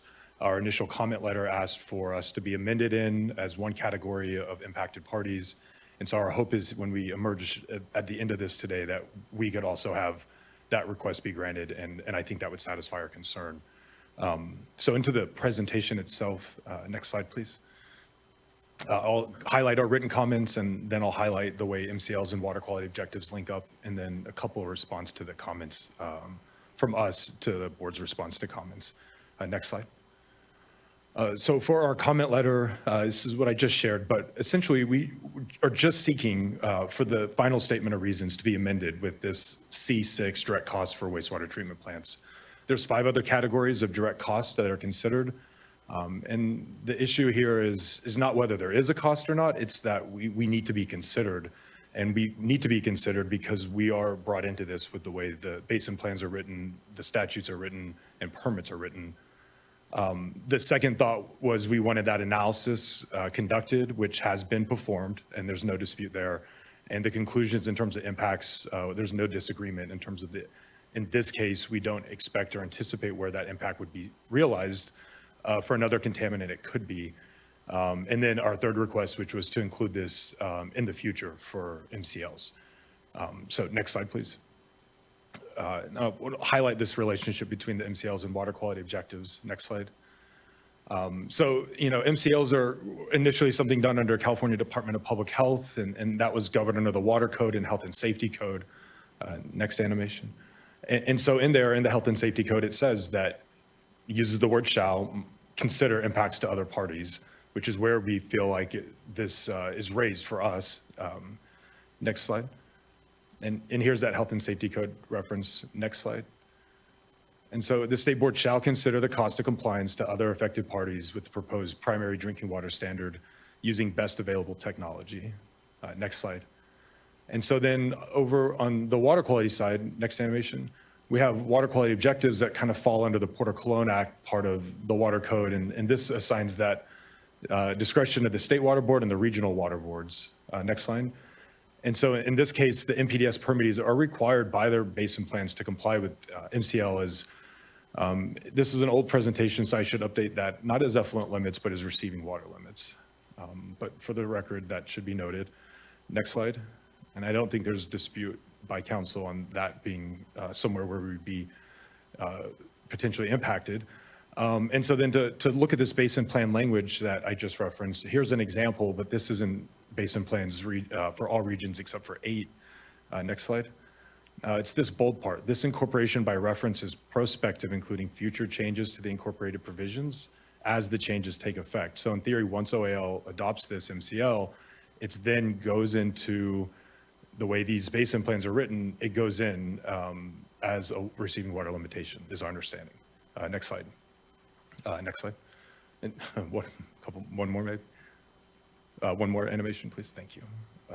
Yeah, so this is kind of that dynamic that we just highlighted, and with that relationship and that basin plan language, next slide, that's where we feel like we are impacted, and so that impact needs to be considered, and we're asking for that formal recognition in the final statement of reasons. Next slide. And then just quickly, a couple of replies to the comments that were in, and then I'll conclude. Next slide. This was just response to comment 53, just copied and pasted it in there, and I'll break it apart in a few different slides. Next slide, please. So the first item was a comment in the response that it wasn't clear there would be any monitoring or treatment costs. And our concern is with the exclusion of that acknowledgement in the statement of reasons. So I don't think there's disagreement whether there'd be there, but the clarity of cost is not the issue for us. The issue is that inclusion. Next slide. And then again, staff kind of explains their analysis, and in combination with the adopting resolution clause 4, we found this to be persuasive and comprehensive. And so again, no dispute there. Next slide. On this portion of the response to comments, there was a disagreement. It said no wastewater agency would have to comply with the discharge requirement based on the proposed MCL until a new permit is adopted. But this is not how we understand the way that these various codes and regulations and basin plans operate together. And we felt it was much the opposite. And so if there was an effluent sample collected, or receiving water sample collected that contained a detectable amount of the contaminant above the MCL, then the MPDS permittee could be alleged to have violated the permit. And that's really the crux of what we're talking about and why we want this recognition in the final statement of reasons. Even in the instance of here with hexavalent chromium, it's not the case, and another contaminant in the future it could be. Next slide. And then in terms of this piece of the response to comments, we understand groundwater and hexavalent chromium, the relationship there, but it said that treatment of the drinking water supply will phase it out of wastewater treatment facilities, and residential is not the only pathway for influent. So if it's commercially or industrially derived, there's a chance you could still find hexavalent chromium in a waste stream if there's no pretreatment for it and is being used for some type of manufacturing process that leads to a facility. And we wanted to draw that distinction in the response to comments. Next slide. Here was the other item about the 13241 analysis, and next slide. I think ultimately, maybe to just pause before I jump in, the real concern is the economic analysis. If there is going to be an impact, if treatment is going to be required, we're wanting just to ensure and enshrine that is captured and happens at some juncture along the way. And so with that, we had, some comments about when this is to be performed, but I feel like the discussion today during staff presentation did a good job delineating that. So I don't think I need to dwell on this one, but maybe the next slide, please.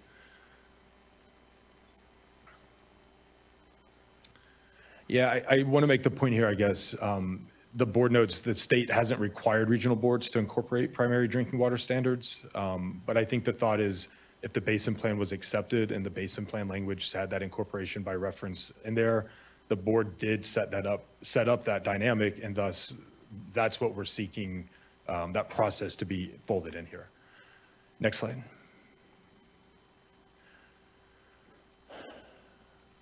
And ultimately, this one gets to the concern that we do want economic analysis, and if it's not through 13241, then with the MCL process is where we would hope and expect that to occur. And so I think that's it for me. Maybe unless that's it. So I appreciate your indulging me here and listening to this concern. I know it maybe seems like a nothing burger or something minor in consideration of the impacts, but for our members, this is a very big issue. So I appreciate the time and thoughts. Thank you.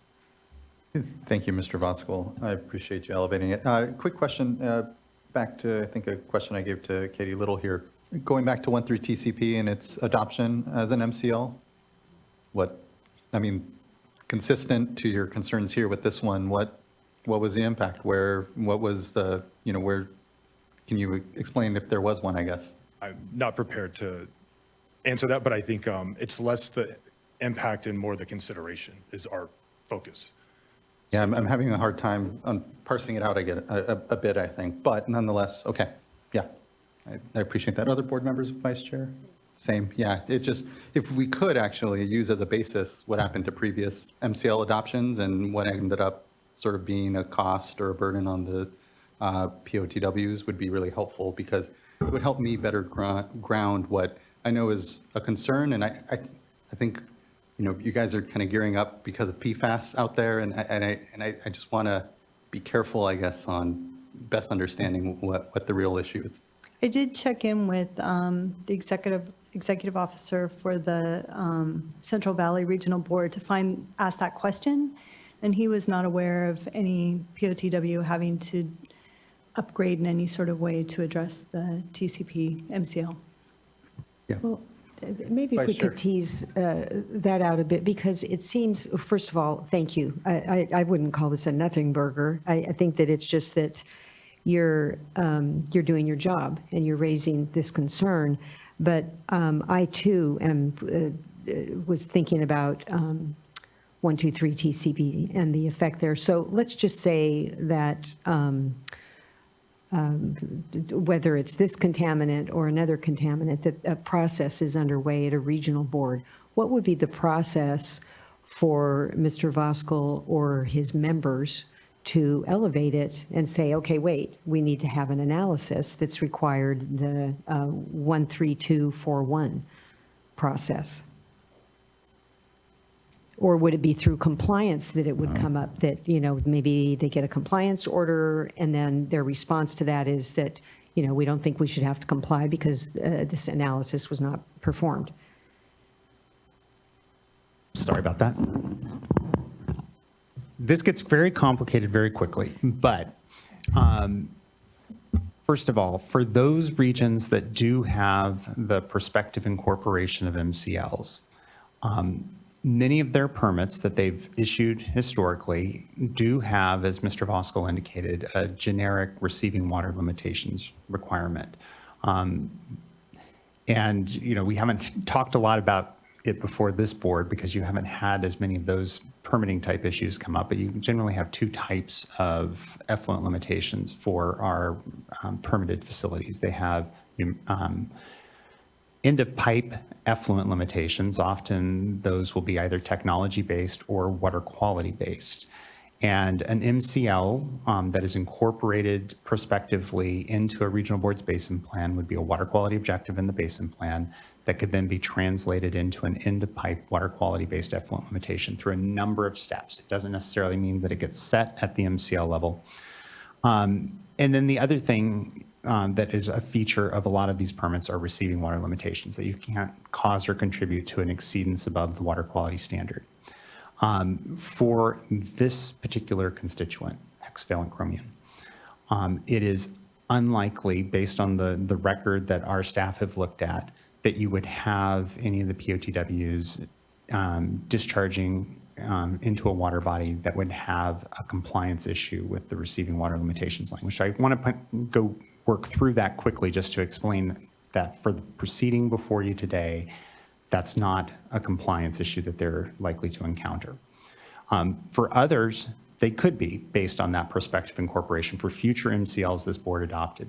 And then at that point in time, there are a couple of different things. First of all, it is not a very straightforward enforcement matter in the sense of if there was some, say, PFOA or PFOS-based effluent limitation or MCL down the road that became a water quality objective in a basin plan, just the fact that it's in there does not mean that a POTW, if it's got that constituent in its waste stream, is actually violating the water quality standard. There will have to be an analysis. The regional board would have to go forward if it thought there was an exceedance of the water quality standard to try to prove the nexus and that they actually did cause or contribute. The more realistic issue that folks are worried about is a permit comes up for reissuance or a new permit is to be issued after the board adopts a new MCL. And at that point in time, it's not immediately incorporated as a one-to-one, but instead the permitting agency, the regional board, would have to go through the steps to figure out whether or not it even needed to include an effluent limitation in the permit for the facility, and then calculate what that effluent limitation could be. And then also would be able to incorporate, because it would be a new or newly interpreted water quality standard, for our NPDES permits, they would be able to take advantage of the state board's compliance schedule policy. So they would get a period of compliance. That discussion is in the context of the Clean Water Act and our permitting under the Clean Water Act, which is what many of the POTWs are most concerned about. And because of that, the California Supreme Court decision in Burbank, the regional boards, if they found that there was a need for the effluent limitation, they appropriately calculated it. They have to include the effluent limitation without regard to the 13.241 factors, but they're allowed to use that analysis and the need to increase treatment to provide a compliance schedule, for example. And it's a long-winded way of saying there is a way that it gets factored in, but there was not in that particular circumstance an obligation to consider the Water Code Section 13.241 permits, because the prospectively incorporated MCL for a federally covered, so in other words, for a water of the U.S., needs to be implemented through an NPDES permit when the effluent is present and the analysis shows that an effluent limitation is necessary. That got very convoluted very quickly. But there is a scenario where there will not be a Water Code Section 13.241 analysis, and I want the board members to appreciate that.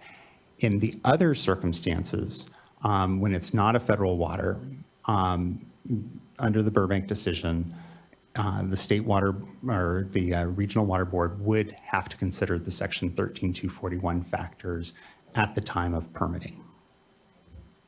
That helps, but then could you go back to when it is a federal water and when you reference an analysis, what analysis? Well, so first of all, the analysis of whether or not it's necessary in order to protect the water quality standard, the receiving water, whether it's necessary to incorporate an effluent limitation in the permit, and then what the appropriate calculation for that effluent limitation is. But that's not looking at the Water Code Section 13.241 factors.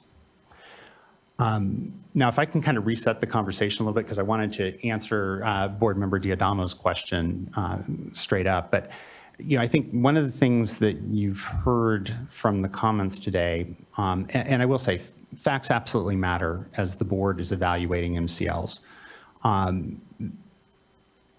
What you see in the staff's response to comments and what you've heard from the wastewater treatment plants, whether through CASA or Civiqua, is that there's a genuine agreement with the staff about this particular MCL is unlikely to create costs. And that's important because whether or not when the staff is going through and doing its analysis under the California Safe Drinking Water Act as to what are the classes of industry that would be affected by the MCL and that could have an impact. Here, that analysis led to there was not a concern about the POTWs for a variety of reasons based on the nature and chemistry of hexavalent chromium, how it enters the waste stream for the POTWs, and ultimately they were not in that initial analysis, but when the cost issues were raised by CASA, they were incorporated into the response to comments. So that will make it into the final documents that go to the Office of Administrative Law through that response to comments. In future proceedings, which are not before the board at this point in time, you could very quickly get to a different conclusion about whether or not POTWs as a class of industry need to have that economic analysis in the initial statement of reasons, the SWRCB, and the various documents under the California Safe Drinking Water Act. And so I don't want the board kind of getting bound up that what it does here sets the precedent for what needs to occur elsewhere, because each one is fact-bound and it could drive a different analysis and a different placement of that analysis in a future proceeding. If I can, I did want to respond to a couple other questions or issues in this space. Let's go ahead and do so. I see we have a last-minute commenter that has potentially joined the platform. Let's go ahead and conclude on your points that you would like to make, Mr. Loffer, and then maybe take that comment. And thank you, Mr. Voskuhl. Thank you. Sure. I just wanted to address one concern that was raised, that this was somehow different, or that the transfer of the drinking water program to the State Water Board created some sort of new obligation. First of all, for those regions that have prospectively incorporated MCLs, whether it was adopted by the Department of Health Services, which was the precursor to the CDPH, or whether it was adopted by CDPH, or whether it was adopted by the State Water Board in the case of 123 TCP, for those regions, once the MCL was effective for the California Safe Drinking Water Act, it became effective in their basin plans as a water quality objective because they had prospectively incorporated. Second, that approach has been upheld by the courts, including in California Association of Sanitation Agencies versus State Water Resources Control Board, a decision from 12 years ago, where the court affirmed and upheld against a challenge by the POTWs that it was appropriate under Porter Cologne to prospectively incorporate those MCLs. And it found that the process that was used under the Safe Drinking Water Act and the public processes, much like we have now, were sufficient to allow that prospective incorporation. Ms. Mackey referenced that the transfer of the program does allow alignment, the transfer of the drinking water program. It's important to appreciate, though, that the prospective incorporation and the use of MCLs as water quality objectives has been the practice. Nothing's changed in that regard. And in transferring the program, the legislature did not impose any new obligations on the State Water Board. It did not substantively change Porter Cologne. It did not substantively change the California Safe Drinking Water Act. It simply changed the entity that was responsible for implementing the California Safe Drinking Water Act. And so it would be, it would not make sense to somehow impose a new duty on the board in setting MCLs that had never existed in the decades before that. And then just sort of the final point, well, I think we articulated that in responding to Ms. Diadamo's question. Thank you, Mr. Loffer. I really appreciate that. And to your point, Vice Chair, again, it's not a nothing burger, Mr. Voskuhl here. It's ultimately just doing our best to try to best understand the issue. And importantly, it sounds like, again, this may become a real concern with other MCLs, and have confidence here in this one that we are appropriately taking into consideration the impact onto the POTWs, and here seeing none at this point. Board Member McGuire. Yeah, thank you. I greatly appreciate that explanation, Mr. Loffer. It's very helpful. And I just want to tee up that I agree it does seem like this could come up with future MCL discussions.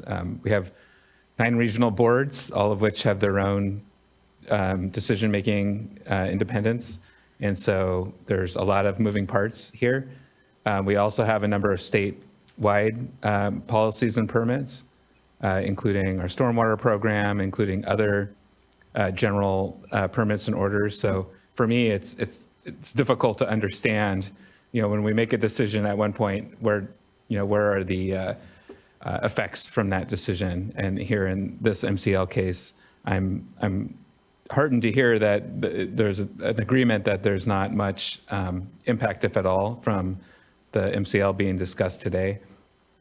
But I am concerned about future standards. And so I would just welcome a broader conversation about that as we go forward, to get a little bit out in front before those future standards are here. We're in the same position where we're jammed a little bit in terms of making a decision and getting this new information. I think there's an opportunity for folks, stakeholders, to maybe circle up a bit and think through what this could and should look like going forward. So I just want to put in my 2 cents for that. Thank you. Thank you, board member. I believe the individual that was trying to put a last minute comment is not currently on the platform. And if we don't see her soon, I think I'm going to close out public comment here. I just want to thank everyone, as always, for the input, the work that has gone on to all of this decision here before the board. You know, myself being from the Coachella Valley and, 18 years of my life drinking Chrome 6 water and having family still in the community, this isn't a decision without a personal touch. And so know that very much heard the displeasure, the concern from folks around where we are landing on this MCL, and know that there is opportunity and consideration to continue to do better, to be more protective, especially as whether technologies improve and importantly, our scientific understanding of the human health impacts. But I'm comfortable with where we are currently, even if still not as protective as a public health goal, but certainly a balance, and not one, again, that I don't take very personally, given my own family's exposure, continued exposure here in the Coachella Valley. And so just look to fellow board members and colleagues for some thought, questions, and just kind of trying to find out where we stand. Board Member Firestone, please. Thank you. Thanks. So I think I've said a lot of what I have, but I guess I want to just start with that, we really want to avoid being in this situation where the public health goal is different from the MCL, right? It really complicates trust and communication with customers about what safe water is when there's a big difference between the level with the public health goal and the MCL. And so fundamentally, I think that's underlines part of why the law requires us to set it as close as feasible. Personally, I think we should go lower, but I think that can be and should be done through this 5-year review process. I think there's a number of technologies that I think could help really lower the costs and could help make sure that more people could be protected and that we could really have a more fully health protective MCL. But, we have a number of these where, like arsenic and some others, where there's a big gap between the public health goal and the MCL, and this is going to be yet another one. So I think as we move through our reviews of the MCLs and our priorities, we need to be really taking a close look at, and I know we are, but at these ones where there's a big gap like that. So that's why, we have arsenic as one of those that we're looking at coming up. And I think this will need to be that too. But for now, I think, I'm comfortable with moving forward with 10, despite that. I do think I'm tempted to try to put stuff into resolution language, but I think I'm going to trust staff to be able to do it without resolution language. So just, I think we talked about enforcement discretion. I really trust that staff will be working with individual systems, like some of the ones we heard from today that are working really diligently, doing pilots, maybe are disadvantaged and aren't going to be able to meet the generic timelines we have for compliance, but being able to set individual ones through orders that are still as quickly as feasible. So I trust staff will be doing that. I also wanted to ask relatedly about, yesterday we talked about having dedicated staff. I'm wondering, one of the things we're doing right now is having these pilots going on around stannous chloride. So are there dedicated staff that are helping to expedite the sort of permitting that we have around Chrome 6 and particularly the stannous chloride that are going to be able to help support that moving quickly given the timelines that we have? Yeah, I mean, there aren't now because we haven't started on it, but yes, we'll definitely make a focus of it. We in fact met, I think 3 months ago with some consultants that had done a bunch of studies on it already. Unfortunately, for that particular water system, the results were not positive. It looked as if it wasn't going to work for them. But that kind of goes to the point of this is a water chemistry issue and their chemistry is different than others. So hopefully it does pan out for others in the future, but we will definitely focus when people are looking at that. Great. Yeah, I know it's, this permitting for this is critical in systems, especially when we have, tight timeframes people are working under. We want to make sure we're being as responsive as possible and facilitating that on our side. And then I guess lastly, I do hope that we're setting up the discussions in the intended use plan and fund expenditure plan. I'd really like staff to be able to come with some estimate of what we're expecting people to come to us with on, especially for disadvantaged communities on Chrome 6 within this. I think that's going to be really important for us to understand as we're weighing the many competing demands on the limited funding. And so I just would like to make sure that we communicate that with Division of Financial Assistance and Division of Drinking Water to be able to make sure that that's very clearly laid out for us to consider as we're looking at those priorities. I can assure you it's front and center. Joe and I have had many a conversation about it already. I do want to note, though, that this year's IUP probably, while we need to talk about it, isn't going to understand the full impacts, right? We need to go through the regulation. They need their plans. We need to understand their costs a little better. So it's important for us all to recognize that we need to remember it more likely next year, 2025's IUP. Was kind of when that issue will really come to the fore.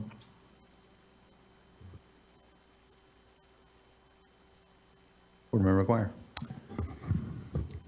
Thank you so much. This has been a lot of work to get to this point, and it's not lost on me how much staff has done here to get through this, multiple iterations, administrative review draft, very detailed economic analysis, several years of public process and engagement. So thank you for all of that work, certainly. I know there's mixed feelings about this decision today, that there's feelings that we should be at a lower standard and not at 10.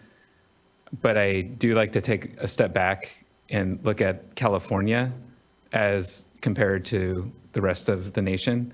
And I think here we're actually leading the way, or one of the leaders, as I understand it. And so I do want to say that I am proud of the work that we're doing here. And I think this does represent progress. And it's totally appropriate to review the MCLs during the 5-year review cycle and see how they match up with the public health goal that is final at that time, and go through that cycle. That's what we're charged with doing. So that makes sense to me. But here today, I have been trying over these last several years of this to take in all of the information and look at how do we best protect human health and communities that are impacted, which keeps me up at night and is something that is very important to me. But at the same time, ensure that we can do it in a way that's cost-effective and viable and affordable to those same communities that are impacted. And to me, even sitting here today, it is not clean cut and it's not clear how we get there. I appreciate the discussions about the prioritizing the funding and the work that we need to do there. We do need to take a look at that. But the reality is there's a lot of priorities on the funding, that same funding. Those same dollars are spoken for time and time again, which is why we have so many folks who still are struggling meeting even the current standards that we have today. You know, nearly 1 million Californians still have challenges with existing MCLs. So, and we're working hard. We've made good progress. So we're working hard to meet those needs and address those issues. But effectively, what we're doing here is, I mean, we're adding to that workload, and that's just the reality of it with a diminishing funding resource. And I've struggled with that, and I still to this day struggle with that. And I hope that things change as we go forward. So I think it makes sense to go to. I'm comfortable with the 10 parts per billion MCL as is proposed today, and that's a lot of the reason behind that comfort is that I think. Right now, that's the appropriate step. In the future, circumstances can change, and perhaps they will. But for today, I think this is the right decision. Thank you. Board Member Vice Chair. Well, I'll just say, in the interest of time, I have some notes here, but you covered all of them, Board Member McGuire. I agree completely with what you've said. The only thing that I would add is that aside from my support, I would really look forward to sort of a lessons learned. I know this was very unique to Chrome 6, but what lessons do we have coming out of it for the next round, whether it's Chrome 6, arsenic, whatever it may be?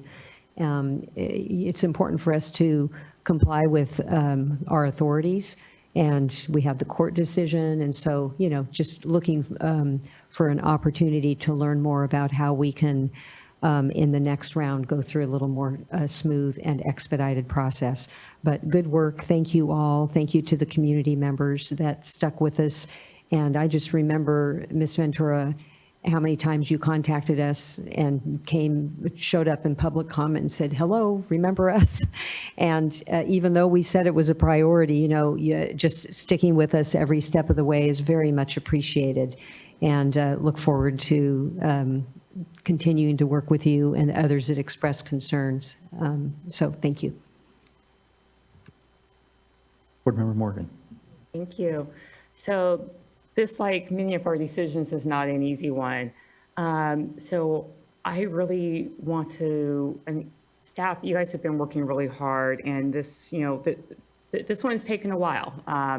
So, you know, I really want to see us continue to really work to clear the backlog so that we can reexamine and take a look at MCLs every 5 years. And to, you know, I really also want to thank you for reexamining how, in the order that MCLs are taking a look at and grouping them by, you know, technology and just looking at other ways where we can move quicker. And so, you know, with, you know, arsenic coming up, you know, and just understanding that, you know, similar technologies can be used, and just looking at how we can do that and just the progress that can be made over this time with taking a look at Chrome 6 and then taking a look at arsenic, and hopefully, you know, please, let's get everyone meeting the arsenic limit also, so that we can continue to make progress and so that communities are not continuously being left behind. We really, you know, I want to see us moving forward, and also just as we continue to go, you know, we've talked about this, the cumulative burdens that are put on many communities and the overlap of these contaminants within the communities.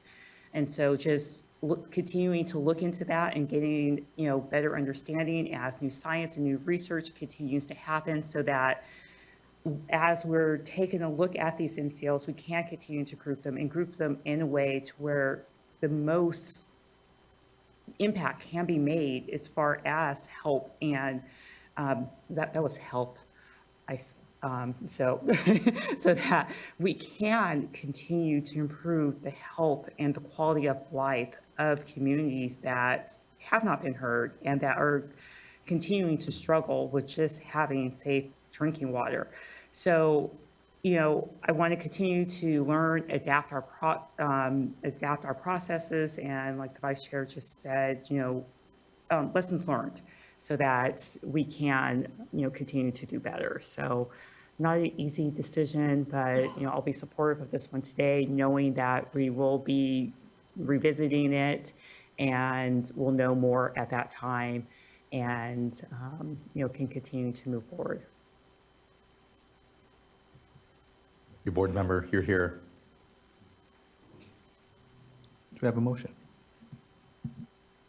Yeah, I'll move to adopt the resolution with the change sheet read into the record by Ms. Niemeyer. I'll second it. Thank you both. Ms. Tyler, can you please call a roll call vote? Board Member McGuire. Aye. Board Member Morgan. Aye. Board Member Firestone. Aye. Vice Chair Diadamo. Aye. And Chair Esquivel. Aye. Thank you. Thank you as well. The vote is unanimous, and the MCL is adopted. Appreciate it. I know, go on now to the administrative office to be approved, so just thanks everyone for the good work. That wraps up item number 6, brings us to the last 2 items here on our agenda, board member reports. I'll quickly just say that April 5th, I had the honor of being invited, speaking of the Coachella Valley, down to the Coachella Valley to celebrate the Coachella Valley Water District's $100 million they've been able to invest into the eastern Coachella Valley for consolidation of many systems on the eastern side of the valley. About 60 million of that was actually from the State Water Resources Control Board. So glad that we're able to be a partner out in the community. It was a good opportunity and moment to just celebrate a bit what are certainly a lot of challenges we have and inequities in our communities, but some successes here as well. The other thing I wanted to flag was last Friday, so the 12th, I was in Pasadena at Caltech. I want to thank Greg Gearhart. He had been working well there with Professor Alvarez, and there was a symposium that was brought together around water quality. So myself and there was a number of academics, also water agencies, were all convened to discuss water quality regulation, but importantly, the use of satellites, the use of technologies in order to better be able to characterize the challenges facing our watersheds, but also leading to better solutions. It was a very inclusive and rewarding discussion. I wasn't able to be there for the second day on Saturday. I had to make my way back here to Sacramento.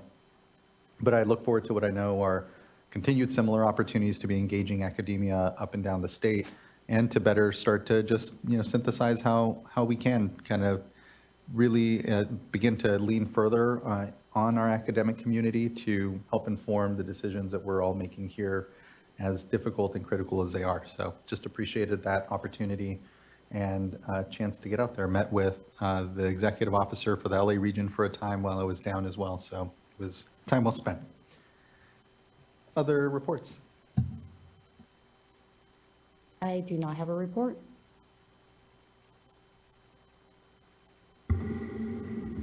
My only report is that most of us I know made it down to Porterville for the staff workshop, SIGNA staff workshop for the Tule subbasin.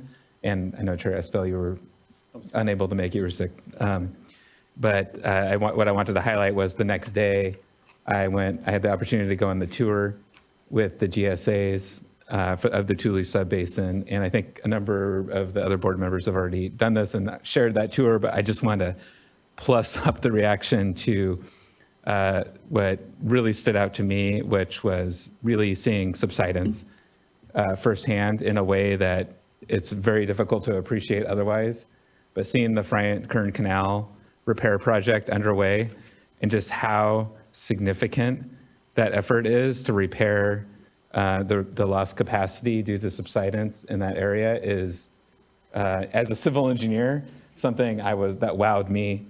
And it takes quite a bit to get to that point, actually. So I was pretty blown away, and to also think about the fact that that subsidence is continuing today in that very same area, and there's concerns about the capacity even from the repair that was made. It's definitely a sobering thought. So if you haven't made it there, if you haven't seen the repair firsthand, because it basically, the original canal is right next to the new canal, which is at least, I don't know how much higher, but at least 20 feet higher, I would say. And it's many, many miles long. And so it just really helps. There's no substitute. A photo doesn't really do it justice. You need to see it firsthand to appreciate just the work that's involved with correcting some of these issues. And that's all I really wanted to highlight. Completely agree and appreciate that. Certainly after yesterday's discussion, we're in the mode, and just appreciate the invitation from folks within the basin to have us out to be able to help us connect to it. So appreciate you being there. Wish I could have been there. Again, was sick, but well represented, and I'm not indispensable in the least. That's good. Board Member Firestone. Great. So I participated on a kind of closing panel with Chair Camacho from Region 4 with the IRWM Disadvantaged Community and Tribal Involvement Program, which was funded through Prop 1, and this was the last year of funding. But it was actually a really, really incredible program where, disadvantaged communities and tribal groups were funded to engage in integrated regional water management planning with local agencies. And it is such a model of the type of funding for participation and engagement that's really needed in this space. And that funding running out will be greatly missed. I think there's a ton of lessons learned. I do think there was a lot to build on, though, in terms of the type, both the specific projects that were developed through that program, through that coordination, and making sure that we're helping to fund those. Like, for example, the regionalization project in Coachella was developed through that because of that. So I think it's a great model, one that we're leveraging, and are committed to continuing to fund those good projects that were developed. But it's just great group of people, and I hope we can continue to support the capacity that was built through that. And then let's see, things to highlight other than what's been said. I was able to. I've been working, I'm part of the advisory group for the Co-Equal project, which is looking at kind of engaging with communities and running kind of CalSIM models and trying to understand different implications of both climate scenarios and prioritization scenarios, and understanding water really in the Bay Delta watershed. It's a multi-year effort that's being spearheaded through the I guess UC Berkeley and some other UCs. But in particular, there's an effort right now there's a component of it around drinking water that is for the first time going to be compiling not just, I think, peeling back and contributing to documentation of the layers of who's actually impacted by and receiving surface water, particularly in the Bay Delta watershed, in some of these indirect ways. So there's some where it's very clear they're contractors, right? But then there's others that are subcontractors, or even in the case of Porterville, for example, I don't know that that's the Bay Delta watershed, but they, in terms of where their surface water come from, I think it's more local, but they are banking surface water, basically. And so they are surface, even though they don't treat surface water as their direct water supply, they are surface water dependent. So I think it's going to really help with the drought response work that we do, as well as, understanding how we mitigate through climate change, and also better inform and understand all the work that's going on to get to I think will ultimately help with Bay Delta watershed implementation work. So very early stages, and look forward to seeing how that develops. There's a lot of engagement that is planned going forward to start to develop that. And then lastly, I thought I'd just share, one of the things I've been spending a lot of time with, and I really appreciate staff's leadership on, is with the communities in the Northern Tulare County area, especially around Cutler, Orosi, East Orosi, that area. There was, continued recent problems with sewer overflow, breakdowns in East Orosi. I know there's work with Region 5 to try to help that, but I think there needs to be, I think some consideration about cleanup and abatement funds and figuring out how we step in on that. But ultimately, there's just been really good discussions around regional consolidation, and I'm just really hopeful that we can continue to expedite supporting that area to get a more regional governance structure. We've been asking and planning for other communities like Placer County and some other consolidation communities to come talk about their experience with consolidation and different models. And I think it's always helpful for areas to hear from peers in different areas about why they made the decisions they did and how they did it. That's it.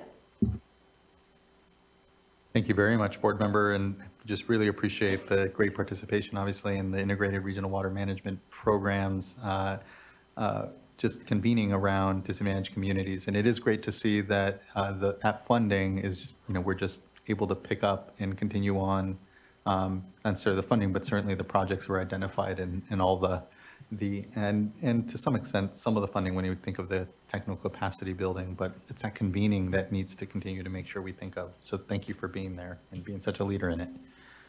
That wraps board member reports. As we transition to the executive director's report, I just have to acknowledge I was remiss.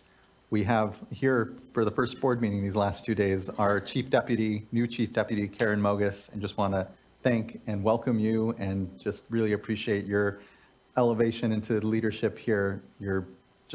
Thank you. So any words you want to share, you can, but otherwise we can look to the executive director. Since there's only one person left in the room, I think I'll just say, no, thank you. I am excited about the new challenges and getting involved in things that I haven't been involved in before and working more closely with the board. So appreciate the opportunity. Thanks. Thank you, Jared. Really appreciated that. And the people at home all watching did as well. So thank you. Executive Director Oppenheimer.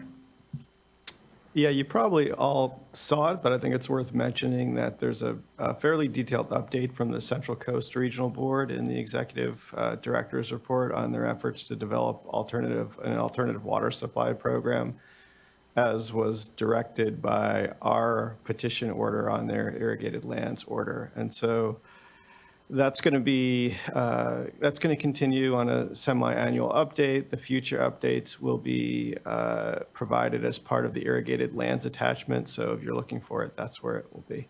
That's the only thing I wanted to highlight. Great thing to highlight. Thank you. Board Member McGuire. Yes, thank you for that. I want to highlight something else, and that is, I would like to talk about that, but I'm going to highlight something else. So the water supply strategy update, in particular, had some really interesting updates this time. And in particular, I want to bring attention to the recycled water piece, which included a link to the compilation of the planned recycled water projects that are anticipated to help achieve the water supply strategy goals of 800,000 acre feet by 2030 and 1.8 million acre feet by 2040.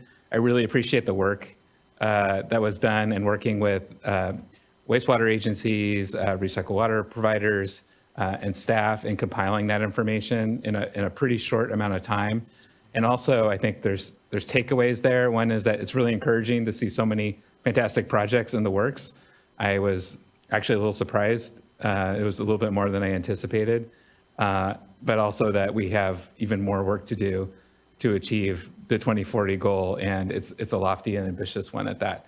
And all the conversations about funding needs and all those things apply to this type of new resource development as well.